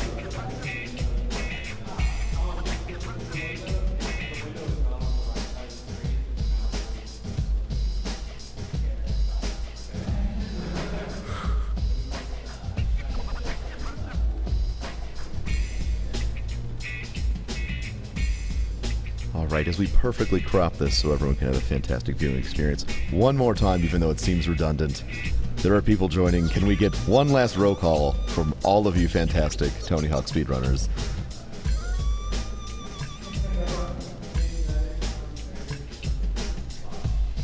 Kaze.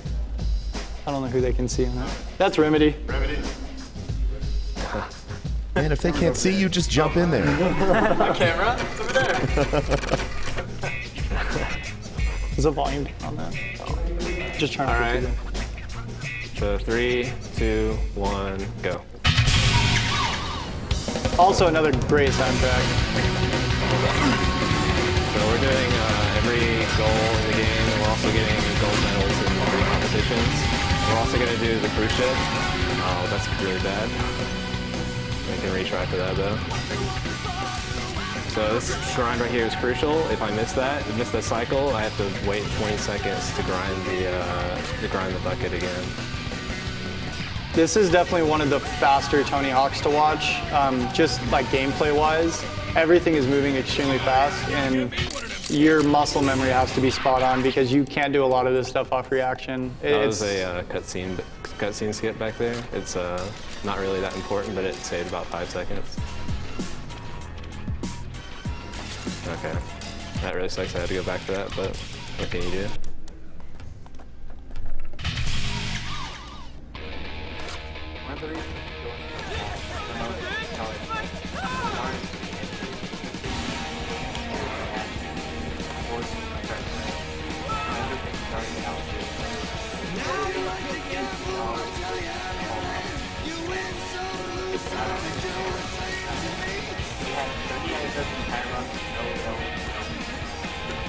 Which is a little crazy, showing how often he's doing both of the things. So his ability to balance is quite impressive.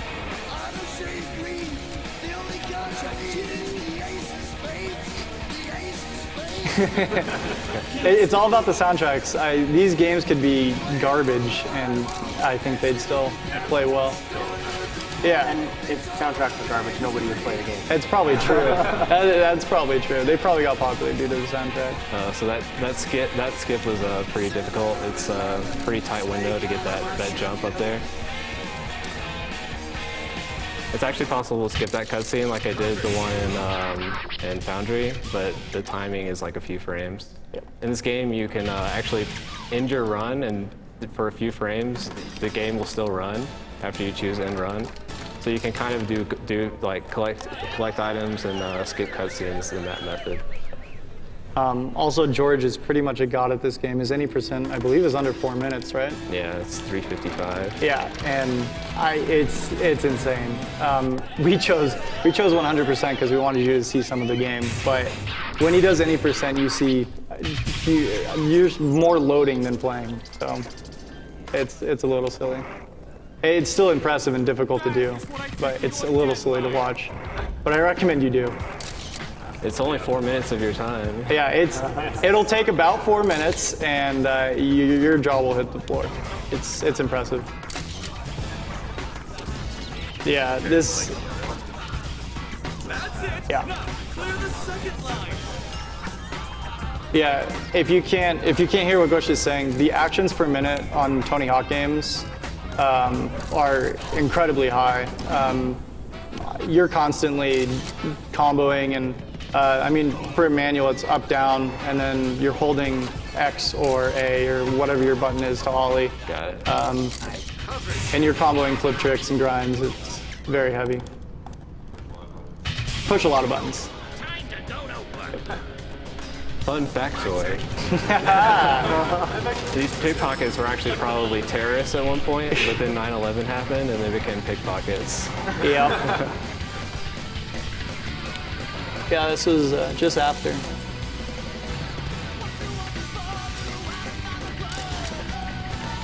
Has anyone ever been to this airport?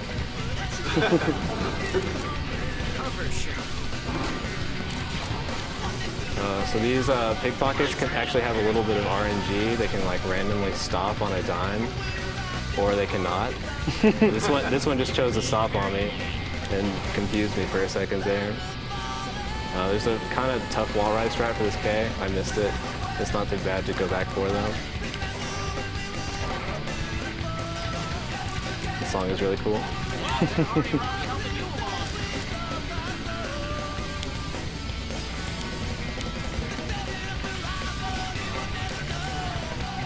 So this is like the longest level in the run. Just because the level is so like linear, like long, it like literally. Yep. And all the oh no, I just like he stopped for me though. Will he still be okay? That's please. He stopped again.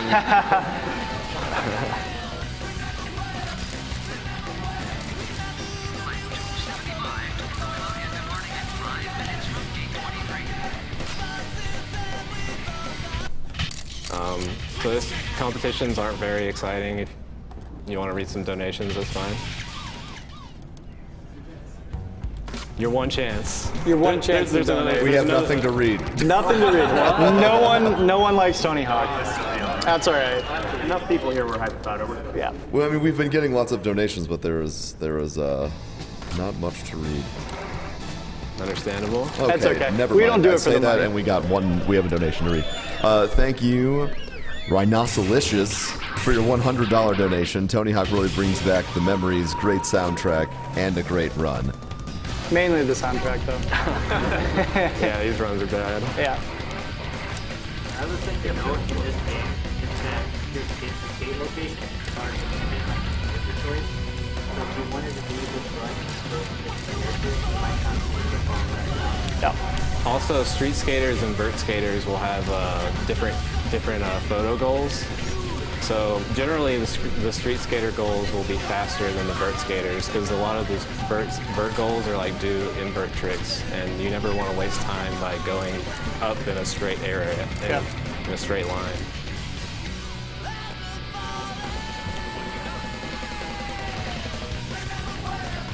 That's the worst goal in the game? Yeah. Yeah, you can get trolled pretty hard. We got another competition coming up here if you want to read any more donations, if there are any. I have a very long donation to read. Will there be time for that? This is time, right? Or No, you're doing appreciate cruise ship? Yeah, go for it. You're good. All right, fantastic. So we have a $50 donation from Rebecca Loveheart. Hello, Sgdq. It's Vixnian from True Achievements. It's great to see your GDQ charity events growing so much for so many years. Let's hope you can reach 1 million this time as well. I was happy to see some hidden gems in the schedule, like Samurai Pizza Cats, Crusader of Senti, Pulseman, Elvino, and more. I was amazed to see Ninja Baseball Batman making it to GDQ and on arcade hardware as well. Very impressive. Can't wait to enjoy Mighty Switch Force and Shantae coming up soon, especially Shantae, which is an adorable, fun, and technologically impressive looking game for its time. It's truly a sight to behold and a delight to the ears. Shout out to the devs at WayForward, including Matt Bozon, Jake, and James Montanga, to name a few. I wish you all good luck. Final shout out to Mikuyama and the Wolf team. Ow! Oh man. The howl happened and I didn't even have to read it. So that was like the hardest jump in the run? Yeah, he pretty much killed the beginning of this level. If he can carry this through, it'll be a really nice time. Well, no. I don't know if this girl's gonna like me or not. Okay, she likes me. You gotta impress the ladies with the skateboarding tricks.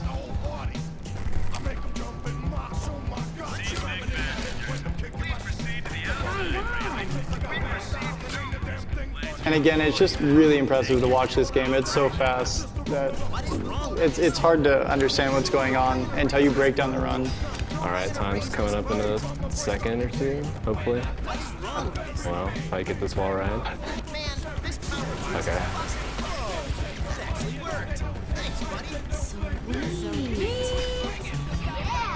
And time?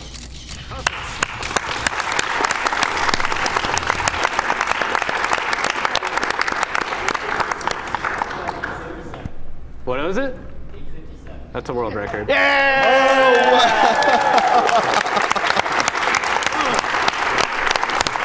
Fantastic.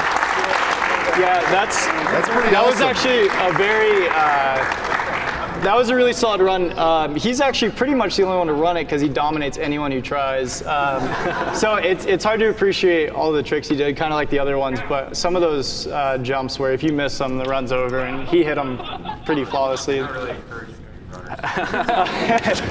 Yeah, if you want to run it, stick to 1 or 2. We're really bad. Yeah, because we're pretty awful. But hope everyone enjoyed the Tony Hawk block. And if you guys have any questions about the game or want to run it, I'm sure any of us would be happy to answer any of your questions and most likely help you out. Hashtag Tony Hawk on speedruns around. Yep.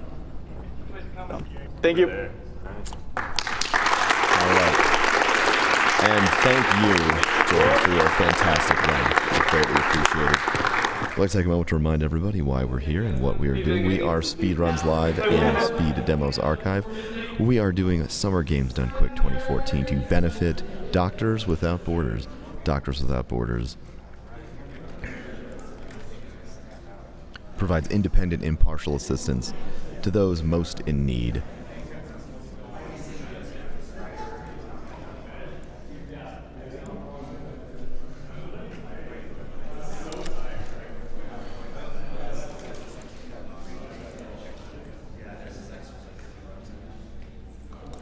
Thank you, Lemmy, for your $10 donation. Mate, you play the game faster than I do my bass guitar, Ace of Skates.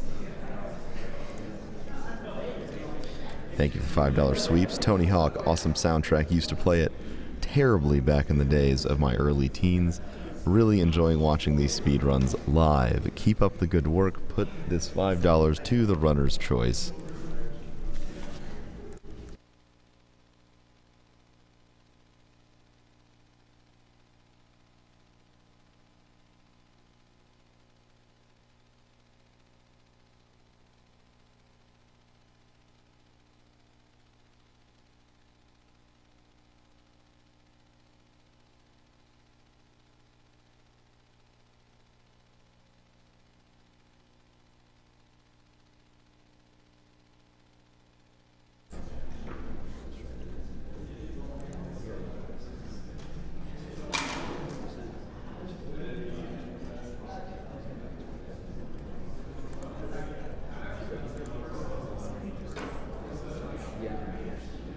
Our next game is going to be Nights into Dreams by Miles.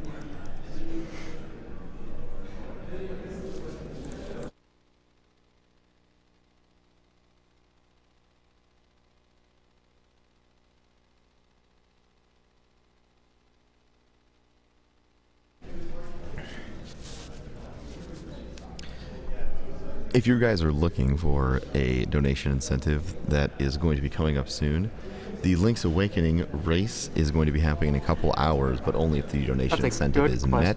It will it's right be up front. met, but we are about $1,000 away. So go ahead and get those donations in. I have 2, I believe. Yes, I do. Right here. Oh, I don't have a muff either. No. Should we grab ones that have muffs? Well, there's only 3.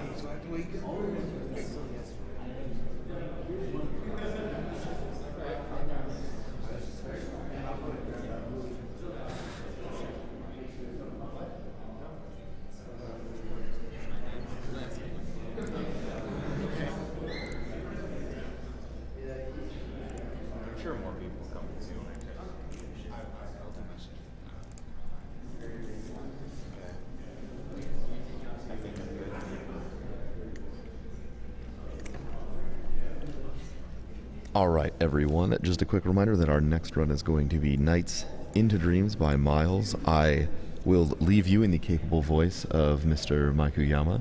Thank you all for donating, watching, and everything. I was Professor Broman, and I hope you all enjoy the rest of the marathon. I'm ready anytime. So. Oh, we didn't get sound or? Okay, there's no sound right now.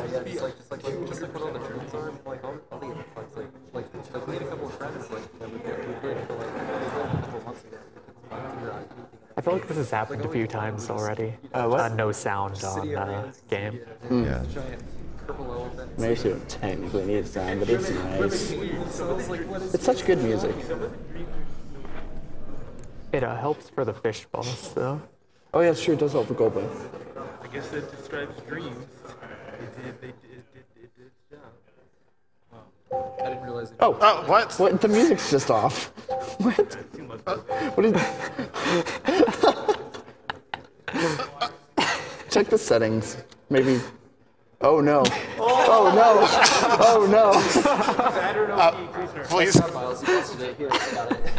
It's because we're streaming Nights from Saturn. What? Oh no. Yeah, my dad used to work there. All right, take 2.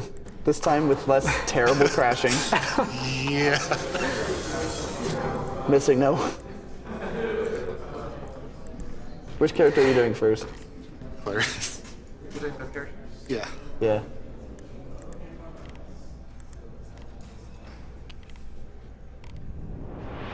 Sonic team. What? Clarice.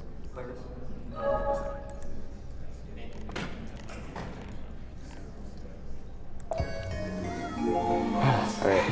Now, hopefully that doesn't happen again.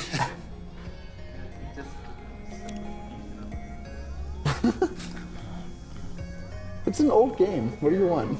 It doesn't do the draft. The HD remake. It wants us to play Christmas Nights instead.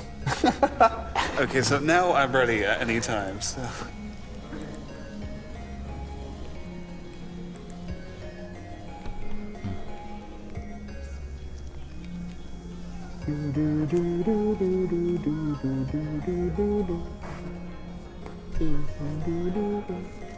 Oh.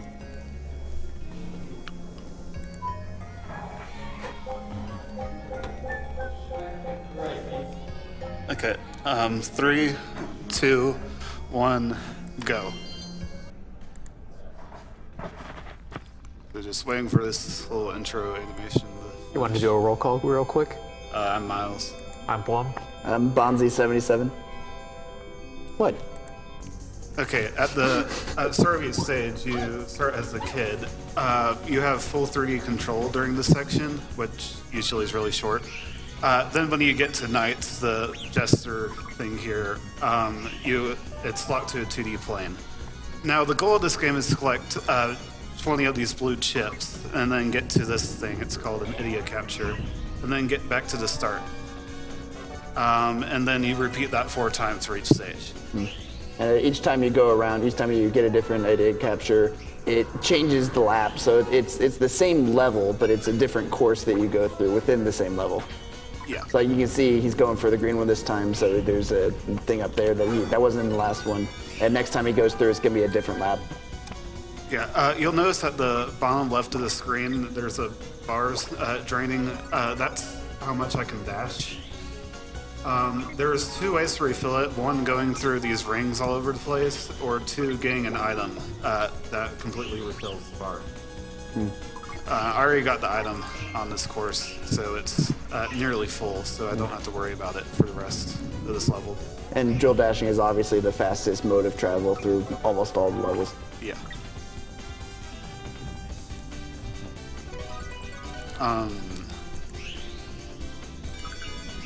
Also, there's this loop you can do. When you do a loop as knights, you'll get any nearby items. So that's easier to pick up stuff. Yeah, you don't see it too. Go ahead. Sure. One interesting thing about the loop, though, that we'll see a little bit later in the run, is that because this game is technically on a 3D world, but we're only on a 2D plane, the loop, which we can use to not only pick up items, but damage enemies, it's actually a sphere, so we can pick up things in the background, too. Yeah, he's dead, by the way. And yeah, we just looped around his tail and he's gone. Ordinarily, the way most people would do that is you would just fly right into his head and just keep knocking it off over and over again, knocking off one section of his tail at a time. But you can just loop into the end of his tail and just destroy him instantly. It's the fastest boss in the game, and it's the only one that has an insta-kill like that. Okay, after every stage, I soft reset by holding Start ABC, which is slightly faster. Because the game will take you back to the title screen after every stage anyway. Sometimes that will just reset the entire system. So I hope that doesn't happen. Like, I won't lose any progress if that happens, but I have to restart the game again. That wastes time. So you can see each kid has 3 different stages, including a 4th stage that both kids share. What we're going to be doing is we're just going to do the first 3 stages for Elliot, and then we're going to do, or rather the first 3 stages for Claris, and then we're going to do the first 3 stages for Elliot, and then the final stage, because the final stage is the same for both of them, and we don't want to sit through the credits. Yeah. Typically when you do runs of this game, you don't normally do full RTA, although you can. Typically this game is run ILs, score attack, and time, which is a little weird for timing, but it makes sense if you run the game a lot. I'm not sure what that was. There I just accidentally did a trick, which locks my controls and maybe goes straight to the ceiling. So. Yeah, you can do tricks as knights when you're flying around by pressing the shoulder buttons, and there's no real use for it except for whenever you go through a trick ring, which allows you to score points by doing tricks. But for the most part in this run, except for airlocks, which you do by pressing left and right at the same time. Yeah, you could do an air brake, which completely kills your speed, which is useful for doing really quick loops. But the problem is that sometimes you'll accidentally do a trick afterwards, like I did earlier, and it wastes a bunch of time. Like a side air brake isn't that bad, but an upwards air brake sends you into like a spin that goes upwards, and you can't break out of it for a couple seconds. You'll see sometimes he's flying backwards instead of forwards. That's not typically what you're supposed to do, but it's just faster. Yeah, a lot of stages you can do either backwards or forwards. Like, I think this is the only level that's, the only section of the level that's actually faster to do backwards, so this is the only time you're going to see this. There are some courses that are actually different platforms, right? Right, we'll see that soon. Yeah, you'll get to witness Whoops. that.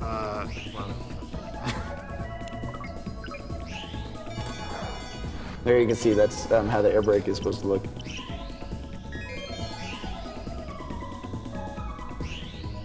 So I am now out of dash because this level's dash item is really stupid, way too far to the stage.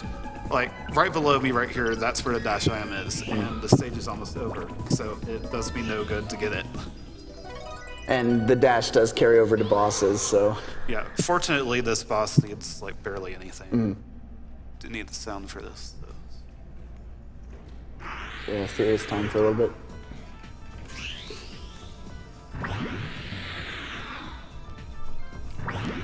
That's not good. Oh well, just losing a bit of time.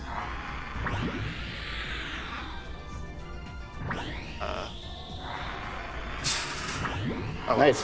What Miles was doing on that boss is basically he's going into the fish and they're shooting him straight through sort of the cylinder of water into the boss. But the main thing Miles wants to do is after we hit the boss once, if we hit him again while he's stunned, we can deal extra damage to him. Yeah, it normally takes 5 hits to beat it, but if you do an extra hit while it's still stunned, that counts as 2, so you could do it in 3 hits total.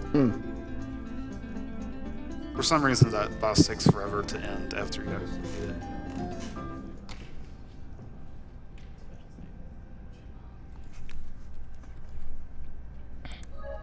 That's 2 for 6 of no resetting the system. Great. Okay, so this is the first stage where I'll actually do something as the kid at the beginning because it's faster to beat the first mayor. That's like what each section of the level is called. And it conserves the dash bar because I don't have to be dashing around as knights. One funny thing you're going to see about the kids, though, is every time you jump before you hit the ground, you'll sort of do a double or triple jump, and you gain speed every time you do it, and the developers did not think to cap the speed limit on that, so you'll see Miles going really fast in some parts as a kid. Yeah, unfortunately, you can't really see the true extent of that in this run, but it gets really ridiculous. Yeah, this section is really annoying because I have to get those, that one really well. But just the way the blue orbs are placed makes them really difficult to pick up without hitting the floor. And if you hit the floor, you'll bounce, and that wastes a bunch of time. Yeah. So yeah, I'm not sure if you could see that, but that was the dash item that I just picked up.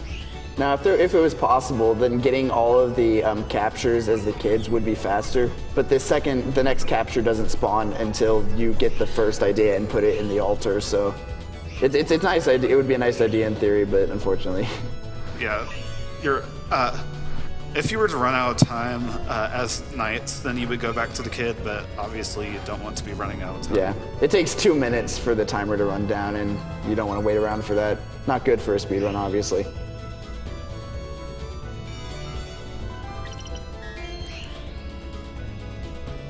So basically, before you get the dash item, you want to go through enough rings to make sure you have enough dash, and then afterwards you just don't care anymore. You can see sometimes when he does pair loops into other items, instead of making the pickups appear, it'll actually just make stuff like chips pop up. It's just, you gotta know where those are. Doing the loops will make invisible items appear. Like the dash items were hidden, so I had to loop them in order to make them appear, and that's helpful for some groups of blue orbs as well. All right, time to fight Rayman.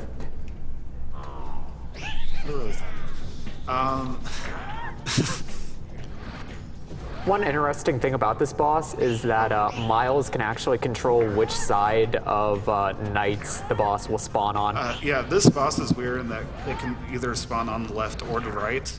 Oh, so he's dead. Yeah, so if you hold direction before the fight starts, he'll always appear on the opposite side. So I hold right, so he'll appear left, and then I can just go to the left afterwards. It wasn't super obvious, but the way you do damage to that boss is by tossing his cape off and then tossing around. If he has his cape on, he actually doesn't take damage, and that's kind of the source of his power or whatever. Yeah. So he tries to get back to his cape, so I have to push him away from it. Okay, so that's the end of Claris's levels. So now I'm going to Elliot's. Well, I personally think got way better levels. I think Claris got totally shafted. So that's the Stick Canyon. Yeah, Stick Canyon's definitely my favorite stage in the game. This is another stage where I do stuff as a kid first. Because they put a bunch of the blue orbs at a place where only the kid can get to. And it's right next to the idiot capture. So It's pretty clearly developer intended. So yeah, that was decently fast, but still nowhere near. The clock that just popped up, that's actually the only way to game over, is if you get turned into the kid or you stay as the kid long enough, and that thing hits you 2 times in a row, then you get a game over. Lag. Yes. Oh, you can also game over by running out of time during the boss. Yeah, this stage the dash I am is really far out of the way, so I really need to manage my dash here. And the boss also takes a ton, so that's really annoying to deal with. It's so hard to go through there without missing one of the blue orbs. Yeah, that's not super obvious either, but as you're going through those orbs, it kind of skews your aim a little bit, and it can just straight up launch you out of one of the orbs if you're not careful. Now, one thing Miles is doing here, how I mentioned earlier. Oh, got that first try, nice. Nice. He actually used a big enough loop to where the spherical nature of it reached to the other side of the stage and grabbed orbs or chips in what would normally be an auto scroll section, so we can just skip that entirely. Yeah, I did the same thing on the previous level too and forgot to mention it. So, yeah, that saved a bunch of time. Yeah, the loops grab stuff like in a 3D plane besides just what you're on right there. This is Puffy. Yes. Puffy's a great boss. You just have to. I hate this boss. It's oh, horrible. what? Really? Yes. Oh, she's my favorite, man. She's so great. But yeah, you just keep chucking her into walls, and eventually you get her to the end, and you make her pop. Oh no! And oh this no! is why I hate this boss. Oh no! All right, yeah. You throw her in the trap and see if you can make it back to the beginning. You can't with that much dash. Oh yeah, never mind. That's what I usually do. You can see the multiplier that's based on how fast you beat the boss. The 2.0 is the most optimal. And if like you get down to the last 10 seconds, you can actually lose points. You can get like a point. Think you can. Can you? Can you? No, Can? I don't think you can lose points. I think. I could have sworn. It's late. Ignore me. My commentary's bad. Yeah, in order to unlock the final stage, you need a C rank or higher in every level, and when you're speedrunning it, there's like no issue ever of not getting a C or higher, so I don't have to worry about that. Like the points from time bonuses alone are enough to get a C rank. We have this time I'll do stuff as a kid again, but I won't actually finish the first part of the level. I'll just get some blue chips first and then go to nights. We have 2 new donations, $20 from Cookiesaurus and $20 from Applicane. Thanks for an awesome event. More world records, please. Also, prizes? Well, we don't have any prizes now, but for our next game, Mighty Switch Force, and up until Shantae, we will have some nice Shantae Perlers, which you can when the games start, if you donate $5 or more, you will be eligible to win those Perlers. You'll occasionally see a little bit of lag, and that's actually being caused by all those little pink things that are flying around the stage. If you had a really optimal file, you would actually kill all of those guys.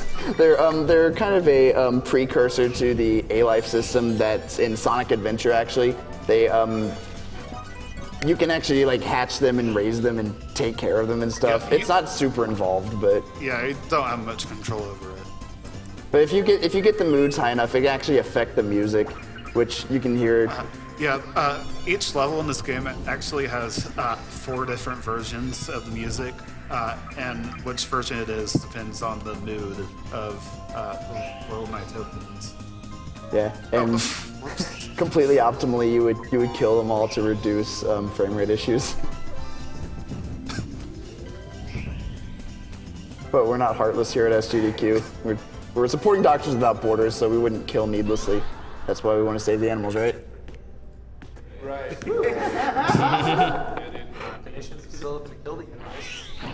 Speaking of killing the animals, this is cats. The mice I can destroy the lighted ones just by dashing into them, but the ones that aren't, I have to do a loop. And he will jump to any nearby mice, so I have to get rid of all of them before I can beat the boss, which only takes one hit. Go ahead and nuke the rest of those. So again, 2.0, most optimal. Yeah. You can only go down to 1.0, apparently anything less than that doesn't actually exist. I've actually changed the times with hacking before, and it completely screws up the multiplier. That's like 9 points. Something Oh no! Why is it even in the game? Video games are weird, man. All right, last level, Stick Canyon, super awesome. Well, last level before Twin Seeds. And right off the bat, though, on this level, we're gonna see a pretty, I guess, neat trick.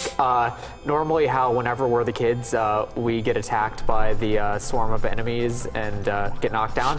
Well, we can just stand on a cactus and we don't fall down. You can do that with other objects.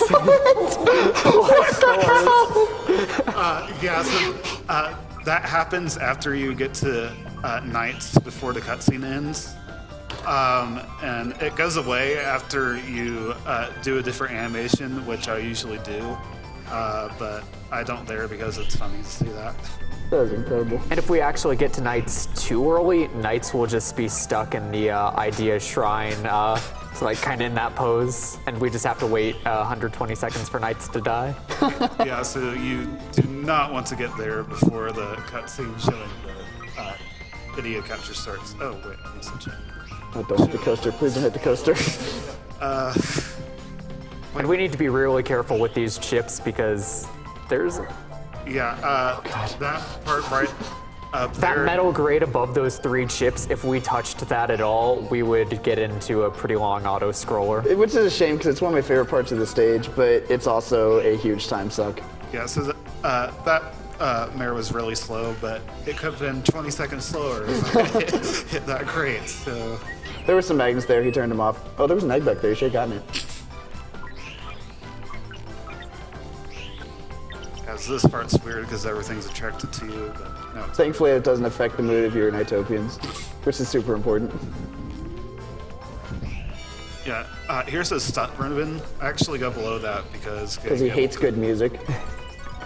Well, actually, it gets rid of good music, which is usually why I try to avoid it. But there it actually causes more lag if you get it. Yeah.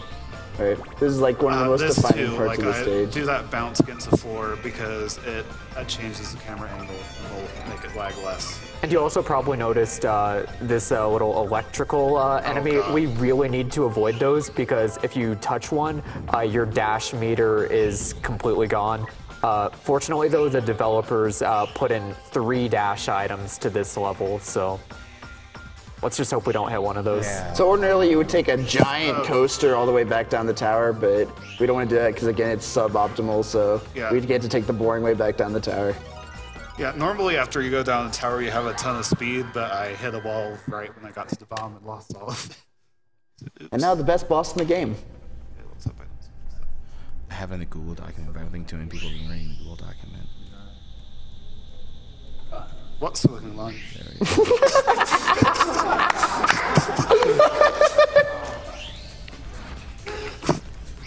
Yeah. It's so good. Okay, yeah, I've completely screwed this fight up. If you mess up at all, it is really difficult to recover. So basically, the goal is you're supposed to loop around Riala 3 times while Riala's trying to do the same to you. If Riala loops you, you take 5 seconds of damage. If you loop Riala, they get completely wrecked. So there's a little bit of a power gap there. That's what happens if you get hit. Every time! I missed it every time. I was supposed to be a 12-second fight, and This music is amazing, though. One of the best tracks in the game. Oh, no. Okay, Oh, there well. we are. Got it. That was a good effort, Miles. So that took 50 seconds instead of 12, but I got the trick at the start of the fight. So good enough. Okay, so just one stage left, which is Twin Seeds. Yeah, it's mostly the same between the both between both characters. The final boss has a very slightly different pattern, which really isn't important for anything. So I'm just gonna do as Claris. Now this stage is different from the rest, which you'll see in a second. Like, you can't actually get to the palace at the start. Alright, so we're so despondent about the fact that we can't get to Knights that we've just decided to completely off ourselves. Rest in peace, Claris. And that's it, game over. Shut it down. And but then she starts believing in herself. It turns out the power to fly was within you all along. You just had to dream. I don't think we ever explained this story, which is an entire game. Whatever. The plot's not a huge deal. Basically, there's this dude named Wiseman who's trying to take over the world through the power of dreams. It's...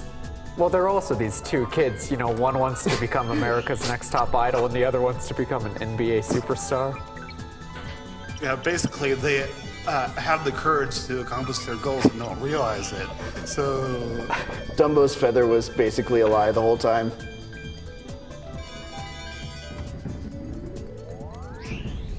But yeah, this stage, you just go from idiot capture to idiot capture. Like, you don't have to go back to the starting area. The main difference between flying with the kids and flying with Knights is there's no star trail behind the kids. So whenever you fly by items, you just pick them up automatically.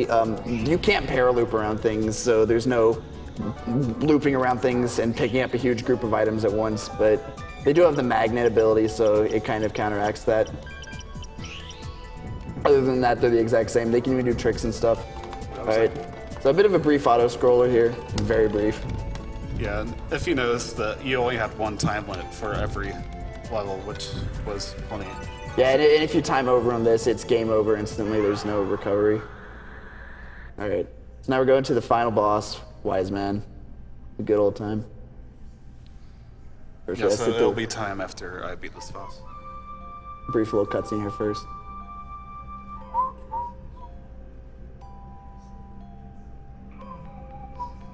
And then there's two knights, which I'm not sure how exactly that's supposed to work.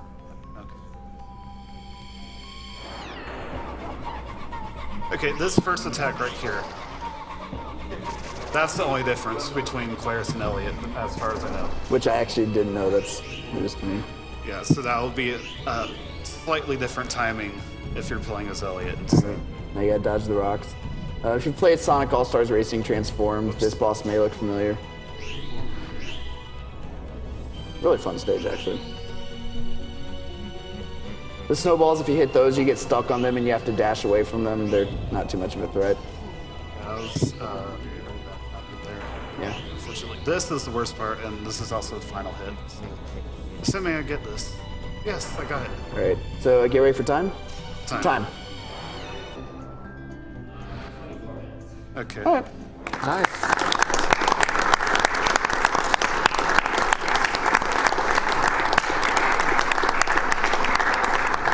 And we absolutely have to watch the credits. No, we don't. Come on, it's the best vocal performance in existence. We are not watching the credits. We are Alright, ahead of fine. schedule. I mean, we can watch this performance. Credits, please.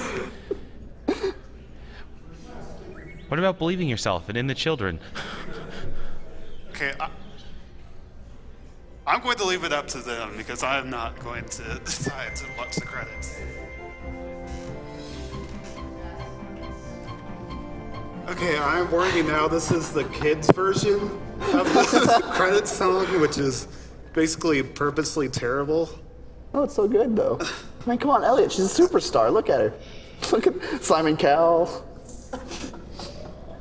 If we had done a donation incentive for having this whole room sing the song, that actually would have sounded better than the real in-game song. Why are we doing this? This is so bad. But first we have to hear Robot Claris. I'm so sorry. Hatsune Claris. Yeah.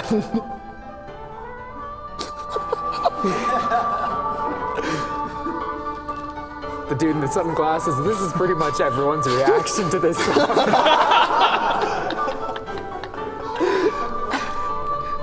Leonardo da Vinci just can't stop tapping his pencil, man.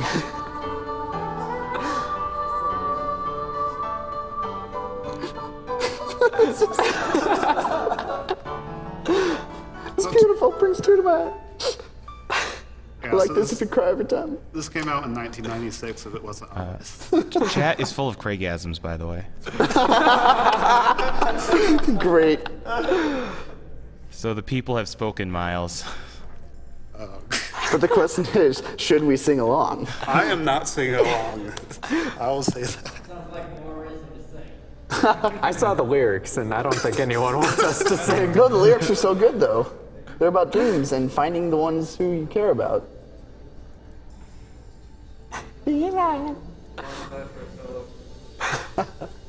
I'll do it. Do you want me to bring up the lyric? No, I don't need the lyrics. Oh, wow. Come on, man. Got a big shot over here. It's so good. Such a good song. Not this version. Just wait until you hear the Christmas a cappella. Yes.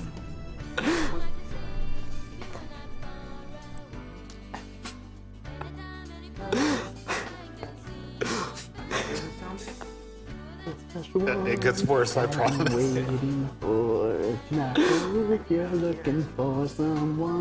Be thankful. Nailed it. Bass Jujinaka, by the way. Thank you. Yeah, so this was made by Sonic Team, which so back when they were good. There was a sequel to this game, Knight's Journey of Dreams, and you know it was a really mediocre game. I liked it, I liked it, but I mean it's a bad game. I can completely admit it was a bad game, but I had fun playing it. Also, this game was re-released on the 360 and PS3, and on Steam. And Steam. $2 right now. It's probably $2 right now, yeah. Yeah, it's kind of different from the original Saturn version, but still, if you've never played Knights, it's a good version to get to try it out. Smile again in the night, dream delight. You're the one I waited for.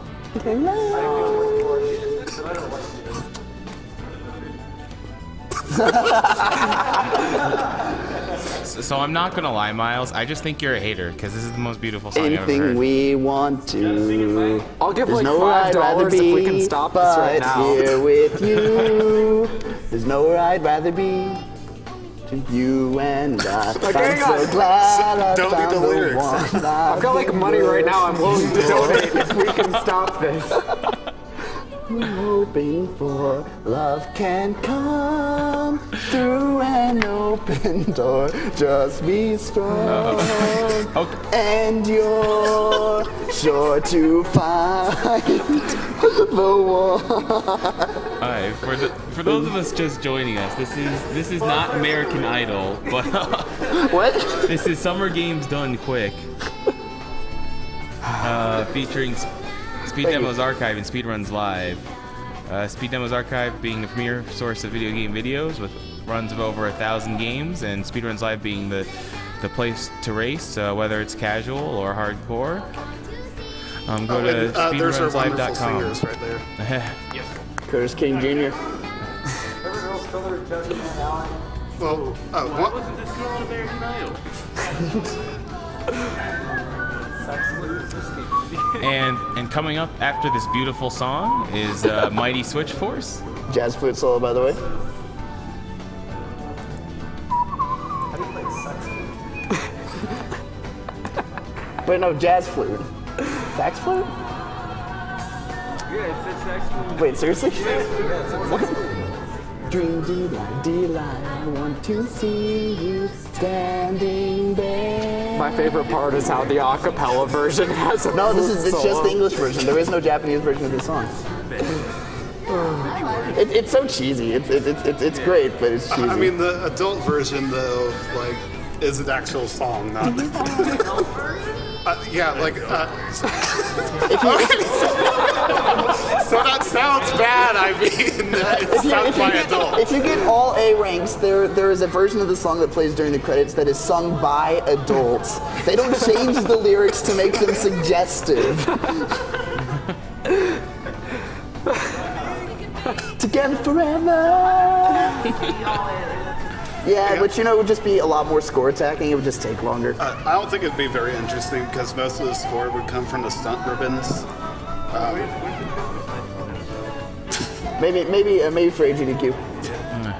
I will learn Christmas Nights for Sgdq. Yeah, and don't worry, the timing of Christmas Nights ends after you get to hear the beautiful Christmas acapella in the credits. Oh no, the Christmas acapella is so good though. It's like some Boyz II Men style stuff. It's like, I dream, I dream, I dream, I dream, I dream. Yeah. All right. Why did we do this?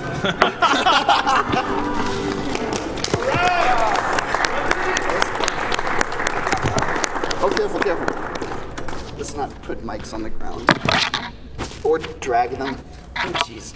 All right, let me just... Rip headphone users.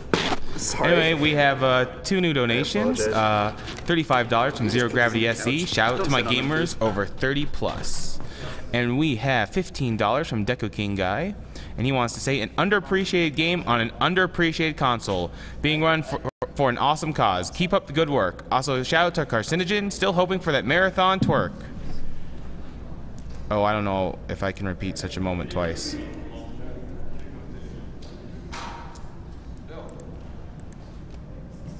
And coming up next is Mighty Switch Force, played by Duke Bilgewater. But before that, a quick commercial break.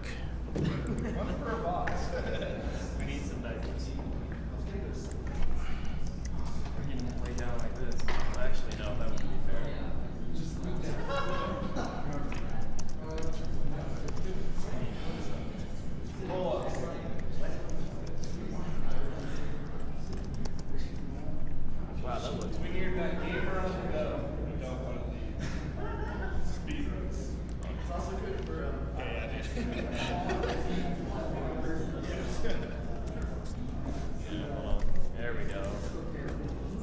Now we got the diapers all good to go. Alright. It's a snugger. I mean, snuggy diapers. It's gonna be the snuggiest one. Alright, can I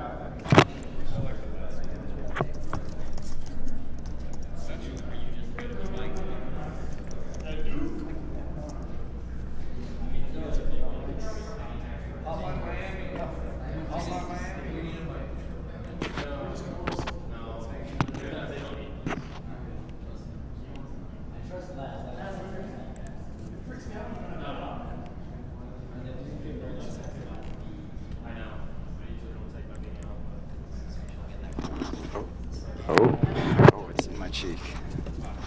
In my...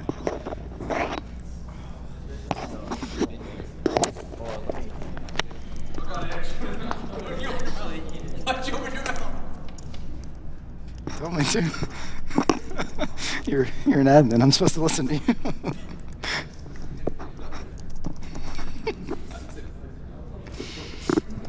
I feel like it's gonna end up in my nose.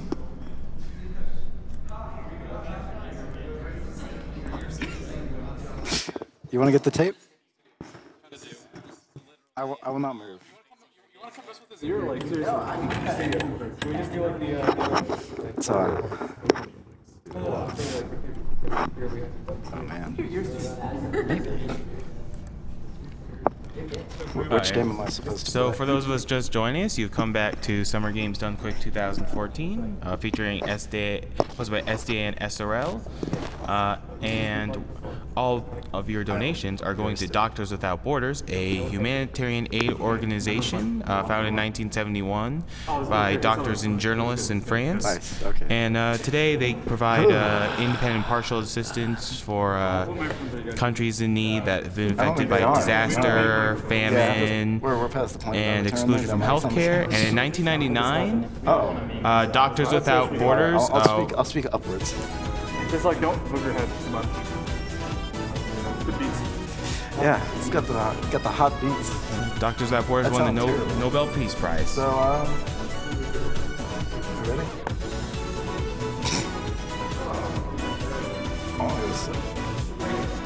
All right. I honestly don't know. Hotline Miami. This is Hotline. I brought it back.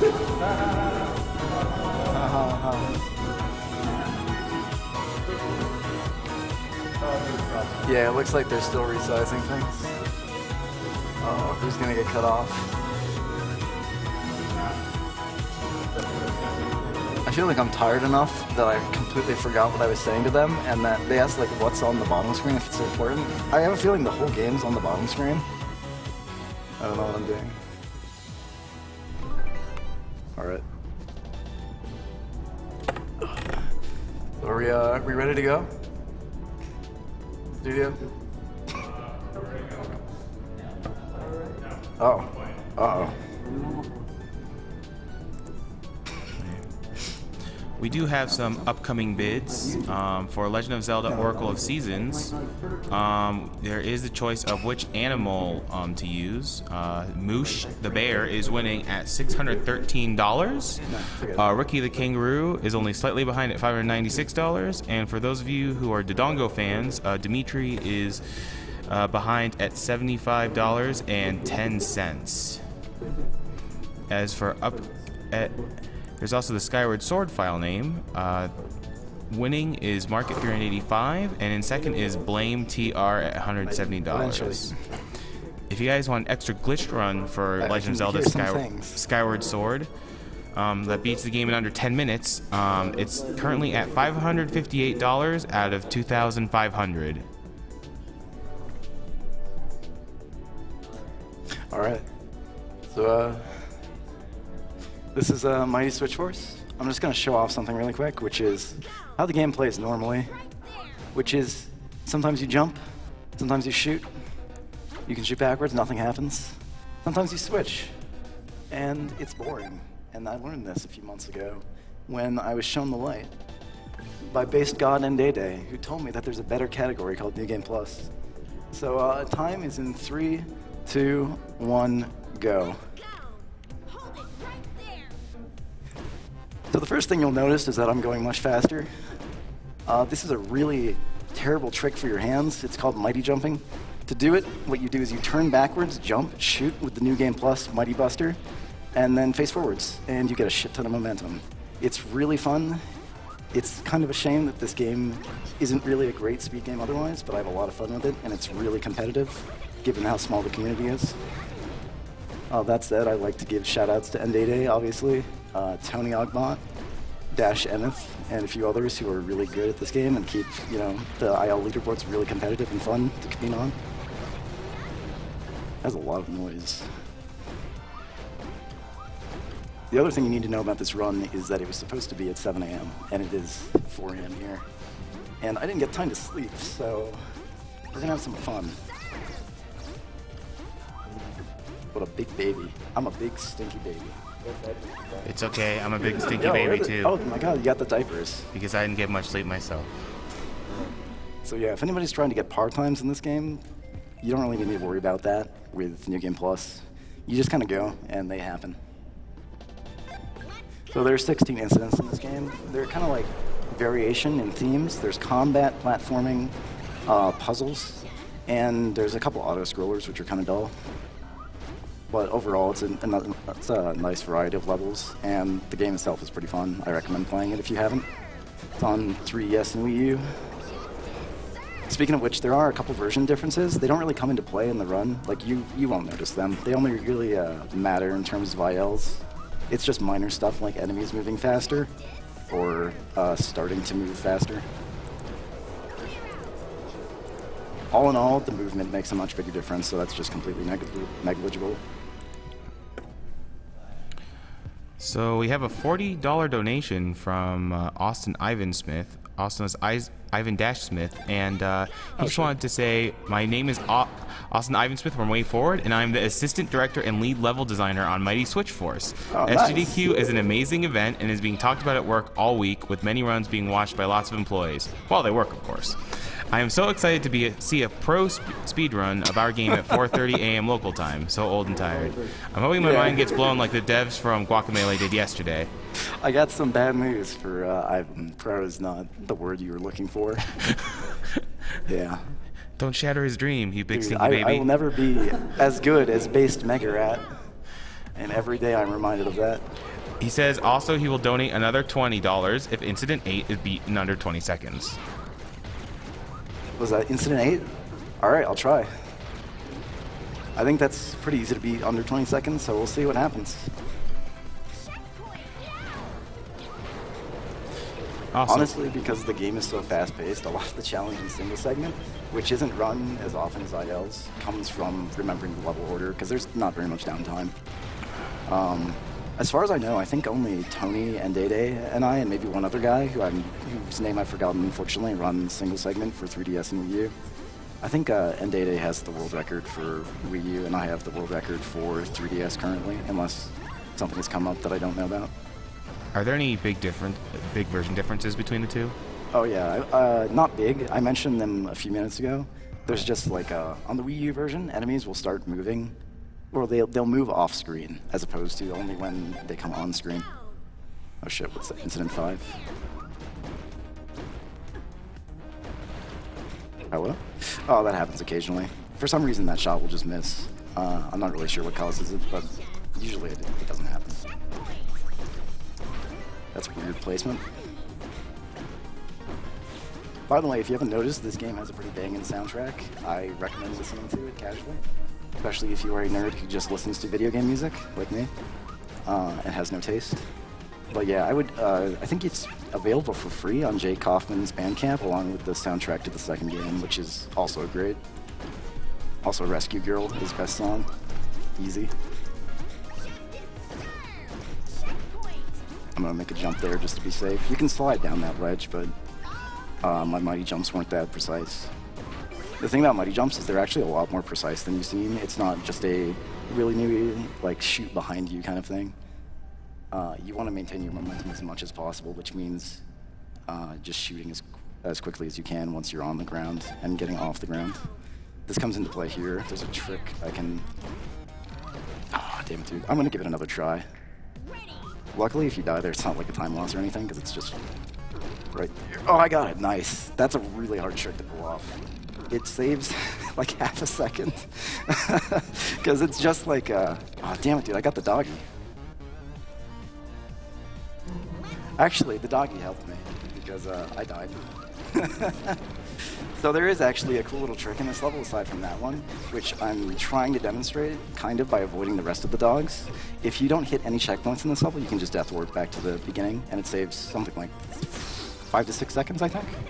It's pretty easy to avoid most of them in New Game Plus, except for that first one. Like you can see, I'm just sort of dancing around these guys.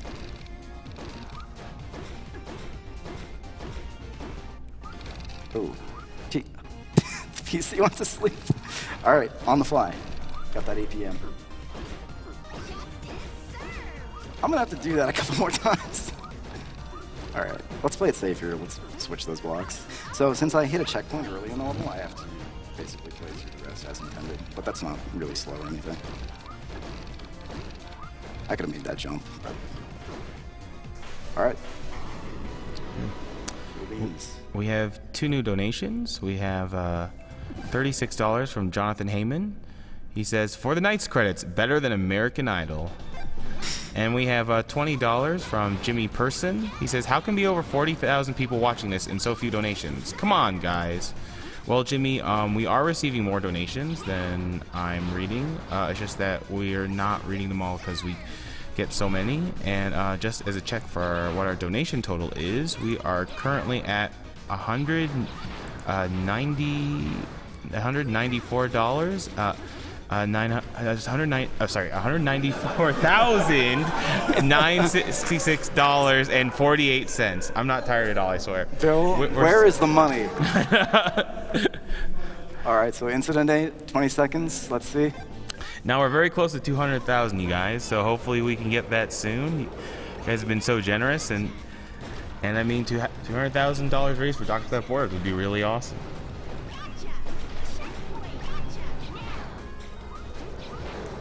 Ooh, this is gonna be close. How tough is 20 seconds on this level? Jesus. Oh, goddamn. That was 1 second off. I think my best time on this is something like 19.78, so it's a pretty tight squeeze. Reset. Start the run over? Okay. I got time to not sleep. So here's the puzzle level. This one's kind of tedious, so if you did have donations to read, this would kind of be the time. It's pretty self-explanatory. The only thing I will say is that you skip by a lot of intended solutions by using the Mighty Blaster because it breaks rocks. Like here, for example. We have $100 from Frederick Knight. He says, "Hey guys, really happy to see Mighty switch force to this year's Sgdq. Shoutouts to Jake Kaufman's amazing soundtrack. Any possibility of a casual Shovel Knight play through on bonus stream? If not, I hope to see it next year. Really enjoying the marathon so far. Keep it up."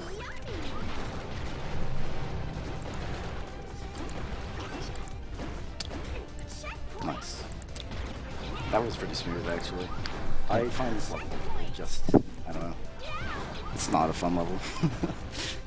So I'm happy with how that went.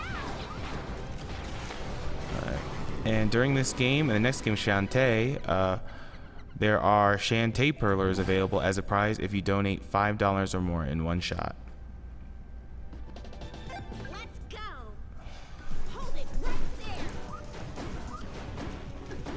I think Incident 10 is probably one of the most difficult incidents in the game, just because there's a lot of dumb tricks in it.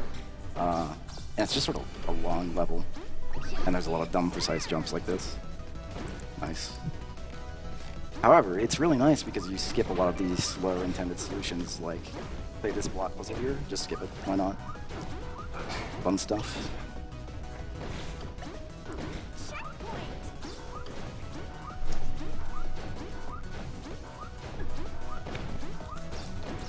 We do have some generous sponsors for our event.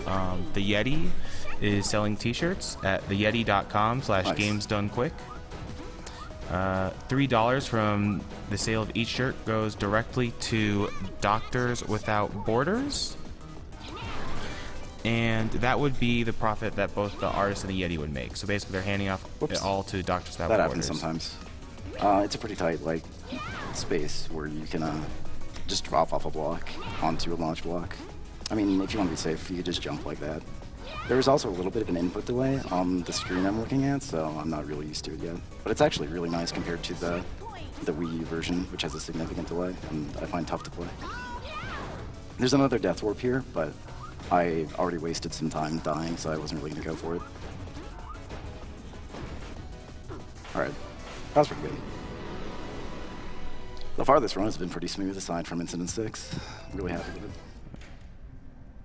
The Yeti is also holding a contest at theyeti.com/contest/SGDQ. I'm gonna reset this level a few times. This shot is really tight, and I want to get it. So, bear with me while I lose 5 seconds. There we go, nice. That's a really tight shot. That's not, no. You clap when I get it first try. You don't clap on the third try. Or, yeah, whatever, just clap.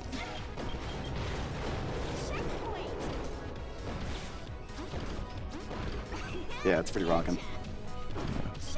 I really like the music in this game because it has a really, like, unique style. It's like electronic pop. Really catchy. Kinda, actually, yeah. Definitely something I kind of listen to on the way to work. Alright, that was pretty good. Incident 11 is one of my favorite incidents just because it's a pretty tight, creative route. My favorite incident is coming up soon, which is 14. But we have a sort of linear combat incident right now. I'm just remotely jumping through the whole thing. There we go.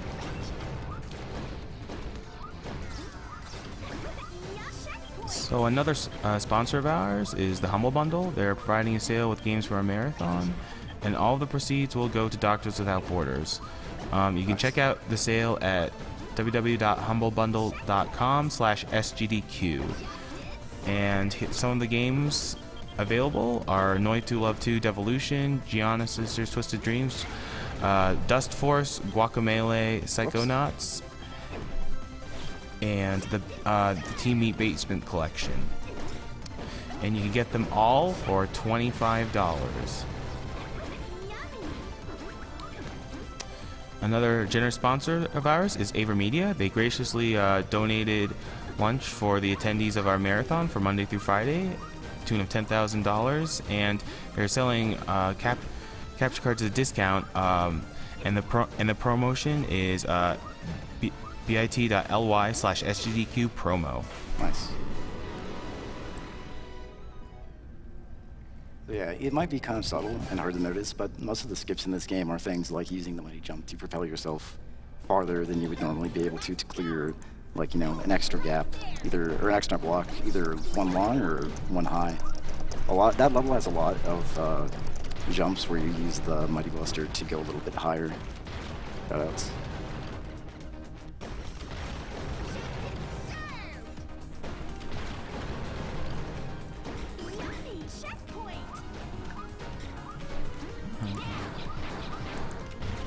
There's a shot here that I'm not sure if I'll make. If it works correctly, the girl that I need to save will, or I guess capture, will be right there. So that worked. You just kind of like take a blind shot at a safe that's located in the top right corner there. It usually works, but for some reason, sometimes it just doesn't, which is a little bit frustrating. But everything went according to Kaikaku there. Translator's note. I can't believe I just said that. Just kill me.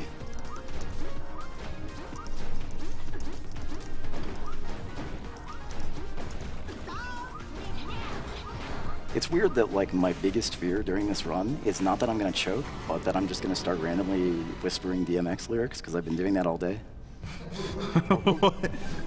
What? Alright, 14. This is pretty much like the summation of this entire game. I love this incident. It's fucking great.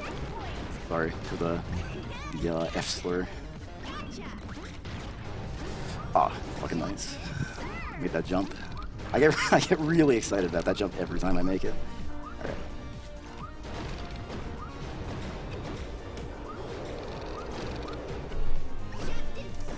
Whoops. A little bit sloppy, but still good.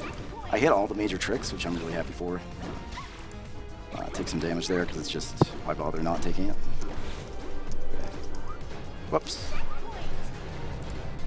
The reason I like the route that sort of ended up happening for this level is because you get here right as this bomb guy comes out, and you don't waste a cycle, although I just sort of did. Nice. And then you death warp. One of my favorite death warps. Whoops. 56 isn't bad. I think my best time for this is something like 48, and it's a really tight record. It's the one I'm most proud of. Those aren't my part times on this 3DS. 15's also a really cool incident. It's my favorite like launch themed level, aside from one of the bonus stages, which has a really cool mechanic to it. Whoops, I fell. Nice. Sometimes I forget that you have to switch there again. So if you haven't figured it out, the mechanic with these blocks is that once you switch into them, you will be launched in the direction that they're facing.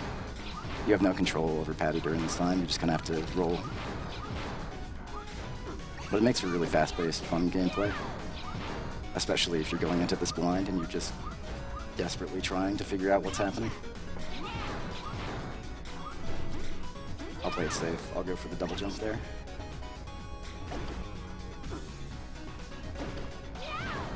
Alright, that's pretty good though. Nice. So yeah, the only level left in the game is actually everybody's favorite, an auto-scroller, which means everybody gets to have a world record when they beat this. The reason it's an auto-scroller is because you don't have control over your switching. You'll see my hat's beeping red instead of blue, and it beeps 3 times and it switches. This is honestly one of the most challenging levels in the game for me because I get so bored that I get distracted and mess up. There's also one really tough jump in it, just because the timing is incredibly awkward. No, I'm trying.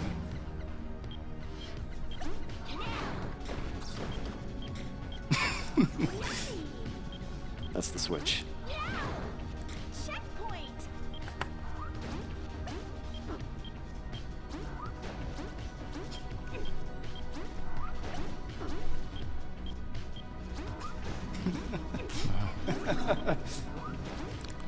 Alright, we here's have. the jump. There's a weird timing to this. Nice, got it. That's the only thing you should ever consider impressive in this level. Nice. Pyken, you got the blanket. Isn't that enough? We have 3 new donations. Oh, I missed one. Because somebody is whispering, X gonna give it to you lyrics behind me. Gee, I wonder. $15 from Eric Bergenholtz. Says, this is my 3rd donation this marathon. Great runs and an even greater cause. Keep up the runs and the awesome. Let's pass this 200K already. You have no idea how actually distracting this is. I actually like this. This is now a challenge run. How long can I keep it together while listening to these guys? Who I will later beat up in my room. We have $10. So this is the last part of this section. It's whoops, a little bit different, like you just saw there. I didn't really lose time from that. That was intentional. Let's say, demonstrating what happens when you mess up in this section. You just get smashed and go back a little bit. So it's just weird platforming.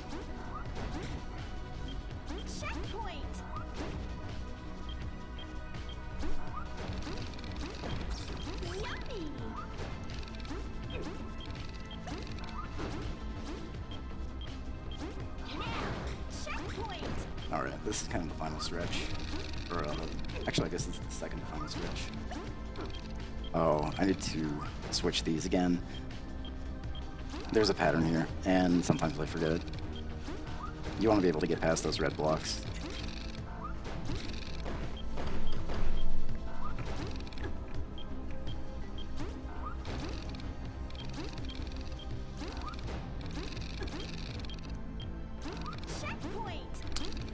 Alright, we have $10 from Ryan Kapak. Great to see a mighty Switch Force and Shantae being run, since they're great games by a great developer. Can't wait for 1/2 Genie Hero, even though we all know it will never actually come out. Harsh. We have $50 from Mark Pascal. Oh, hey. Never happened. That jump's a little bit weird. There's definitely a timing to it. If you're too slow, you get blocked like I did. If you're too fast, you just get crushed. Alright, this boss fight is actually kind of interesting on New Game. It's the one thing I like about New Game. On New Game Plus, not so much. Just shoot the guy in the eyeball. Stuff happens. Time will be on the last hit of the final boss after he drops every girl. So I'll just mention that.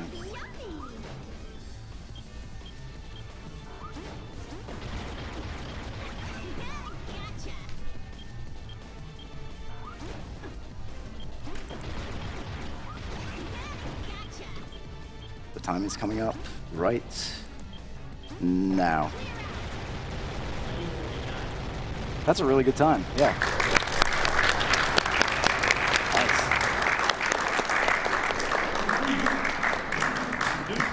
So yeah, because this is a way forward game, enjoy some fan service.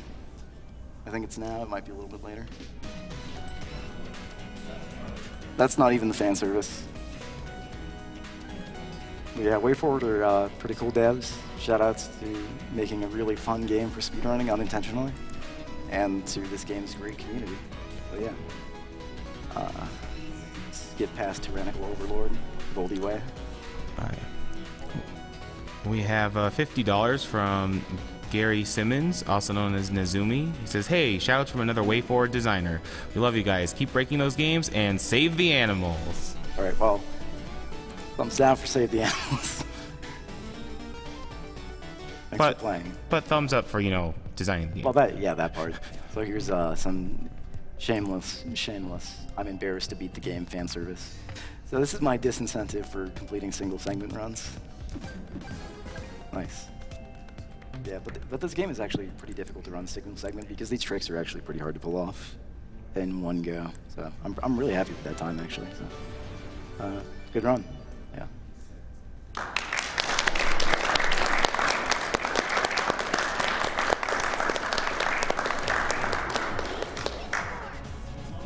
When is Hotline? Alright, you guys can just cut it whenever. Okay, well, the next game coming up is Shantae. played by Wuqinglong. But before that, quick commercial break while we get everything set up.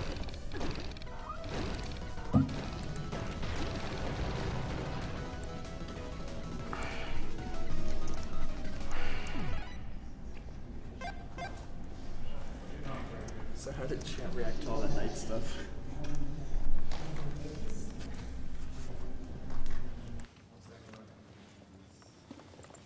Good job, dude.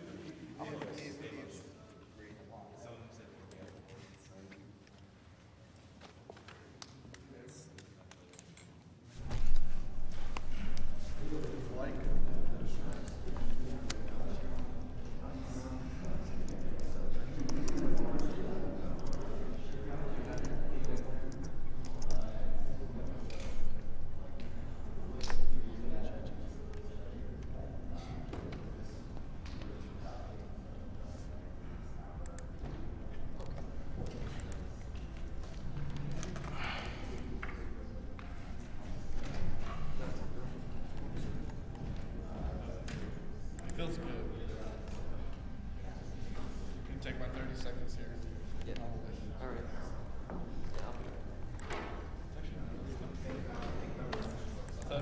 Okay, so welcome back. This is Summer Games Done Quick 2014. If you want to promote our marathon, use the hashtag Sgdq 2014. And this is hosted by Speed Demos Archive and Speedruns Live. Speed Demos Archive, a fine video gaming website featuring videos of over 1,000 games and great forums and community for discussing strategy. Speedruns Live is the place to race. Players of all skill levels are welcome to join. We'd like to become competitive or just want to race casually with friends. You can go to their front page, speedrunslive.com, for more information and watch some really great speedrunner streams.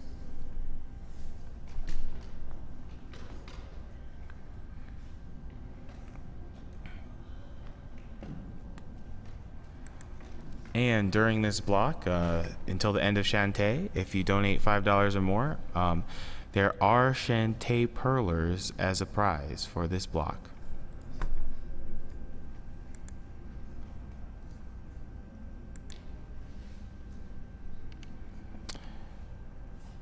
Now, if you guys want to see The Legend of Zelda Link's Awakening DX played today,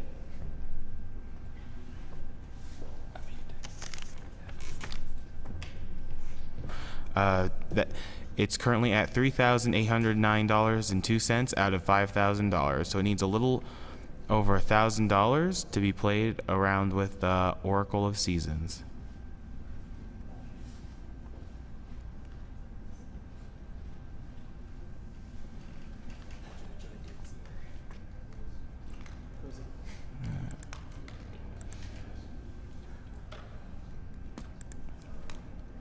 And our current donation total is $195,147.03. Thank you all for your generous donations.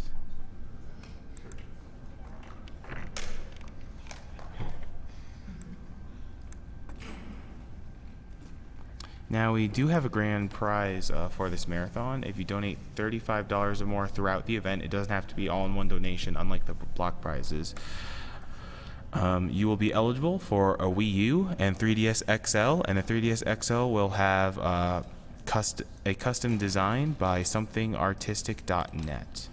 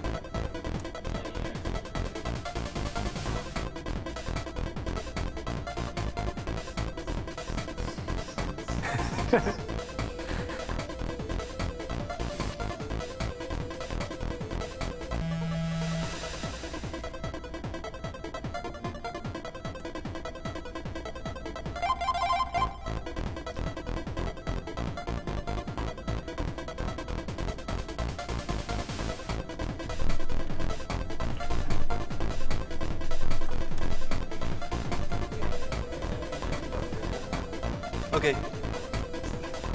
So, 3, 2, 1, go. As you may have noticed, the sound is a little bit advanced for the Game Boy Color. They added extra hardware into the cartridge to support extra sound channels. For those of you not familiar with this game, this is Shantae for the Game Boy Color. It was released in 2002, a year after the Game Boy Advance came out. It had a very limited publishing, only about 15,000 copies, so it's very rare. Yeah, all these cannonballs are random, and he's getting creamed by them. The only ones that aren't random are the ones that are breaking the planks, so those at least he knows where they're going to show up. Wow. Wow, yeah, so that was pretty bad luck for the first screen, but it's not a big deal. Yeah. There's a lot of health on the next map. But, so the plot is Shantae is a guardian genie of a little fishing town, and it gets attacked by pirates.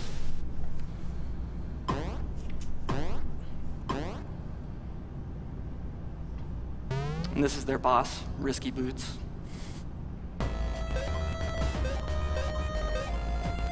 She's here to steal a steam engine.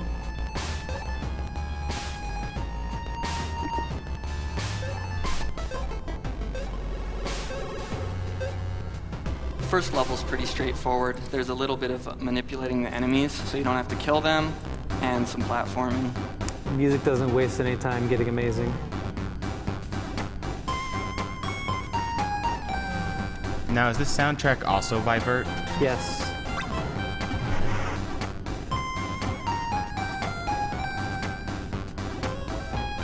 So there's actually like a high path and a low path sometimes in this level, and if you take the wrong one, there's actually unavoidable hits. So sometimes they'll go high, sometimes they'll go low, depending on which way has an avoidable hit or no enemies.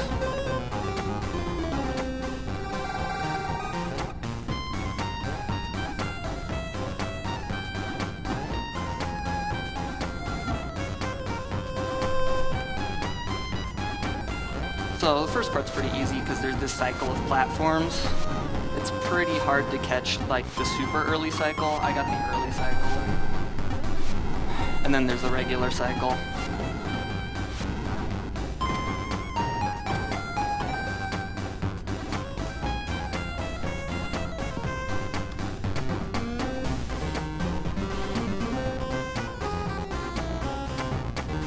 So Risky's little Tinkerbats just blow up a house. It's kind of rude. This is where we learn what she's after, a steam engine that Shantae's adoptive uncle has just invented from some old diagrams he found in a ruin. As we'll find out shortly, Shantae lied to the townspeople. She's not actually a full genie, she's only a half genie, which poses a bit of a problem. She's at a bit of a power gap with the villain. Yeah. Risky Boots has an infinite supply of Tinkerbats. Shantae can whip her hair. The hair whip is a very awkward attack. It's similar to the whip in Castlevania 1, but has a bit of a shorter distance.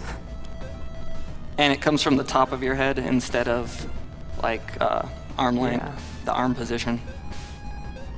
So this is the first boss. It's pretty straightforward. We're about to see a very advanced speed technique though, as you'll find out in just a second. On your first playthrough of this game, recommend you get away from the hair whip as soon as possible. There are plenty of consumable item weapons that you can use, as well as some extra gear, which is rather expensive, but gems are not hard to earn in this game. And the other attacks are far more versatile than the basic hair whip. So as you can see, I'm doing a lot of butt wiggling. that the more butt wiggling you do, the better you run. It's been statistically proven. So, as you can see, they kept the wiggle trying to optimize in the second game too. You have to hit each of these windows 4 times. There's superstition that if the same window opens repeatedly, it's like faster by a few frames, but we haven't actually recorded the frames and compared them. It doesn't really matter because you have no control. All right, we've got some cutscenes here, and then the day and night counter will start. This game operates on day and night, and they are each 2 minutes and 18 seconds long. He needs to go as fast as possible from here to the halfway point of the game where there's a bottleneck. Yeah. So here, you find out that Shantae, again, like he said, lied to the town and is really only a half genie. A weird thing about text in this game is you have to hold the B button down, then let go of it and hit it again to scroll to the next text. So you have to actually memorize the entire script so you know when the best time to let go of the B button is and hit it again. Now would be a good time for donations. Okay, well, we have $5 from Patrick Benke. He says, great job with the marathon thus far. Woo, I expect that you crush your PB today, and don't forget, the Misfits stand behind you. Hashtag monkey, monkey, monkey. Runner's choice.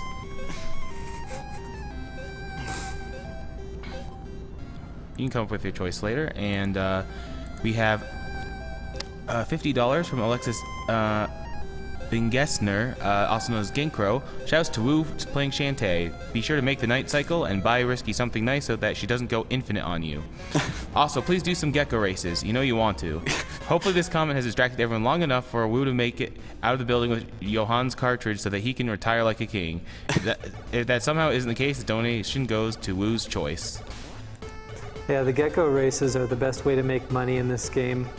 It will not be used for the any % route, but when 100% is routed, they'll be included heavily. Because to get everything in the game requires a lot of money, several times the maximum you can carry. So this is Scarecrow Field. It's probably the worst map in the entire run. Not going to the right, but when we have to come back. Because the enemies are RNG, and right now I don't care about my health, but I will on the return trip. And if I take too many hits, I'll have to heal, which is very slow. This map's pretty free, so we can read some more donations. Okay. We have $10 from Ben Kember, known as Twinkle Toes. He says, Link's Awakening Hype. We have $35.55 from Ian Watkins, also known as Nye255. Been enjoying the wide variety of games done quick by SDA over the years, and it's especially spiffin' seeing someone step up to speedrun Shantae after so long. To which I say, full speed ahead, half genies, my body's ret to go. This game needs a lot more attention than it gets. It's unfortunate it had such a small publishing. Very charming game with a lot of good gameplay. It also has like a really interesting speedrunning history. Like Tassers were looking at it a long time ago, and then some people did some preliminary runs without much routing. And I started routing this game, and Johan here came into my chat and was like, oh hey, I'm routing this game too. Like just circumstantially at the same time. Coincidentally started routing this game in depth at exactly the same time and didn't know about each other, and then we ran into each other and we found like opposite sets of things, so it made the run that much better. And we still find like little things now and again. We're to the point now where we're optimizing for small things that will save frames as opposed to seconds. Which isn't to say this execution is going to be perfect, but the run is pretty difficult. So fun fact about entering towns, you can just like move after you start entering a town. He's going to save the game here. This is not a safety save. This is something that will pay off later. Right. We'll talk about why this save happened more after the second labyrinth. But right now we gotta go talk to Bolo. Bolo's a pretty cool guy. He's got his priorities straight. Am I good to read some more donations? Yeah, go ahead. We have $150 from Jake Smith.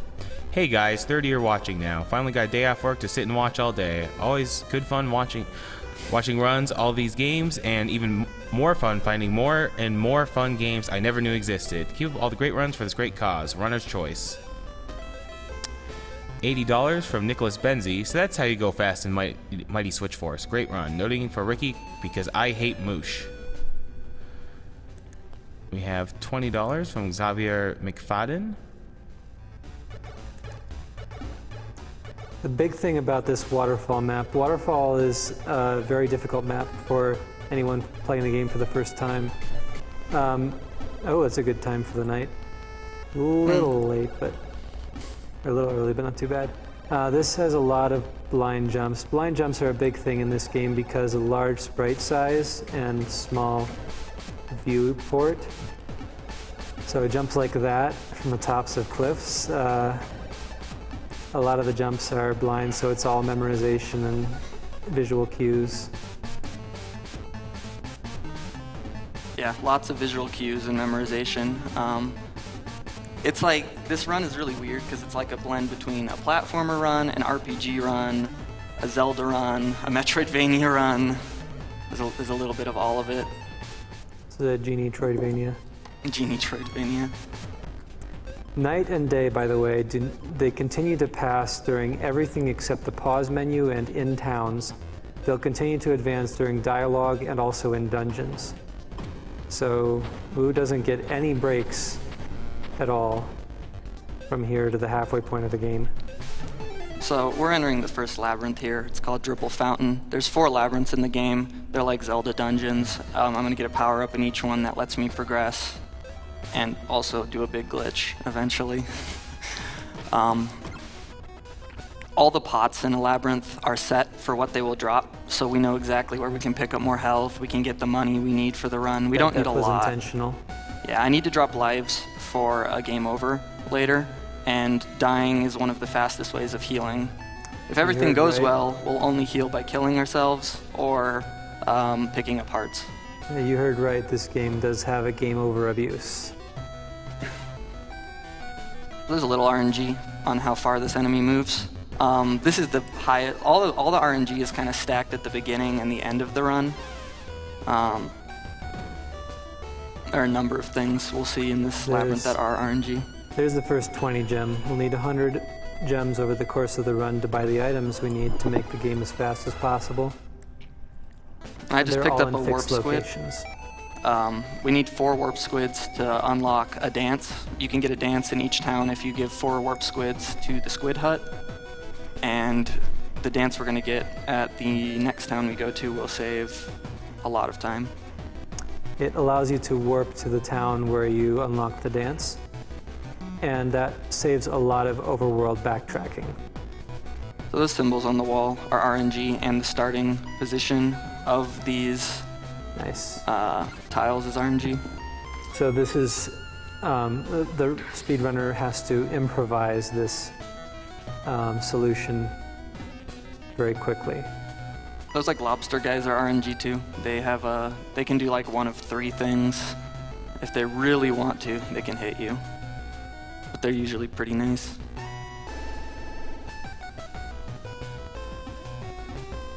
Nice. That was a very tight jump to avoid getting shocked by that So I'm gonna kill platform. these 2 guys because I have to walk through there 3 times, and stopping to kill them is faster than getting hit 3 times. As much as we like to damage boost in this game. Yeah, he is trying to drop health here eventually. Not right now, but pretty soon he'll want to start dropping health.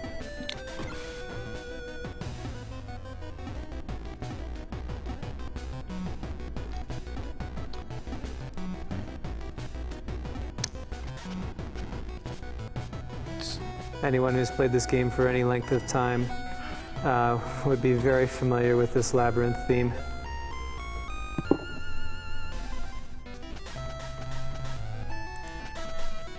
As playing the game the first time, the labyrinths do get you pretty lost. Why do they call them labyrinths? 20 gem. Now is the point where he wants to start dropping health to get ready for a death abuse. But first we gotta go a little out of the way for a warp squid. Each dungeon has 5 warp squids. You need 4 to unlock warp dance. So thankfully 4 are available right in the first dungeon, which is the most convenient place to get them. Each dungeon has 1 warp squid that you can't get when you first visit it. It requires something you get later to access it. So this next segment's pretty dangerous. We'll see. Yeah, he's trying not to die too early here. Good. Oh. Yeah, Right, you only have like a few frames to not get damaged on that This guy. guy Usually is- this guy's pretty nice. Is he? Yeah. Yep, he okay, gave you the so best pattern. He gave me the safe pattern, not the fastest. And he can block as long as he wants. Only 3 blocks is about standard.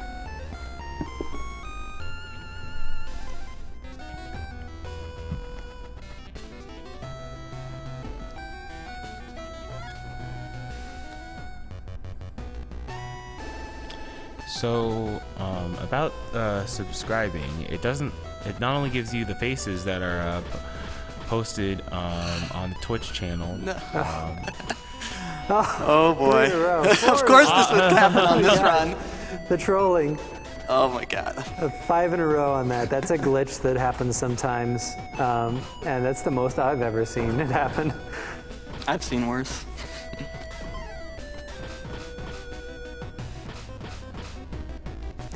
And his health right now is at 1. A single hit will kill him. There's no real damage sources that he'll run into here until he wants to die. Dying puts you back at the start of a room, like where you entered the room you're in.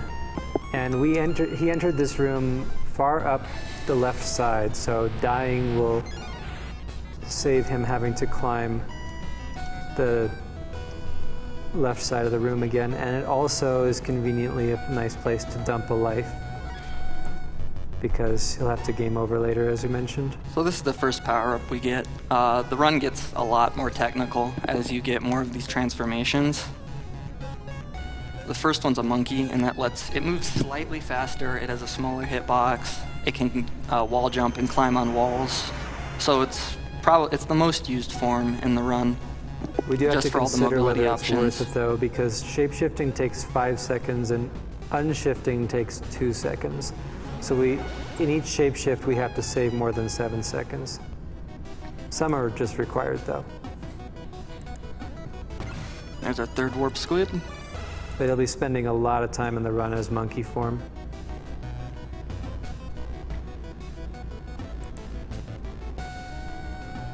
Am I good to read off now? Yeah, he's just backtracking through the dungeon. 1 more warp squid to pick up and then go to the boss. So go ahead. You can read some donations. Alright. As I was saying, you not only get Twitch exclusive Twitch faces from the subscription, but also all of the subscription, all of the $4.99 is donated to Doctors Without Borders after the end of this event. And we have $20 from Richard Butler. And we have $20 from Kaylee Nielsen, known as Usiku. She says, this $20 is to ask Wuqinglong to sing the monkey song, which he in his chat once had me sing for 20 straight minutes. Now that I've had my revenge, good luck with your lewd game, Wu. Talk to you soon, sweetie. Oh man. Yeah, they're jumping all over the place right now. Yeah, both of these guys are RNG, and I want them to both go in the corner down there. Yeah. One of them's okay. Oh no. Uh-oh. All right, we're good. He's got him on lock now. It took a little while to get to the good position, but I'm gonna he have wants to him pick in up that a heart corner so he now. can, yeah. And they can take as long as they want to get there. All right, so Sometimes they there's just want to a jump all over relatively the place. difficult infinite combo coming up on this boss. And by the way, if anyone knows the name of this boss, like the official name, or has a good name for it, like let me know, because it bothers me that like I have no names for the bosses I fight.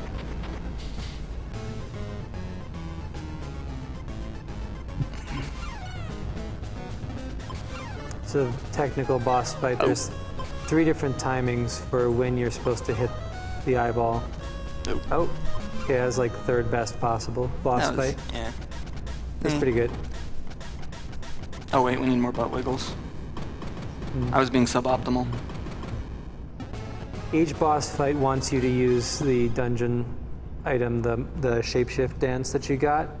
In this boss fight, if you don't hit him as quickly as Wu hit him, he'll go into a phase where he makes water rise up from the floor and you use monkey form to climb the walls to avoid it.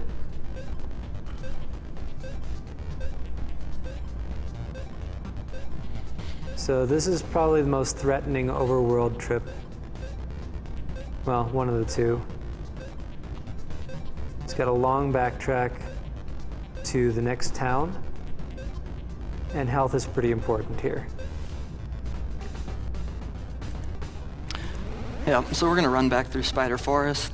Again, it's fairly easy besides this first jump, so we can read some more donations. Okay.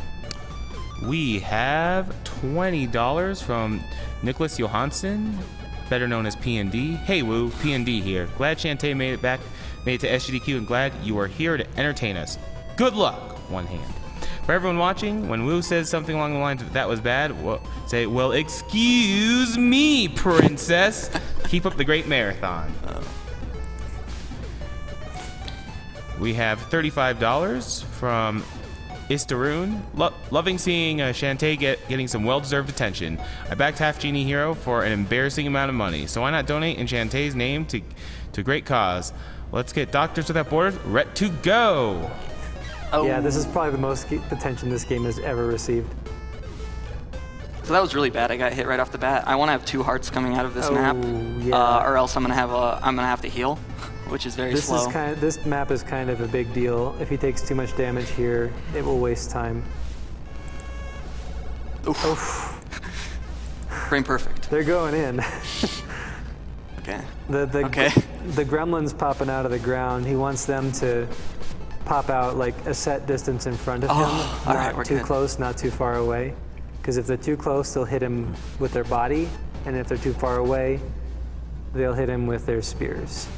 This is one of the hardest maps for somebody on their first playthrough because these Naga shoot homing shots. Very difficult to avoid, and the Naga have kind of a difficult pattern of movement, so they're tricky to hit. This map is just all around really difficult the first time through. Our speedrun route takes between 2 and 3 damage depending on what health we expect to have at the start. He has only 1 health left, so a death abuse here to refill his health. I have to be really careful now because this is all the health I get until I reach the second labyrinth. Getting hit there doesn't really matter. He has 0 lives left. It would be very bad if he died. I'm gonna get a warp though, and then like if I died, it wouldn't be so big a deal. But we don't want to. That's true. There are a lot of backup strats for a no reset run, so it's kind of nice. You don't have to worry about too much. This map is the scorpions move in somewhat random patterns, so you can get trolled pretty hard sometimes. No, don't do it. This is pretty good though. Yeah. Good health. Lots of things to do in this town. Yeah, I'm gonna be getting the warp dance. I'm going to be buying items I use to sequence break and just save a lot of time. And I'm gonna talk to the NPC that'll let me into the next labyrinth. The items you're buying, the exit candy, allows you to exit a dungeon instantly, which will save us time. He's gonna buy 3 of them. 2 of those are used to get from far into a dungeon back to the start, and 1 is used to sequence break. Don't worry about the fact that I'm giving the squid babies to the wrong mother. They're going to a loving home. Yeah, the mothers can't really tell the difference between their babies and other mothers' babies. So there's 5 mama squids and a whole bunch of baby squids, and it doesn't really matter who you give them to. A squid is a squid. Am I good to read some more donations? Yep. We have another donation from Austin Ivan Smith for $10. He says, Austin from Way Forward again. I wish I could stay up to watch this Shantae run. Man, 5 a.m. here. Hey, what about us? Because the expertise and passion shown by you guys is amazing and inspiring. Can't wait to see this once it's archived, and as it will be watched extensively around the office. Thanks for the love and appreciation for Shantae, and I hope you run it again next year. Also, if you want to know boss names or other Shantae trivia, hit up the creator Matt Bozon on Twitter, at Mr. Bozon. Release it on Steam so we can run the sequel. Yes, please. We're waiting. Yeah, and that's Mr. as an MR Bozon, and also Not kudos yet. to playing it on the GameCube GBA player. And we have $5 from Sean Perrault. He said, that one over there. This better be a good run, Woo. I didn't not go to bed for a crap run. Good luck and monkey, monkey, monkey. This is a pretty good run so far. He's on a good pace to hit the early night. Yeah. That's the biggest thing that matters, is reaching the halfway point of the game during the earliest night we can. Indeed. If you miss that early night, it's a 2-minute, 18-second penalty. So back in town, we talked to Sky, who's Shantae's friend, who she never ever runs into. Shantae's not a very good friend, but that's alright because she's going to save the world. And Sky has the ability to summon infinite gusts of wind. I don't know if anyone noticed. I just thought it was odd. Apart from the important bottleneck in the middle of the game, night and day affect a few things. There's 3 enemies that behave differently in day than they do in night. And also, all enemies have twice as much health during the night. Other than that, they're not really more threatening.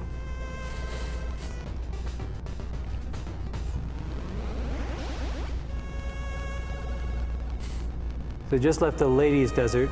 Now we're going to the men's desert. Yes, the Scorpion people have very strict societal hierarchy, I guess.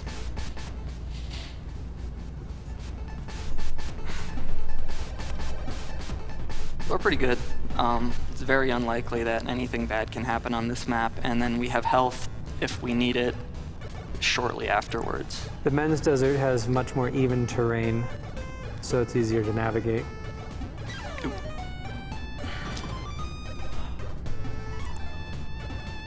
So I'm going to take another hit on purpose because I want to be at 1 heart. If I'm not at 2 hearts, I want to be at 1 heart entering the golem mine so that I can pick up a heart and be at 2 hearts, which is also, optimal. Sky mentioned this bird's name was Wrench, and we're about to find out why.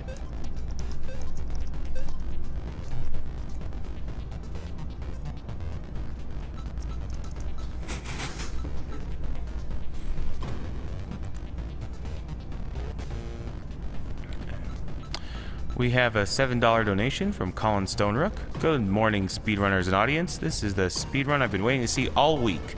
Shantae is amazing. Hashtag belly dancing for a good cause. And put this donation towards suplexing the train. There are no trains to suplex in this game. Also, one thing it's important to mention here. Pots in dungeons, while they're fixed drops, they never respawn unless you leave the dungeon and come back. So for anyone playing the game for the first time, like, healing is kind of limited in the dungeons in that respect. Well, you'll notice I changed color. The labyrinth's gimmick is magnetism, so there are certain enemies that react to you in certain ways based on what polarity you have. So the chest right here is blue, so it will be attracted to Shantae instead of repelled into the corner. Now you can transform while picking up keys. I don't do it in this labyrinth anymore because I've hard-locked the game doing that. Only in this labyrinth. So far, the other ones are safe. Yeah.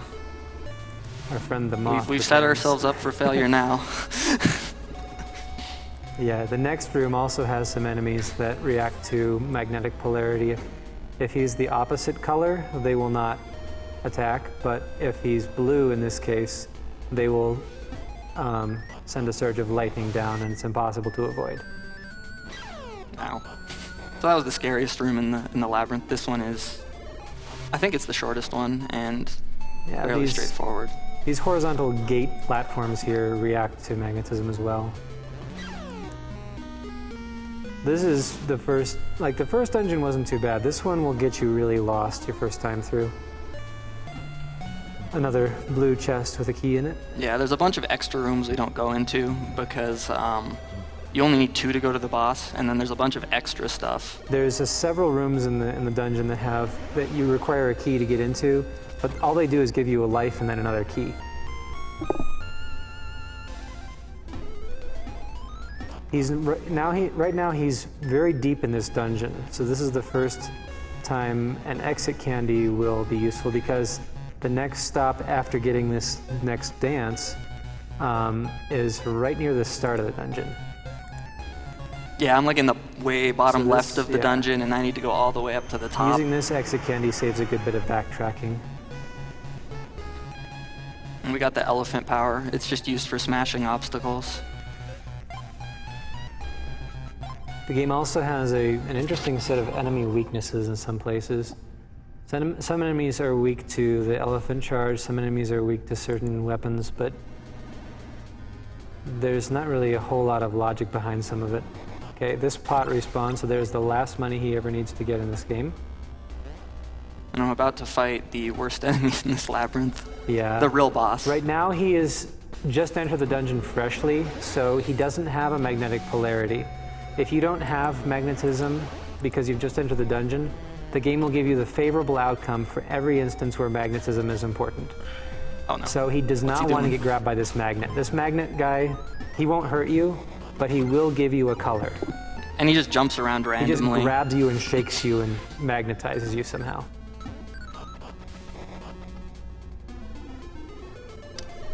We have a $5 donation from Johnny Vanda.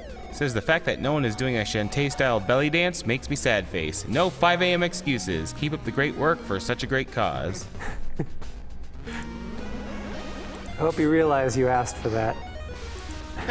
Okay, right now Wu is at 0 lives and 1 health. He is 1 hit away from a game over. Oh no. Okay, I didn't soft lock the game. Or I mean hard lock the game. Sometimes I forget because I want to go fast. Thankfully, there's not really any damage sources from here until the boss. So I'm climbing back up the chute there, because if you've played this game, you know there's a key door to your right and a key door to your left. That's one of those areas where it'll like give you an extra life for being in there, but... So we save having to get another key by just climbing back up the way we came and just exiting out of the door we already opened. There's a really inconsistent trick coming up that only saves 6 seconds, and there's like not any, we can't figure it out.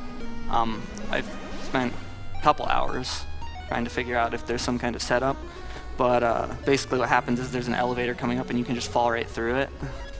Hopefully I'll get it. You can be slightly ahead of, oh, not there. You can be slightly ahead of where that elevator spawns and just... It just doesn't load its collision. Mm-hmm.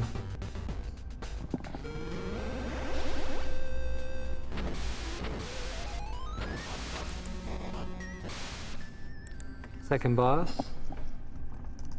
This boss is pretty easy, unless you get greedy, and then you're like pretty much guaranteed to die. So. On your first time through this game, this boss is kind of a puzzle. It's not really clear what you're supposed to do to him.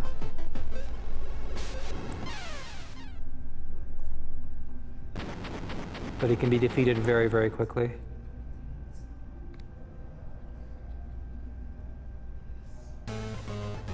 This guy needs a name too. Like, what do I call him? Big rock guy with hands. So I played it safe there and waited an extra cycle. Whoa. How are you? That was interesting. You weren't on his hand anymore. Yeah, I like jumped by accident. You were on like the side of his face. I've never seen that.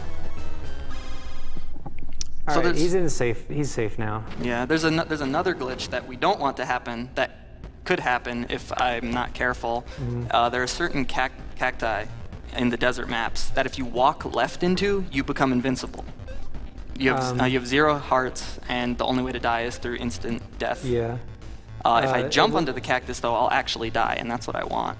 Yeah, because when you game over, you keep everything you had at that point, and it just sets your position back to the last place you saved. So I remember when we saved in Watertown, this flung him all the way across the overworld to the closest point to the next dungeon.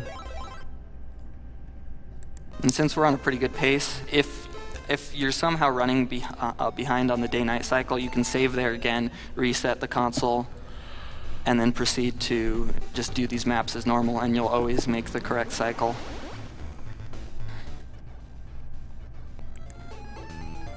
This map's pretty boring. This is the last hard overworld section in the game. There's a few maps coming up that are really, really difficult. The swamp especially, which is a bunch of very, very narrow platforms, and every jump is blind, so it's a big chunk of memorization. We can have some donations though until we hit the swamp.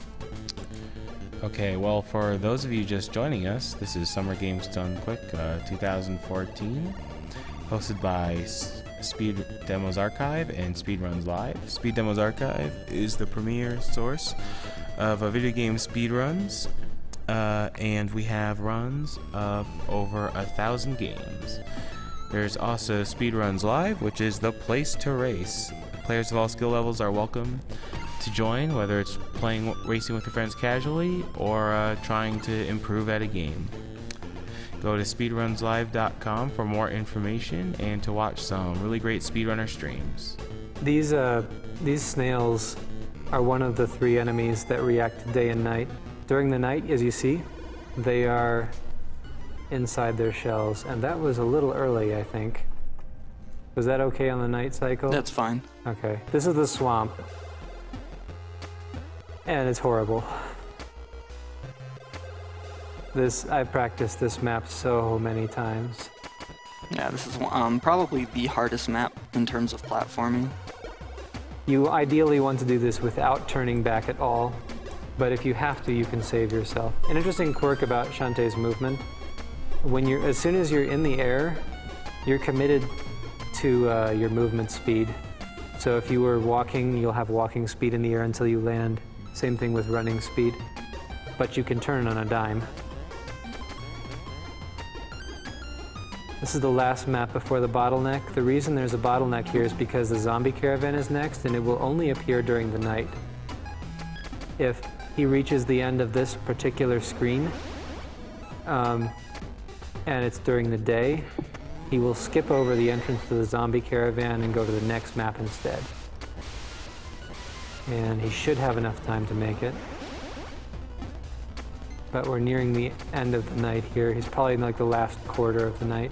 Oh no, it's a lot longer than you think.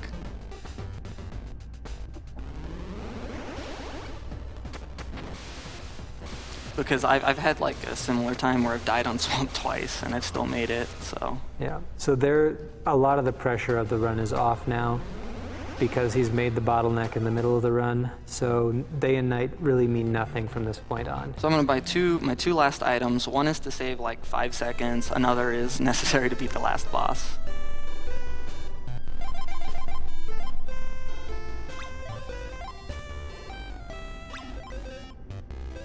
Fireballs and pike balls are really convenient weapons in this game, and they're pretty cheap.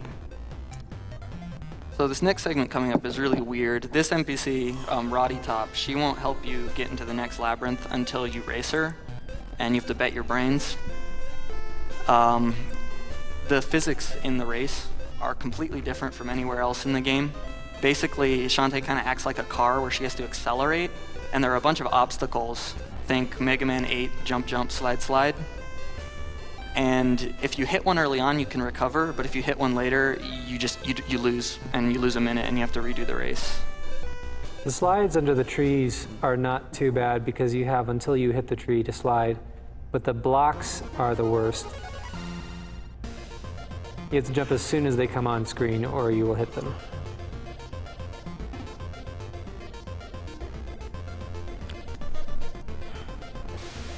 And this is a fixed pattern, it's memorization. But it can still psych you out. Because you lose a minute if you lose this race. Many runs have gone to die here.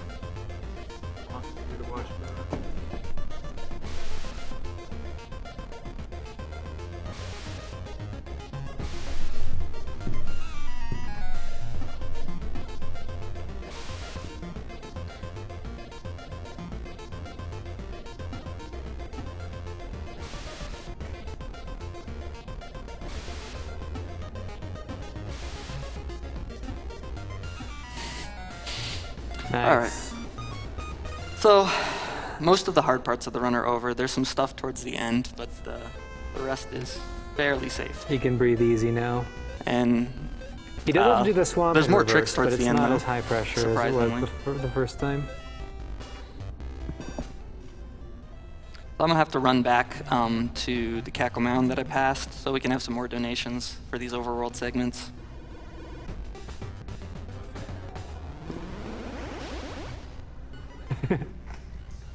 Or not.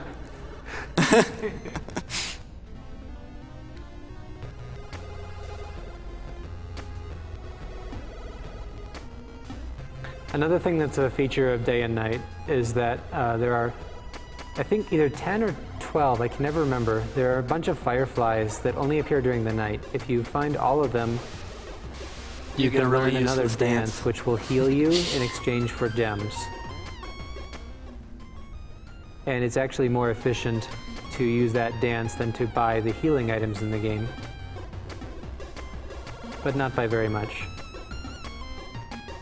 And it's not really possible to get the dance before like the end of the game anyway.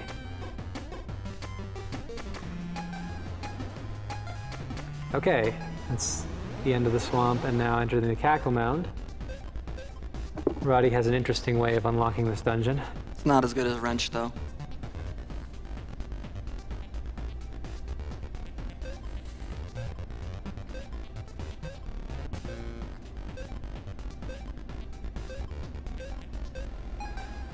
So this is the Cackle Mound. It sort of has this weird stealth gimmick that we won't be using, where if you like hide in these shadowed parts of the labyrinth, you can't get hit. And it also has these weird eyeball puzzles that are one of the worst things in the run, in my opinion. Yeah, you'll notice as Shantae moves past some areas, her sprite will go completely black, and that's when you're invincible. So I picked up that